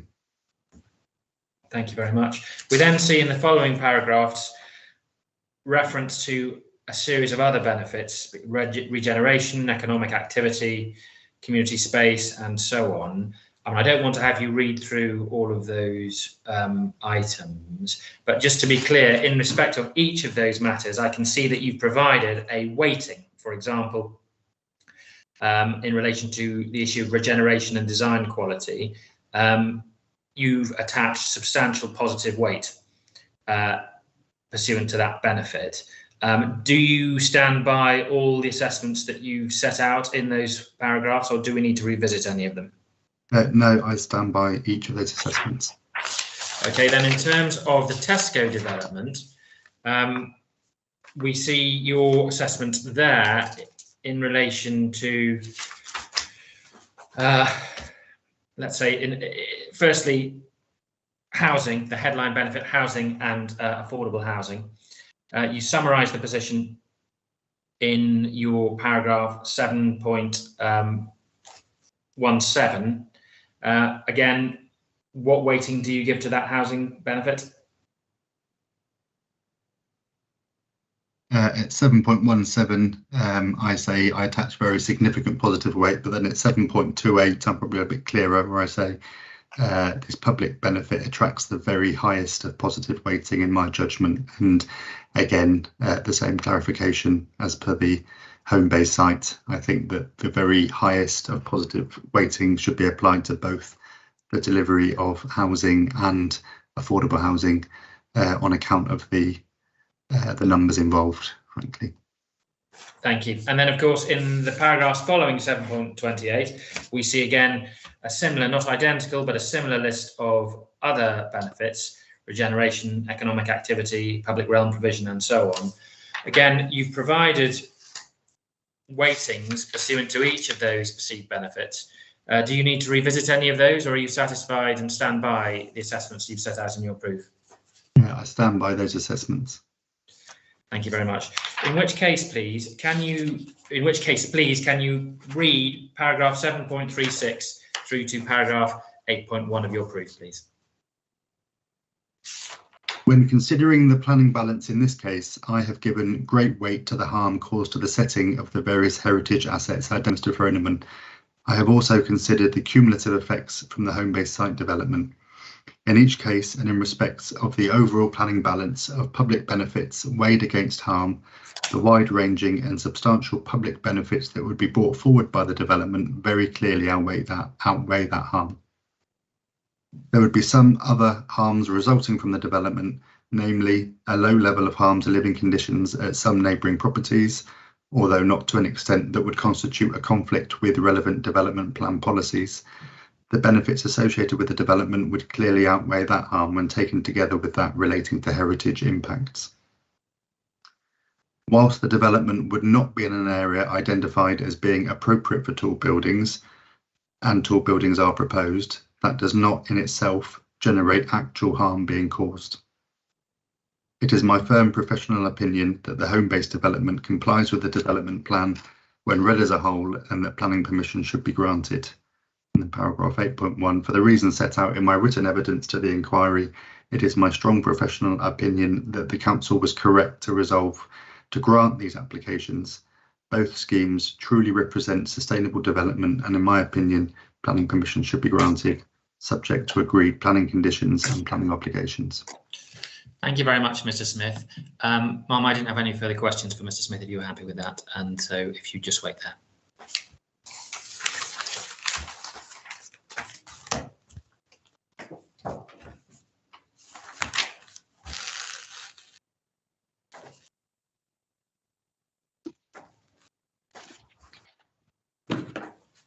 Over to you then, Mr. Linus. Thank you. Thank you, ma'am. Good afternoon, Mr. Smith. Good afternoon. Just a couple of very brief questions on adopted policy, picking up the way you've expressed your position in your proof, please. Can we turn briefly, please, to page 26, paragraph 6.33? It's of my proof, sorry. Yes, that's right. Page 26, 6.33. Okay. And you say the principle of a tall building is consistent with local plan policy CC3. Just want to place that in context, please. We can take out the policy if we need to, but can you confirm from the council's position that policy CC3 does not envisage tall buildings in the Great Western Corridor away from the A4 Golden Mile frontage? That's correct. So that paragraph, or that sentence, I'm talking about the Homebase site. Right. Okay. So the Tesco proposals on that footing aren't consistent with this aspect of policy CC3, correct? I think there would be a partial conflict with policy CC3 insofar as it relates to the Tesco scheme. That's right, for the reasons that I've set out. That said, as per the last bit of evidence that I gave to Mr. Booth, I don't think the absence of policy support for a tall building in that specific location generates planning harm in itself, if that makes sense. Well, we still have to look at the harm that is caused, for example, in heritage terms, as a matter of principle. That's right, isn't it? We certainly need to consider the heritage harm. Yeah, absolutely. And one still must attach weight to the position that the adopted development plan, applying it according to its wording, does not envisage the Tesco proposals as proposed complying with CC3 because they are not located in the A4 Golden Mile frontage. There has to be some implication to that in section 38.6 terms. That's right, isn't it? I think we have to recognise that, acknowledge it, and then make a judgment on the level of weight to give to that. And as I say, in the absence of any direct harm resulting from the lack of a tall building allocation, I would say that's at the very lowest level. Okay. Now, the other aspect of CC3 that we were looked at previously is that as far as the location of tall buildings generally is concerned, it deliberately leaves that to the Great West Corridor plan, correct? It says that the plan's on its way. Would you mind if we brought the policy up, if we can? Yeah, it's CD 6.1.13.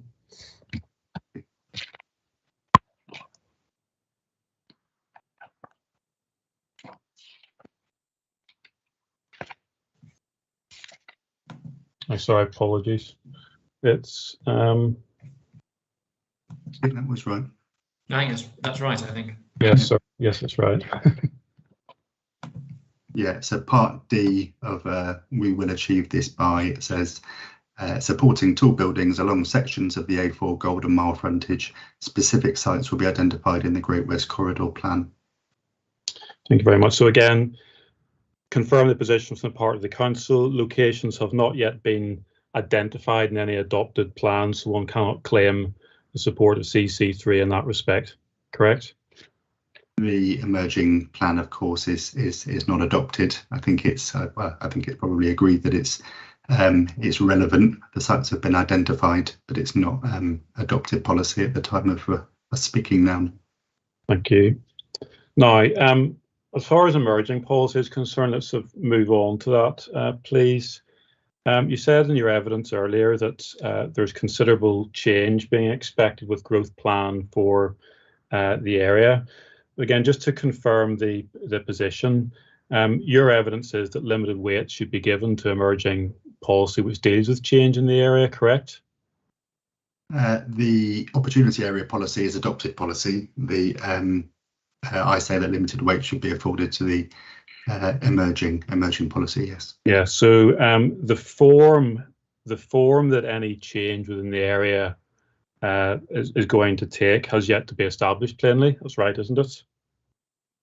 We know that we're looking at a large quantum of development because that's what the opportunity area policy tells us. The precise form of that, I mean, clearly, as a matter of fact, work's been done on that. A lot of thinking's been put into it, but there's no adopted policy that sets out the form of individual sites. That's correct. So it follows, doesn't it, that you can't rely upon this general concept of considerable change in the opportunity area to automatically justify the heights that are being proposed here?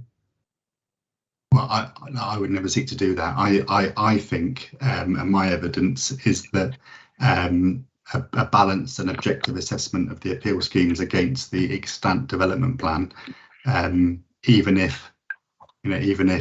applying limited weight to the emerging policy, leads me to the conclusion that planning permission should be granted. I understand your position. Just asking about the emerging policy, you obviously can't rely upon this generalized concept of considerable change to justify the heights that are being proposed on this scheme. That's right, isn't it? I don't think that any professional planner would rely on generalized concepts now to support applications. Yeah. Okay. Now, as far as the emerging policy is concerned, we know that you sought to prepare the what I would call the GWC plan, supported through the evidence base of the master plan and the views assessment that's appended to it, correct? That's correct. Yes, and the purpose of doing that was to identify where tall buildings were suitable and what the appropriate height should be, correct? It was to establish one scenario for that. It was to develop a proposal for delivering schemes across the opportunity area, not necessarily the only one, of course, but a mechanism for delivering that. Yes, because we know from the questions I put to Mr. Roberts that was prepared in purported compliance with London Plan Policy D9, correct? Sorry, the master plan was prepared. No, the GWC plan policies. I'm sure that the objective was to deliver consistency across the plans here. I don't see why it wouldn't be here. Much. And as we understand it, the master plan, including the views assessment, still represent the council position and its evidence base for the examination of the plan, correct?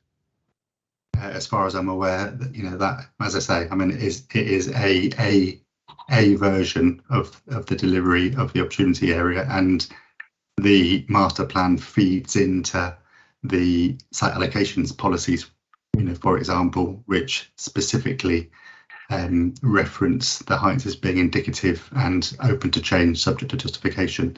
We want to have a look at the work that was done very briefly, but there's no suggestion of departure from work that was carried out by the consultants preparing the studies, correct? I'm not aware of it if there is. Thank you very much. Now, in terms of the master plan, can you just take that out briefly, please? Collect a couple more references. It's CD 1039.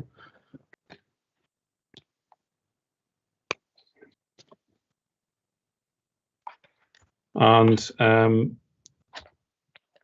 if we turn, please, to page 137.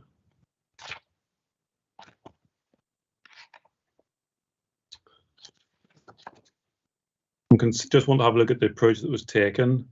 There is the proposed general height identified at 7.6.3. Well, the page, Mr. Linus, apologies. Sorry, it's 137 of the document, yeah? Yes, that's right. Okay, thank you.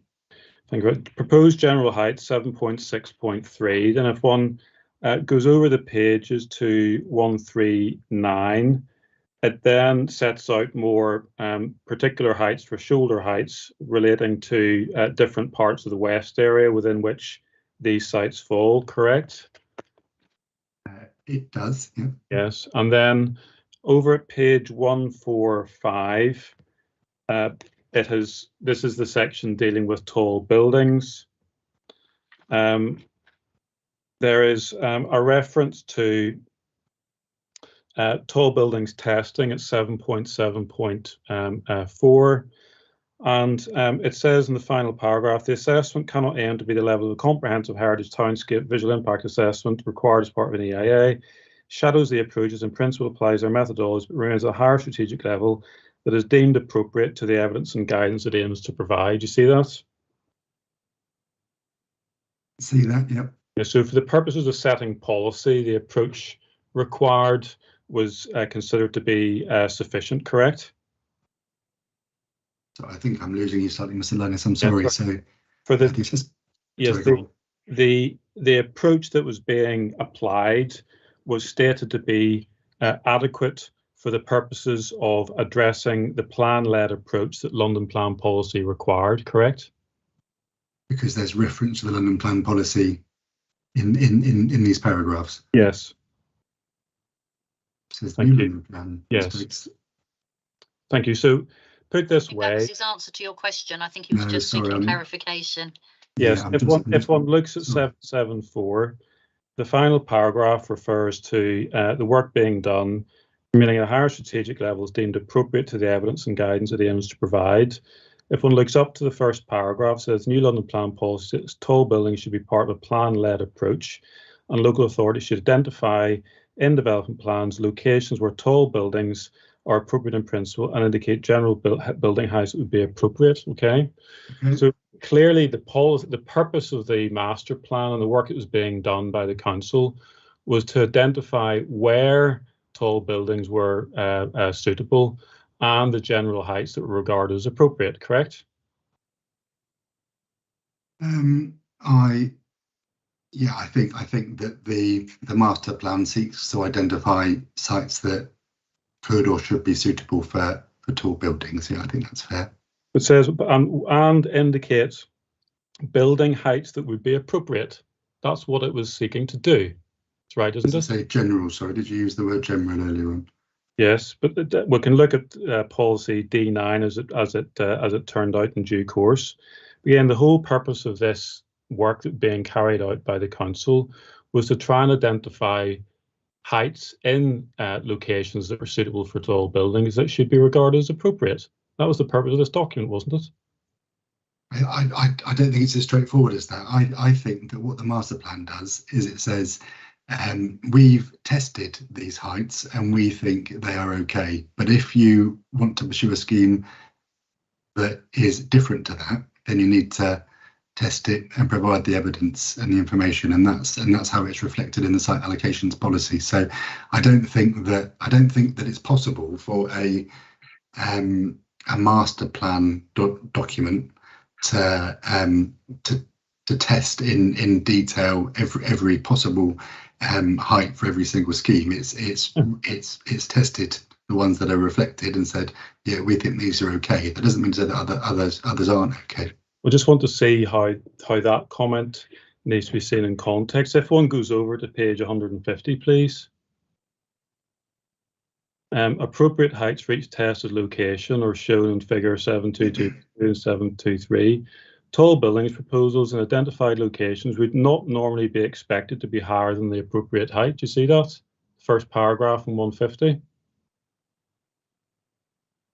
150 of the document. Yes. Yeah. Okay. So having regard to what London Plan Policy is seeking to achieve, what this document is setting out is saying, yes, we know that further work has to be done at the planning application stage, but for the purposes of strategic policy, which is telling us to identify both the location and appropriate height of tall buildings, we would not normally expect tall buildings to be higher than the appropriate height. I just don't agree with this. I think that what policy D9 says is identify your sites. Fine. So this document is seeking to identify some of those sites, and this is a master plan. It's not a policy document. It's evidence based, and the emerging policies, the site allocations policies, deal with the scenario where a scheme is taller than the indicative heights set out in this master plan. I don't think. Well, I think that's correct. Okay, well, we can agree, surely, Mr. Smith, that allowing proposals that are substantially different to the master plan heights would not be consistent with the stated purpose of the master plan. I don't think so, because the master plan is identifying sites that are suitable. It's providing a hypothesis, a scenario for schemes that are acceptable, are most likely acceptable, and then there's the added provision in the policy to test and analyse schemes that are different to them. I think it all joins up. I don't think it's problematic. Well, let's look at CD just to pursue that a little bit further. If one looks at CD 1040, which is the Appendix C, which is the views assessment that, as we've seen with Mr. Roberts, is referred to within the master plan. We go to CD 1040.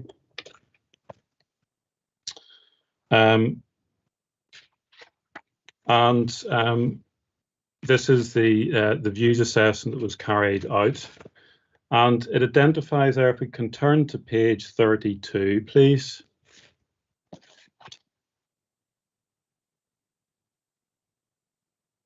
You see that? It's just loading, if you'll bear with me.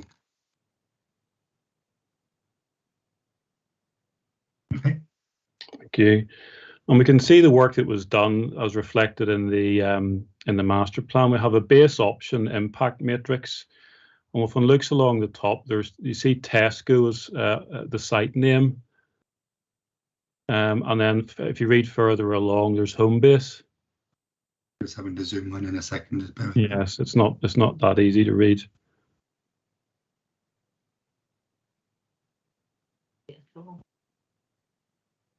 Do you have that? And then if one looks down, you can see the heights and stories and the heights above ground that were looked at for each site. Do you see that?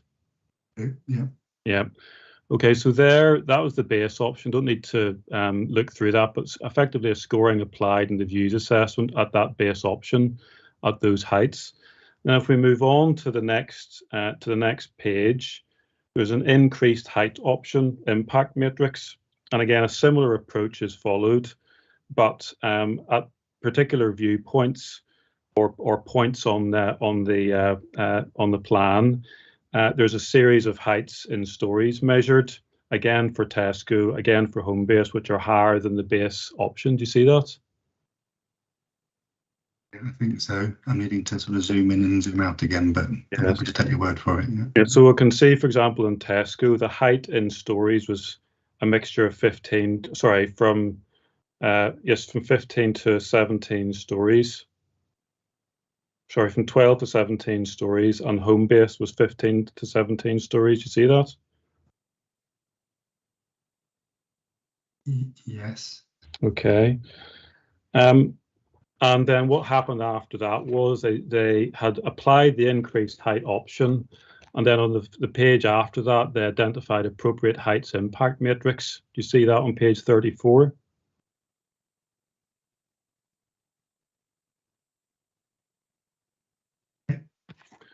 And what had happened there, if one looks at Tesco and Homebase, again, heights and stories considered, but those heights have come down to a mixture between 9 and 14 on Tesco and 8 and 10 on Homebase. You see that?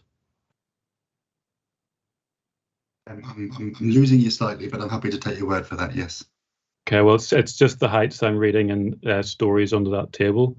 So one can see, if one looks at the broad structure, that the work that the council was doing was looking at options, and it looked at heights beyond those that are now identifying through the master plan and policy as the indicative appropriate heights. Do you see that?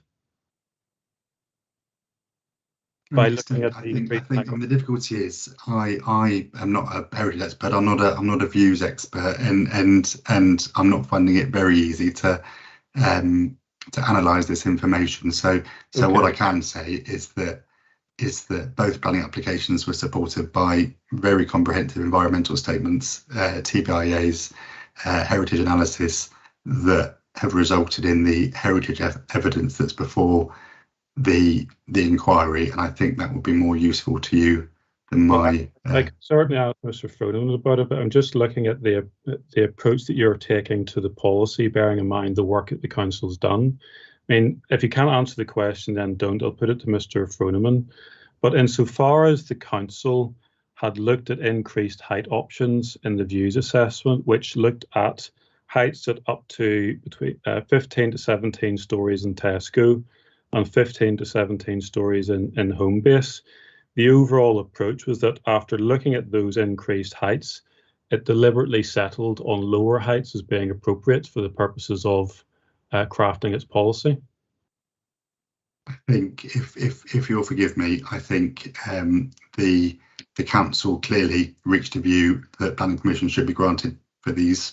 The inquiry's got the heritage evidence. I think I'm going to find it difficult to give you anything useful on this technical information, if that's okay.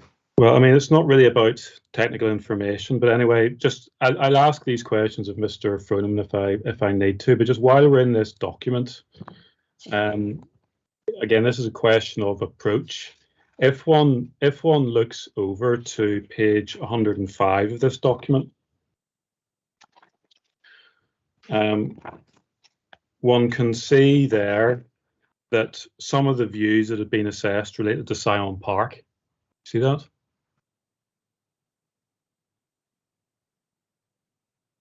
Page 101 to begin with, probably the easiest place to start. Page 101. Okay. Yep.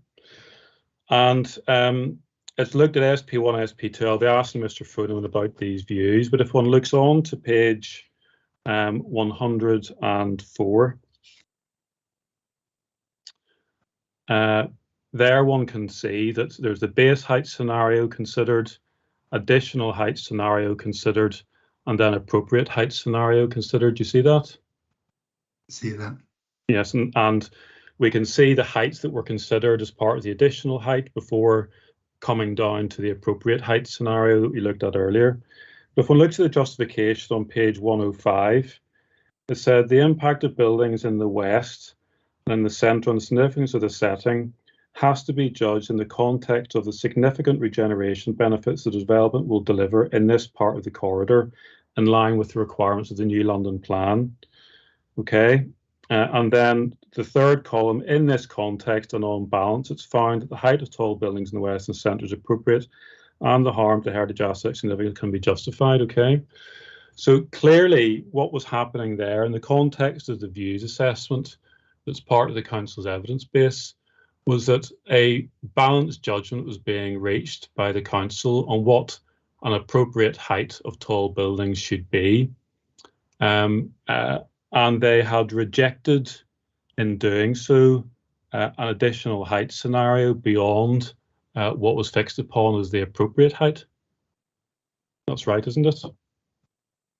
I think that these documents are an evidence base to an emerging plan. The site allocation policies, which are the culmination of this evidence base, set out indicative heights for development, and they explicitly accommodate additional height where that's to be justified. In the scenario that you're describing, those policies, well, those emerging policies wouldn't do that, because there would be an absolute limit, and that's not the case. The council's drafted those policies allowing evidenced flexibility, and that evidence is before the inquiry. Yes, but in terms of, I've asked Mr. Roberts questions about how that policy should be applied, and the issue of tolerance within the policy, given the wording about according with master plan heights, and so I'm not going to repeat that with you. But when one's looking at the council approach to how that policy should be applied, it must be relevant, Mr. Smith, that its own evidence base demonstrates that it's examined heights above what were settled upon as being appropriate and rejected them, even applying a balancing exercise under the justification that I've just taken you to.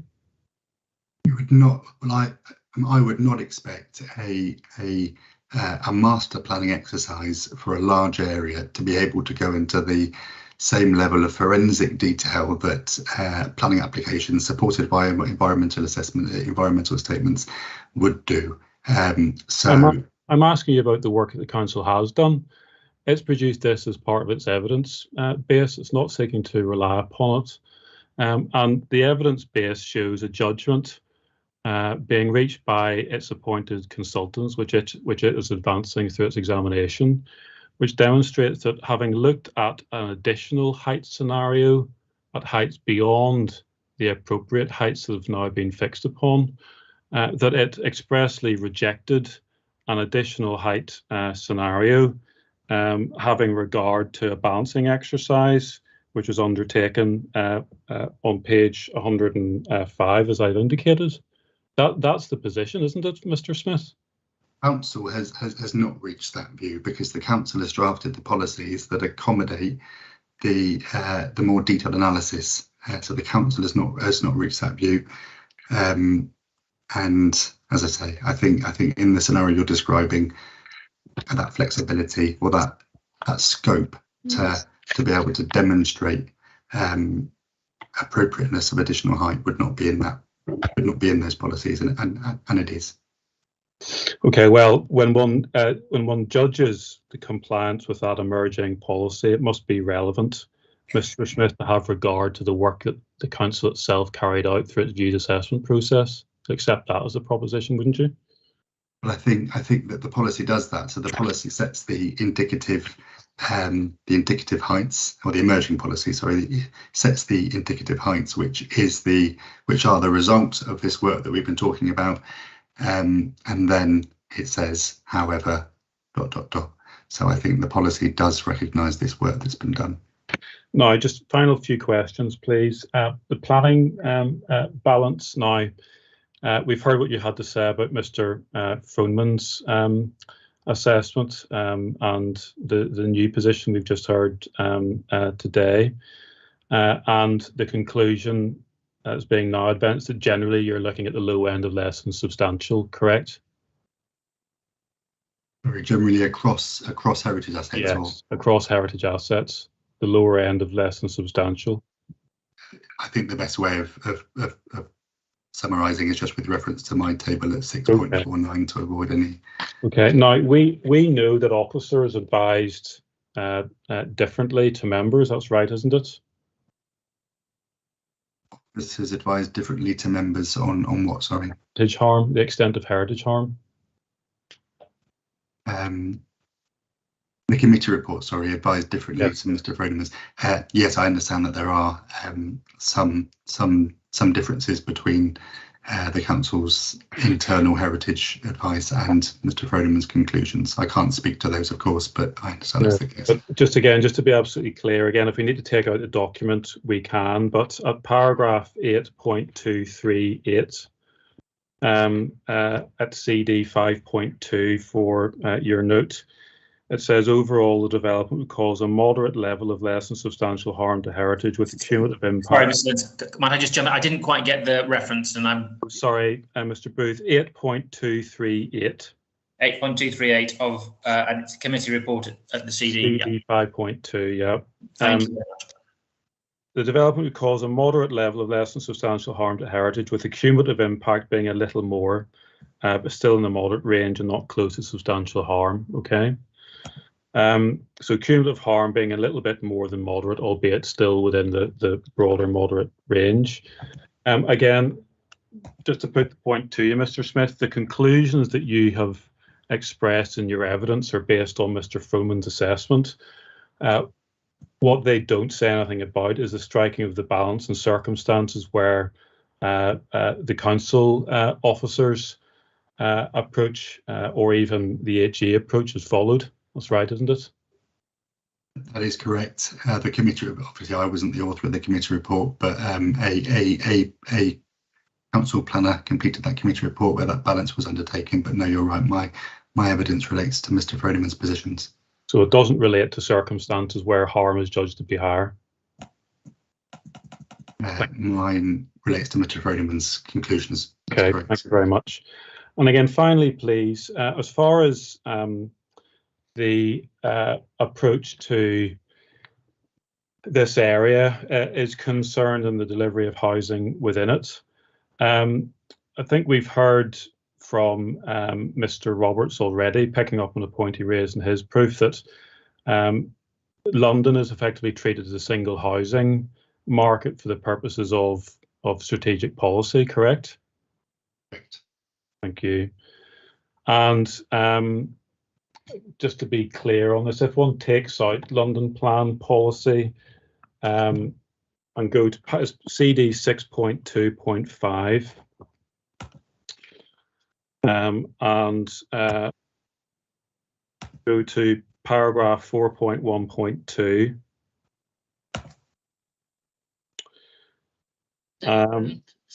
6.2.5. Yes, and it's internal page 158, ma'am. It's paragraph 4.1.2.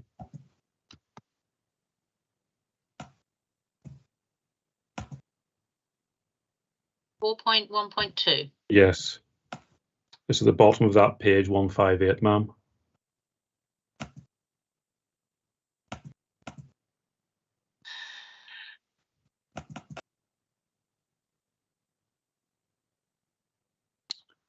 It says, for the purpose of the plan, London considered to be a single housing market with a series of complex interlinked submarkets. The advantage of strategic planning is that it allows London to focus development on the most sustainable locations, allowing all of London's land use needs to be planned for with an understanding of how best to deliver them across the capital. Do you see that? Thank you very much. So what the London plan is saying is that by looking at matters strategically, it allows you to plan where best to locate development to meet London's housing needs, correct? Yes, I think yeah. And that's reflected in the housing targets that are applied to the individual authorities, correct? Yes. Thank you very much. So the London-wide strategic approach is implicit in identifying the housing targets for Hounslow, correct? I'm not sure I completely understand the question. Sorry, could you rephrase it slightly?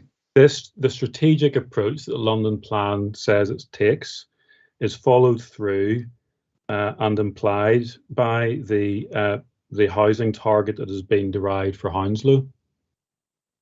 It's partly why. I think that there's a housing market in the London plan to be set up between the boroughs. Yeah. And the opportunity area identified under policy SD1 provides for an indicative 7,500 housing units as part of meeting those targets. That's right, isn't it? That's correct. And the GWC plan takes up this figure and says that the area can accommodate the 7,500 homes, correct? I think that's right, but if you can direct me to it, that might be helpful. Okay, if you CD 7.2.2,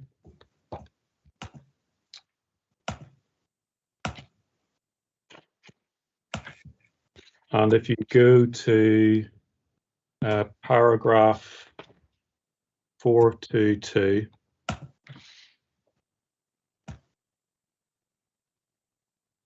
on page 42, you see that? Detailed work has been undertaken as part of the evidence base for the plan to identify sites that have the opportunity to support the borough's objective assessments for housing and employment, and to develop the extent of this capacity. Overall indicates the GWC can accommodate the minimum target set for the area in the draft New London plan of 7,500 homes. Do you see that? Getting there. Sorry, could you give me the paragraph number again? Apologies. 4.22. And if one looks back at page 41, GWC2 housing growth, it says will facilitate delivery at least 7,500 new homes between 2020 and 2035. Do you see that? So you can see the process has been followed from strategic level down to local level. And we know that we've seen in policy GWC5 references to the master plan that we've looked at. And if we look at the master plan, again, it's CD 1039 very briefly, and turn to page 109 of that document.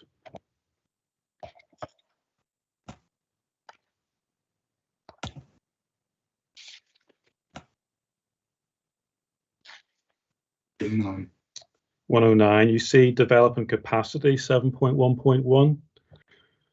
Okay. And one sees there that the corridor has the potential to deliver the following new development, goes 8,287 number of new homes. Do you see that? Okay. And if one looks at the... I'm not keeping up here, so I'm on page 109. Yes. Just got there. Yeah, 7.1.1 development capacity, ma'am. It says the illustrative master plan was used to establish development capacities of identified development sites. This shows the corridor has the potential to deliver the following new development, 8,287 number of new homes. Do you see that? I do. Thank you very much. And if one looks within the west area in the table to the right, it has Tesco total number of residential units 1,034 and Homebase 373. Do you see that? That's correct. In the site allocation, emerging site allocation policies, these are expressed as minimum figures. But yes, I do see that. But broadly followed through. And if we compare that with what's proposed, I think we've got 1,677 on Tesco and 473 on Homebase. That sound about right? Which gives you a total of 2,150, correct? Okay, so we have proposal at 2150 compared with the development capacity being assessed by the council at a total of 1407. Okay. Now we know there's no alternative form of development which looked at how the master plan based capacity could come forward on these sites. We've had Mr. Roberts confirm there's no evidence to that, but it's right, isn't it? If you take the development at the lower heights that are anticipated by the master plan with these capacity figures, okay, so you've got the capacity figures of Tesco at 1034, Homebase 373, the development at the lower heights anticipated by the master plan would still enable the council to meet the policy objective of providing an indicative 7,500 homes for the opportunity area? I don't know whether or not the delivery of that many units at the heights expressed in the master plan. I don't know. I've not seen those schemes. They've clearly not been designed in detail. No. I don't know is the answer to that. Well, certainly as far as we haven't got the evidence. We've established that to show that the applicant looked at master plan appropriate heights when considering its own sites. But as far as the council evidence is concerned, accepting that this is at a policy level, development at the heights that have been assumed by the council as part of its evidence base would still enable the council to meet the policy objective of providing an indicative 7,500 homes for the opportunity area. And based on the information that we've been looking at today, I just can't say that this is, this is high level capacity analysis as part of a master planning exercise. I do not know what those schemes would look like, whether they could be delivered in a range of ways. So I can't give a view on that. I mean, for what it is worth, the fact that the appeal schemes are delivering more homes than the minimum set out in the emerging site allocation policies is in itself a very positive attribute of the appeal schemes. I understand what you're saying about developing at higher levels. I'm just asking a question though about the approach that the council's taken in its own documents. If you can't answer it, I'll ask it one more time. The master plan. It would be helpful to me if you did answer it, please, Yeah. Mr. Smith. It's not asking, and the question isn't about design. It's just about the capacity and the heights, based on the evidence base. Just to sort of unpack this a little, this is figures which give a total of 1,407 under the master plan for Tesco and Homebase, which still allow you to achieve 8,287 in the master plan. So even, and that assumes the heights, the appropriate heights that we've been looking at. You don't have any evidence to show, Mr. Smith, that development at lower heights, as anticipated by the master plan, would preclude the council from meeting its policy objective of providing 7,500 homes in the opportunity area? No, I don't have any evidence. Thank you very much. And it follows then that you don't have any evidence to establish that you need to cause the harm to heritage assets arising from this scheme to meet the policy objectives of the Great West Road plan, Great West Corridor plan. That's right, isn't it? I don't think I can say that. I think that the harm that Mr. Frodenman has identified is at the very lowest end of heritage harm, and that's the assessment that I've carried out in my evidence, is on the in the context of the extant development plan. How does that relate to planning policy? And I've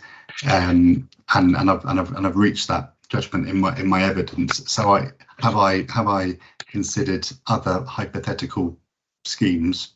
No, of course I'm not able to do that. And I don't pass comment on the emerging policy other than really to acknowledge that it's relevant and that it should be attached. It should attract limited weight. What I say is that an assessment of the scheme against the development plan finds clearly in favour of the appeal schemes as we sit here now, in my view. I'm not asking you about the application of these particular schemes in terms of adopted policy or the weight to be given to emerging policy. What I'm asking you is this, see if I can put it in a different way. The form of development, capacity of development anticipated by the council in its emerging policy already provides for a way for meeting the policy objectives for the opportunity area without going to the height that's envisaged by these proposals. That's right, isn't it? I would agree with that, but for the use of the word anticipates, I say that I don't think that this information identifies a way in which the council anticipates the opportunity area necessarily coming forward. But I think you're right in what you say, that this package information does show that there are, of course, other ways of delivering this and other sites at lower heights than are being proposed that look to realise the minimum figure of 7,500 homes. Mr. Smith, just to pick up finally, this is exactly what the council was doing. For policy purposes, bearing in mind what the strategic policy was asking the council to do, it was looking at identifying form of development which would come forward to meet its policy objectives of providing 7,500 homes within the opportunity area, wasn't it?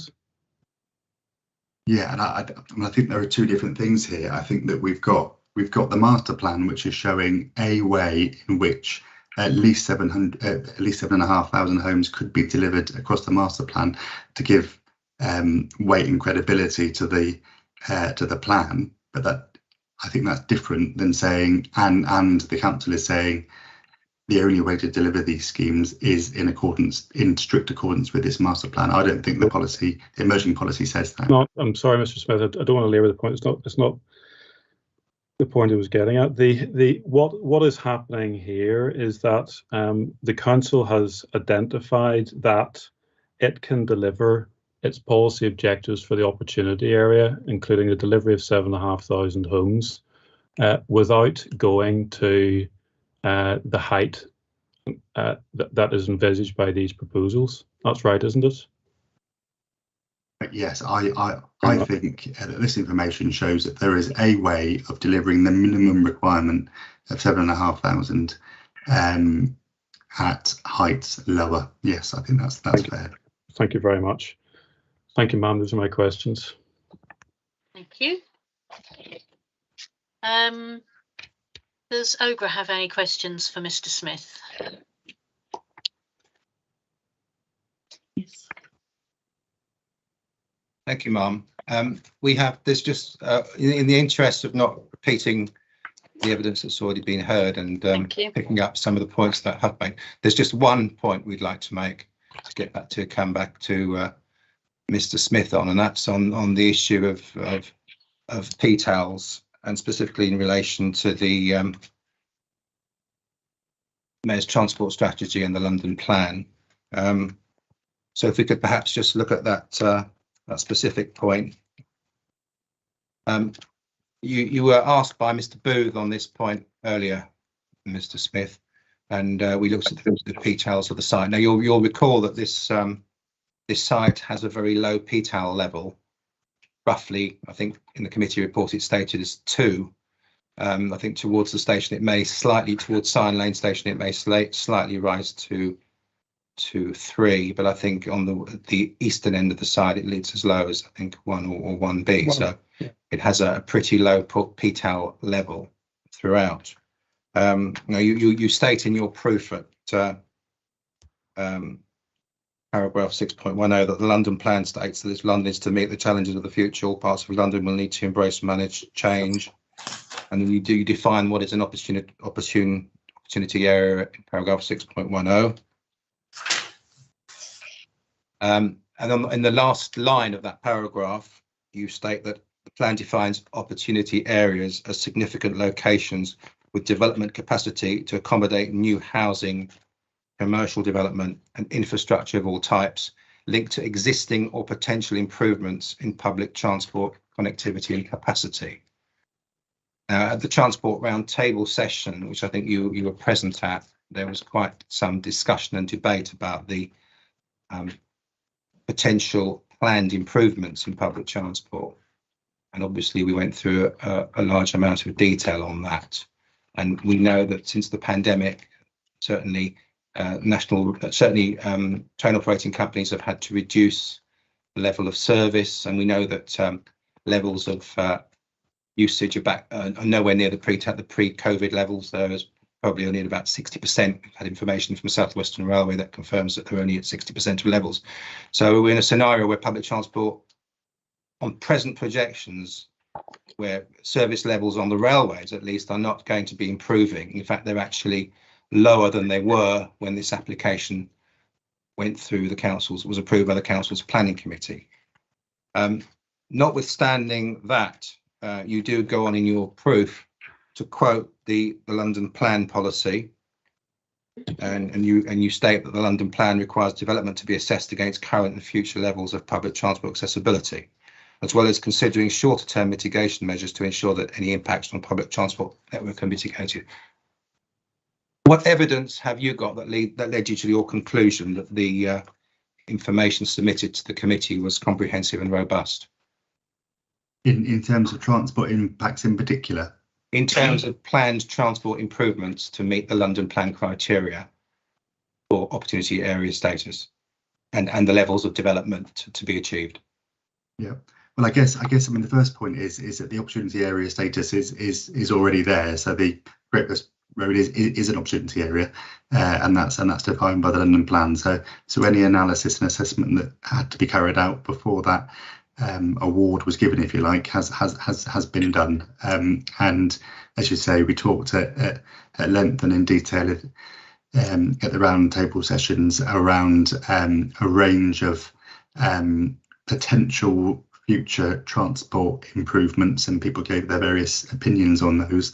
And what the council said, what I said with support from Mr. Heslop at that time, was that the infrastructure in place at the moment is either capable of accommodating the developments or can be made so as a direct consequence of the planning obligations that would be attached to the planning permissions.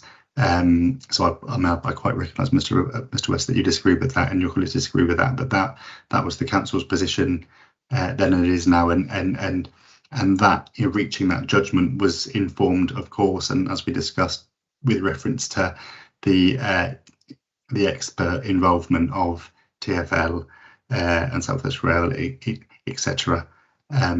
So that's why the council reached that view.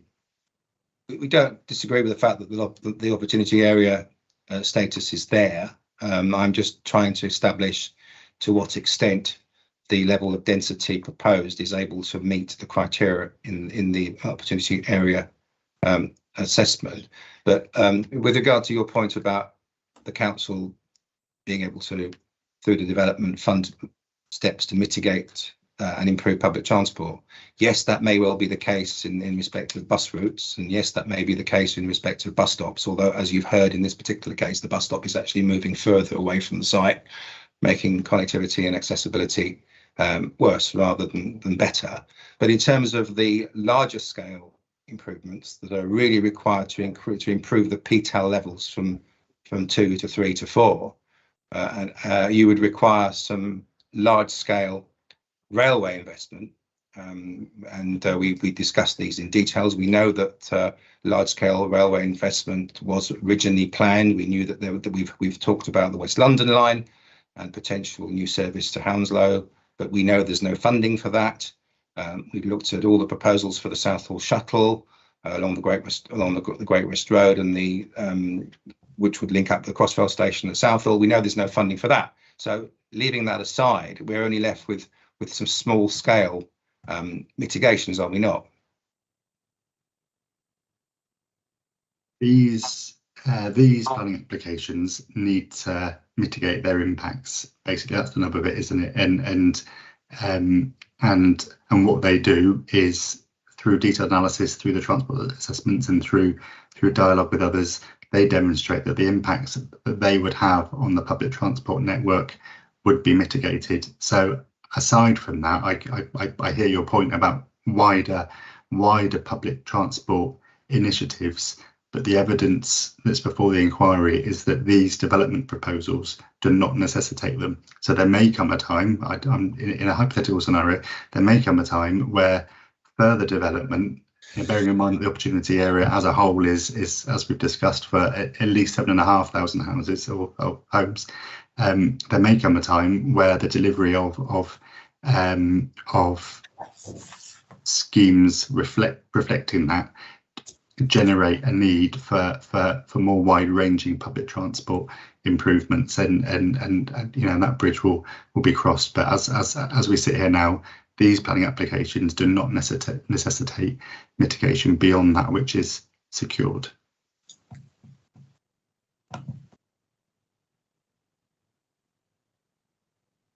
Thank you for that. But it is the case, is it not, that the London Plan requires sites such as this to have higher levels of PTALs in order to accommodate a higher level of development? I mean, if I quote, I noticed you haven't quoted some of the London Plan policies that relate to that. Perhaps if we could look at them, for instance, policy D3 of the London Plan. I don't know if you have that to hand, but that states We can look at policies. Apologies for that. Policy D3 of the London Plan, Mum. This is 6.2.26. 6.2.26. Policy D3 of the London Plan states that high density developments should be in locations that are well connected by public transport to jobs, services, infrastructure and amenities. Mr. Smith, would you consider that with a PTAL's level of 2, the Homebase site is well connected? Yes, I would. I mean, I think it's dangerous to attach too much weight to PTAL scores. They are a number. They are a number, and the situation on the ground will be different than a number. You know, there are bus routes, there is a railway station, there is an underground station. Yes, I think this site is well connected. I recognise that it's not as well connected as some sites in London, but it's well connected for the purposes of that policy, in my view. But you may disagree with the with PTALs as a tool for measuring accessibility, but nevertheless it is the tool that is used in all the planning policies, London Plan, Hounslow Council, NPPF, and others, is it not? It is I think that's what it is. It's a useful sort of gauge, a useful tool, but it's not the start and finish point of an analysis of a site and its connectivity and sustainability, in my opinion. So it's something that you can dismiss if it doesn't suit your argument, is it? A slightly leading question, isn't it? Hopefully, I've explained my position on PTALs in this site. Perhaps if we look at policy D2 of the London Plan, then that looks at infrastructure requirements for sustainable densities, and it further promotes the argument about how accessible a site should be, and it says that density should be related to the site's public transport connectivity and accessibility. Development should only go ahead when sufficient infrastructure is in place. Do you consider in this case that sufficient infrastructure is in place? Yes, or that as a consequence of the Section 106 agreement planning obligations, it will be in place. Yes. And policy SD1 further states, policy SD1 specifically looks at opportunity area frameworks. I don't know if you have that to hand. Bear with me, I'll find it. SD1 is 6.2.1.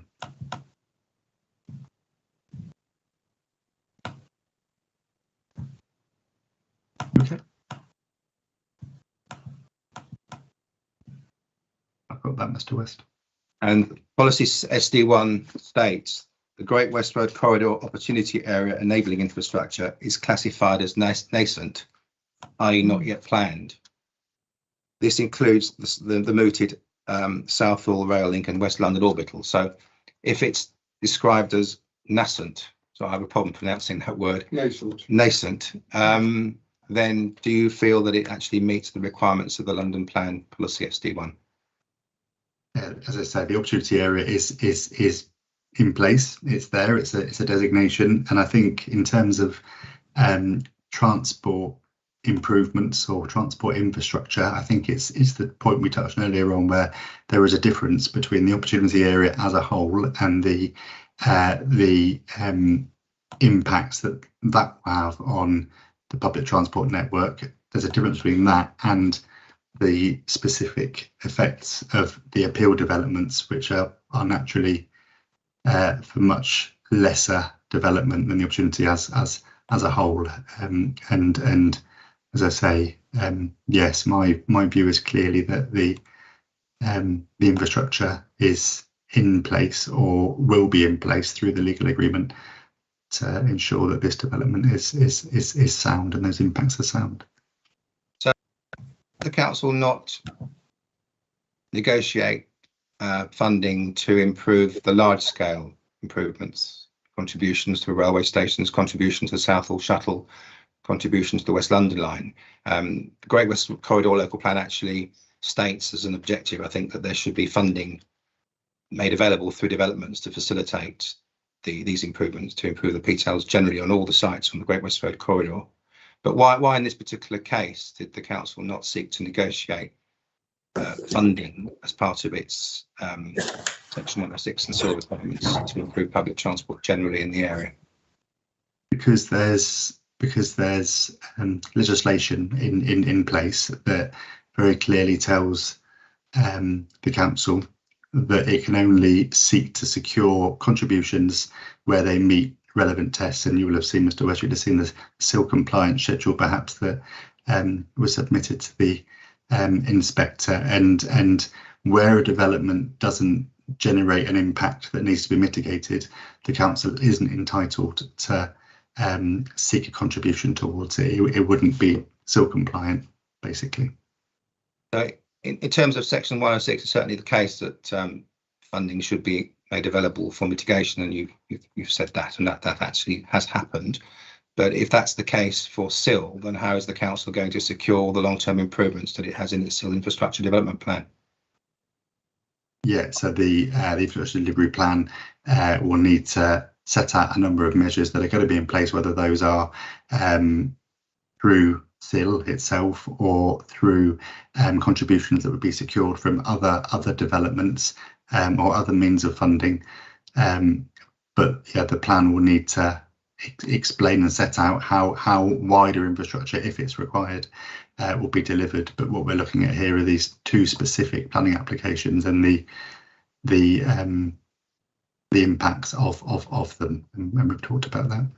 So if SIL should be sought for other developments, why should it not be sought from this development? Mum, I'm not wholly clear whether this is going to be. Madam, we can't hear you. I think you may be muted. You're misunderstanding, I think, or not quite understanding the difference between SIL, which is the Community Infrastructure Levy, and planning obligations. Money is secured via planning obligations. They're two different things, but the planning obligations are the tests for the planning obligations are in the Community Infrastructure Levy regulations. So the community, so Mr. Smith is right in saying that a planning application scheme can only be required through the planning obligations to address any harm it specifically causes, to mitigate any harm as a result of that development.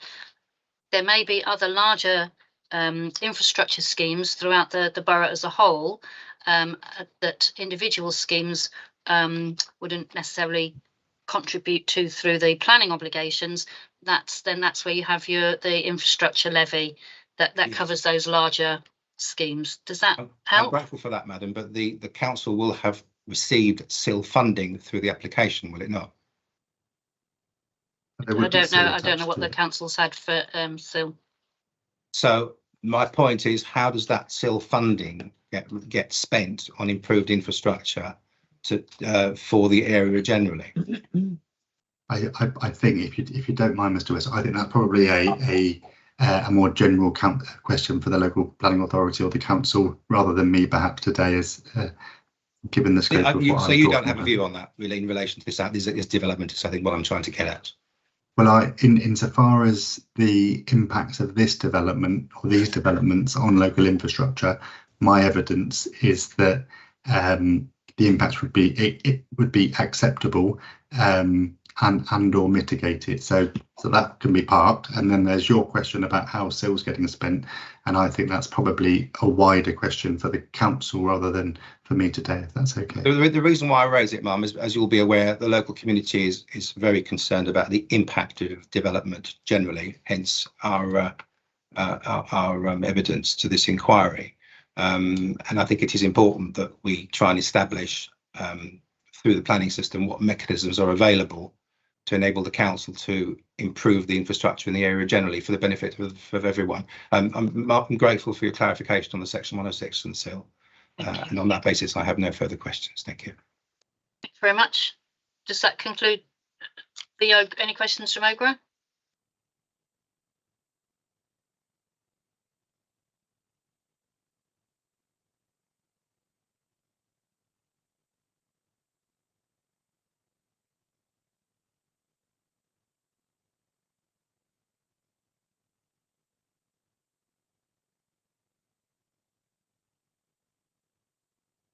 Apologies, madam. We just had a slight discussion on that. just had a slight discussion on that. I think there's just one additional point we'd like to, if it's appropriate, raise in relation to the design review panel. What's the question? If I pass over to my colleague, she'll deal with that. Good afternoon. Mrs. Smith, I would like to quote to you a couple of sentences from the design review report.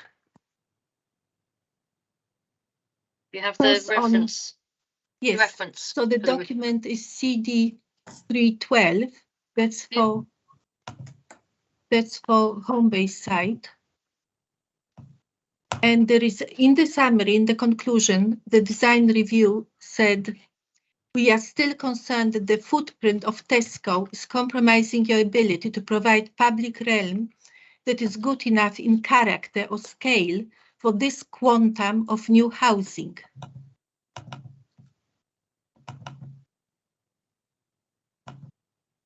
Want me to respond to that? Maybe. What's the question? Well, first I want the design review assess that the quantum of development is too high. Then again, for the Tesco site, if I look, hold on one second, if I look at the Tesco, says a document CD411, where it says, we still feel that the overall amount of residential accommodation is too great for the site and will affect the ability of the development to achieve its placemaking objectives. So obviously in both reports, the design review assessed that the quantum of development is too high. So the question is, why hasn't it been reduced? Why wasn't reduced? I think the applicant's architects dealt with a similar question when they were providing evidence, and I think they explained how they felt that the schemes had been revisited and revised following the advice received from the design review panel. So the inspector will have that. The design review panel is a voice in amongst the range of advice that the local planning authority will receive when making a judgment on planning applications, and you'll have seen that the planning committee reports that deal with these applications looked at that in detail.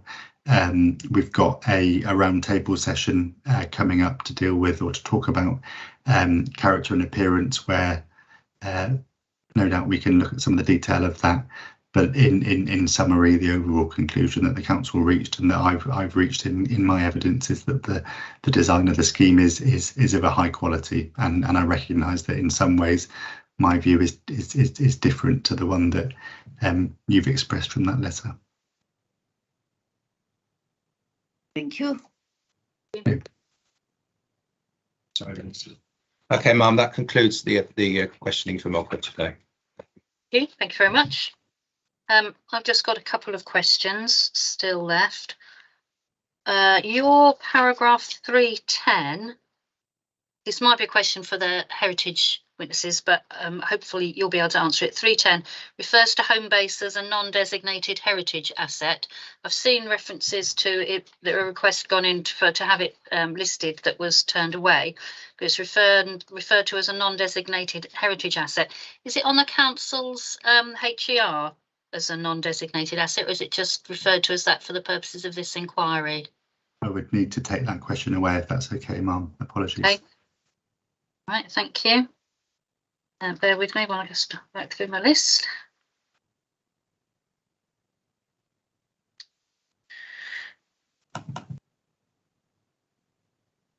Yes, the policy P1, for example, in the Great West Corridor, that's CD 7.2.7.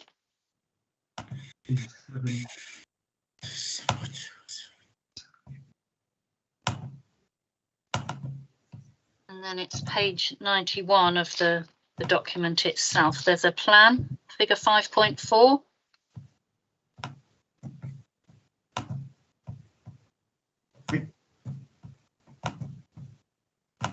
So that shows rough locations, for instance, for focal buildings, which I understand are the FB. FB1 is it the Golden Quarter Station? Golden Mile Station?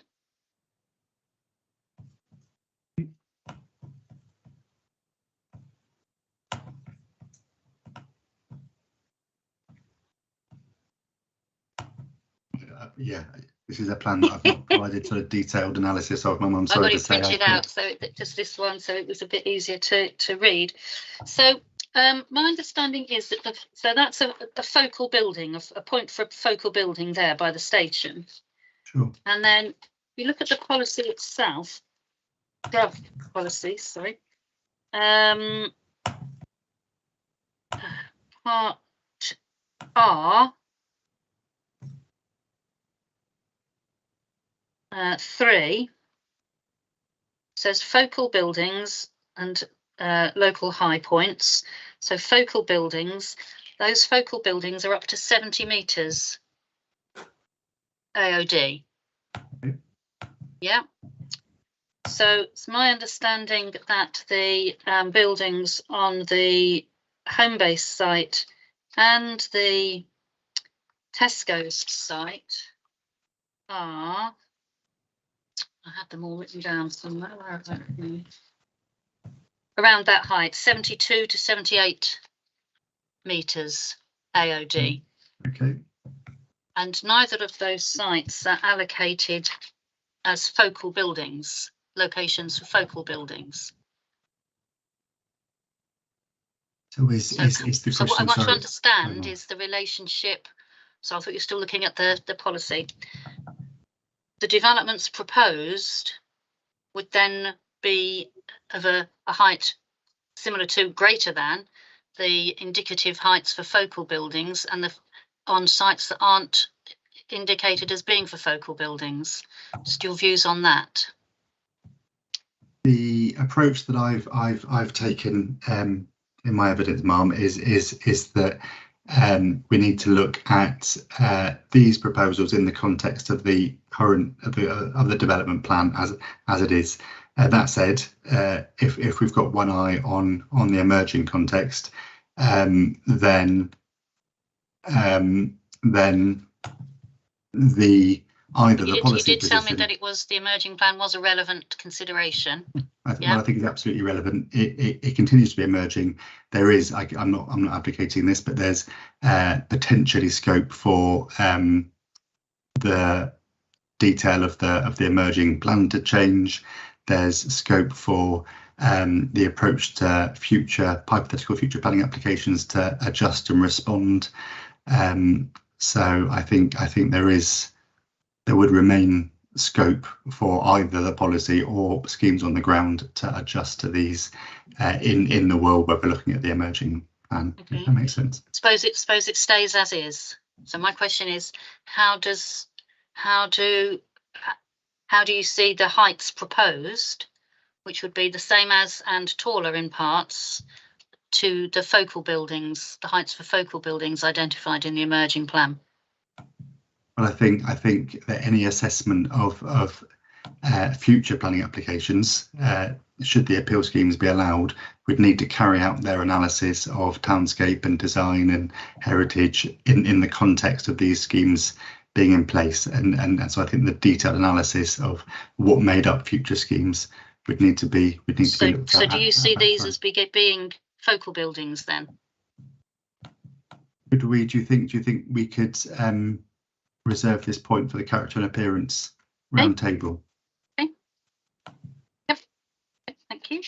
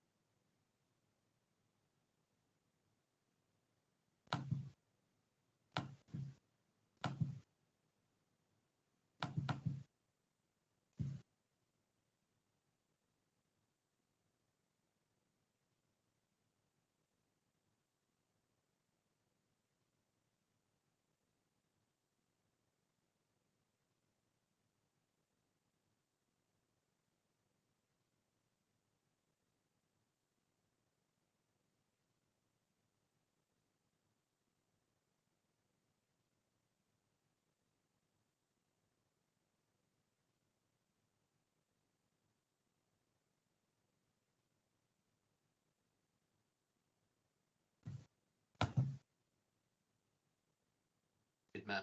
Madam, I think you're muted. Sorry, I've not been hearing. When did you lose me? So, quite a while ago, actually. Oh. Nothing on this latest topic, madam. Okay, paragraph 6.34 of your proof. You say both the sites are identified for tall buildings in both the emerging plans. Now you're on mute. I think I am. Can you hear me? You know, I can hear you now. Yep. Yeah, correct. So in the Great Western Corridor plan, we've got the Tesco's site as a cluster with tall buildings on. Correct. But where's the Homebase site shown as for tall buildings in the Great West Corridor plan? Yeah, I refer to the reference being up to 10 stories there, don't I? So let's try and find it. Bear with me.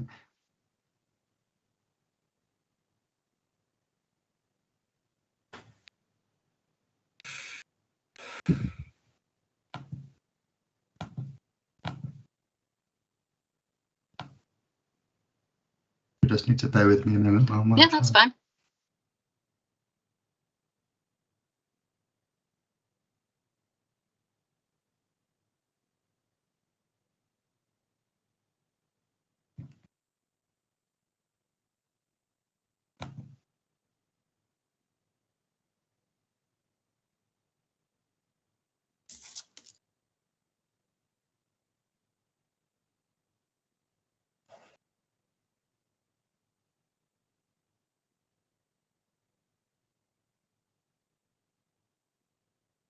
To find it, off the top of my head.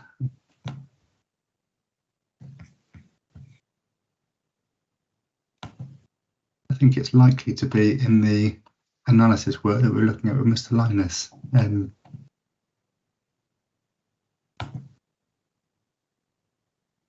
But you say you're referring there to the plan itself, the local plan, you say. GWCLP is the local plan. So right. Where in the local plan does it allocate the Homebase site for tall buildings? Yeah, I'm struggling to put my hand on it. I'm sorry, Mum. I will might follow that with an email, perhaps, if that's okay. I can find it. Sorry not to be able to find it on the spot. Okay, and then same question in relation to the site allocations.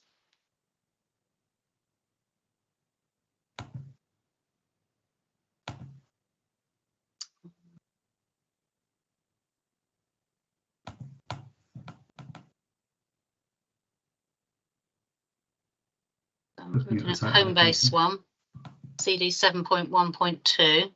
Yeah. I think it will be the master plan, Mum, but I'm just struggling a little bit to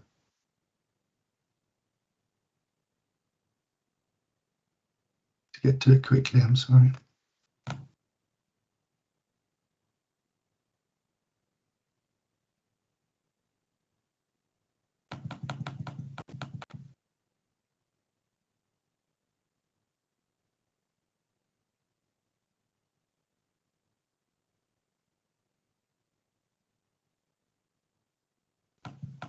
Can I send you an email, Mum, and copy it into the parties? It relates.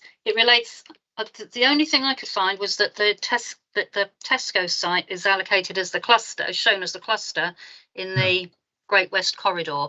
What I can't find is anything to support tall buildings on Tesco's site in the site allocations, and then the Homebase site in both emerging plans.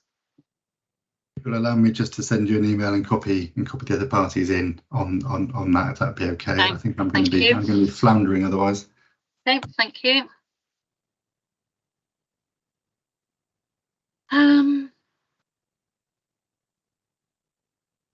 That's it from me. Thank you very much. Thank you, Mel.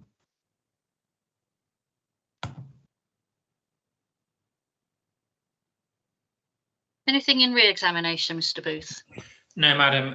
I'm sorry not to be able to assist myself in relation to that Homebase site allocation in particular, but as Mr.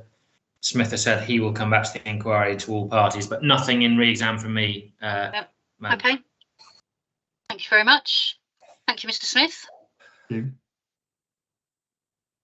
you. So that's it for today in terms of evidence. We're going to resume on the 26th of September in person, starting at 9:30 at the, council offices where the inquiry opened. In terms of timings, so on the 26th of September, we've got, to get this right, Historic England, English Heritage. So on the timings I was given, we're looking at 6 hours in chief and cross-examination, plus any re-examination. So that's potentially quite a long day. So, but to get through everything we need to, I think it will necessarily have to be a long day. In the 27th, we've got Dr. Mealy, and that was about 4.5 hours on the timings I've been given to date, plus re-examination. 28th of September, then that's the council's witness, Mr. Froneman. That was less, again, around about 3 hours. So then we could either do, depending on where we are, if Mr. Froneman was done in the morning, we could do the round table session in the afternoon on the 28th, leaving the 29th free for finalising closings. Otherwise, it will be a round table session on the morning of the 29th, and then returning for closings on the 30th. Everybody content with that? Yeah. Yes, ma'am. Okay, so that's straightforward. I just need some idea, well, I will do at some point, some idea of timings for closings in due course. Don't think I've had those yet, but I'll just need some indication to know, well, to hold people to task if they go over, but also to know that it's going to fit comfortably in the day. Ma'am, for my part, I would hope that any closing could be delivered within the hour that you have identified. I wouldn't envisage being any longer than I'm not holding people to the hour. I just wanted to give people an indication of what would, to be helpful. No, that's understood, ma'am. Certainly any closing that I give will not go beyond the hour so as to prejudice what you have planned for that day. Other than travelling home, nothing for me. And I'll wait to hear then from the others if nobody else is able to give me a ballpark figure at the present time. Madam, I'm going to be in and around an hour. I certainly won't be. I'll be certainly less than an hour and a half. I'd probably put the cap at 1 hour 15. I'll put you down as 1.5. Thank you. Okay. We'll accord with your ruling this morning, and we won't exceed 1 hour either. Okay, lovely. That's very helpful. Thank you.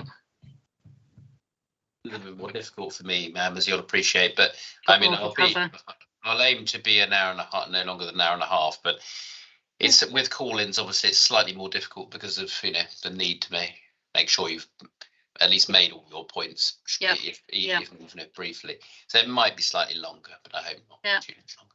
Okay, thank you. No, I understand that. Just to confirm then that although obviously there is a long adjournment now, between now and the end of September, particularly for OGRA who are going to be less familiar with these things, it's not an opportunity to go digging around for more evidence, more information, things like that. All the evidence that I'm expecting to rely on the Secretary of State is expecting to rely on, will be what's before the inquiry now. The only caveat to that is if something changes that was not known before. So, for instance, I heard Mr. Smith say that the Chiswick planning application is likely to be determined in the not too distant future. So that might be something that would be, I don't know, I'm just using it as an example. That might be something that we would have to accept evidence, additional evidence, but as I say, it's not an opportunity to go round giving you more time to expand on the evidence that you've already presented or anything like that. The only exception might be if something that's particularly material, there's a material change in circumstances that's different to the evidence that's before me now. Is that, do you understand what I'm trying to get at there, Mr. West? Yeah, okay. I don't think, well, there's nothing else from me. Is there anything else from anybody else before we adjourn? No.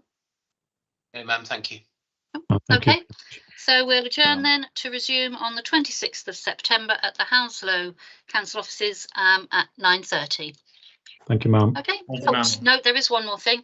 Oh. To aid the roundtable discussion, if someone could do me a note, please, a sort of timeline, because it's Ms. Skokalska's comments about the design review panel notes reminded me that there were various notes that came through at different times, and sometimes they predated amendments, sometimes other comments didn't reflect the revised comments, or just a timeline showing when the different design review panel comments were received, and when the various amendments were made to the plans along the way, how they fit together. That would just be help. That would help inform the discussion on the roundtable session. We'll take the lead on that, ma'am. Much of that is contained in the architect's evidence and in the DASs, so we'll put that together. I just want it in, yeah, one simple one-page thing. All right, so that's it for me. Enjoy the break as best you can, and I'll see you in September. Thank you, ma'am. Thank you very much. Bye-bye. Bye.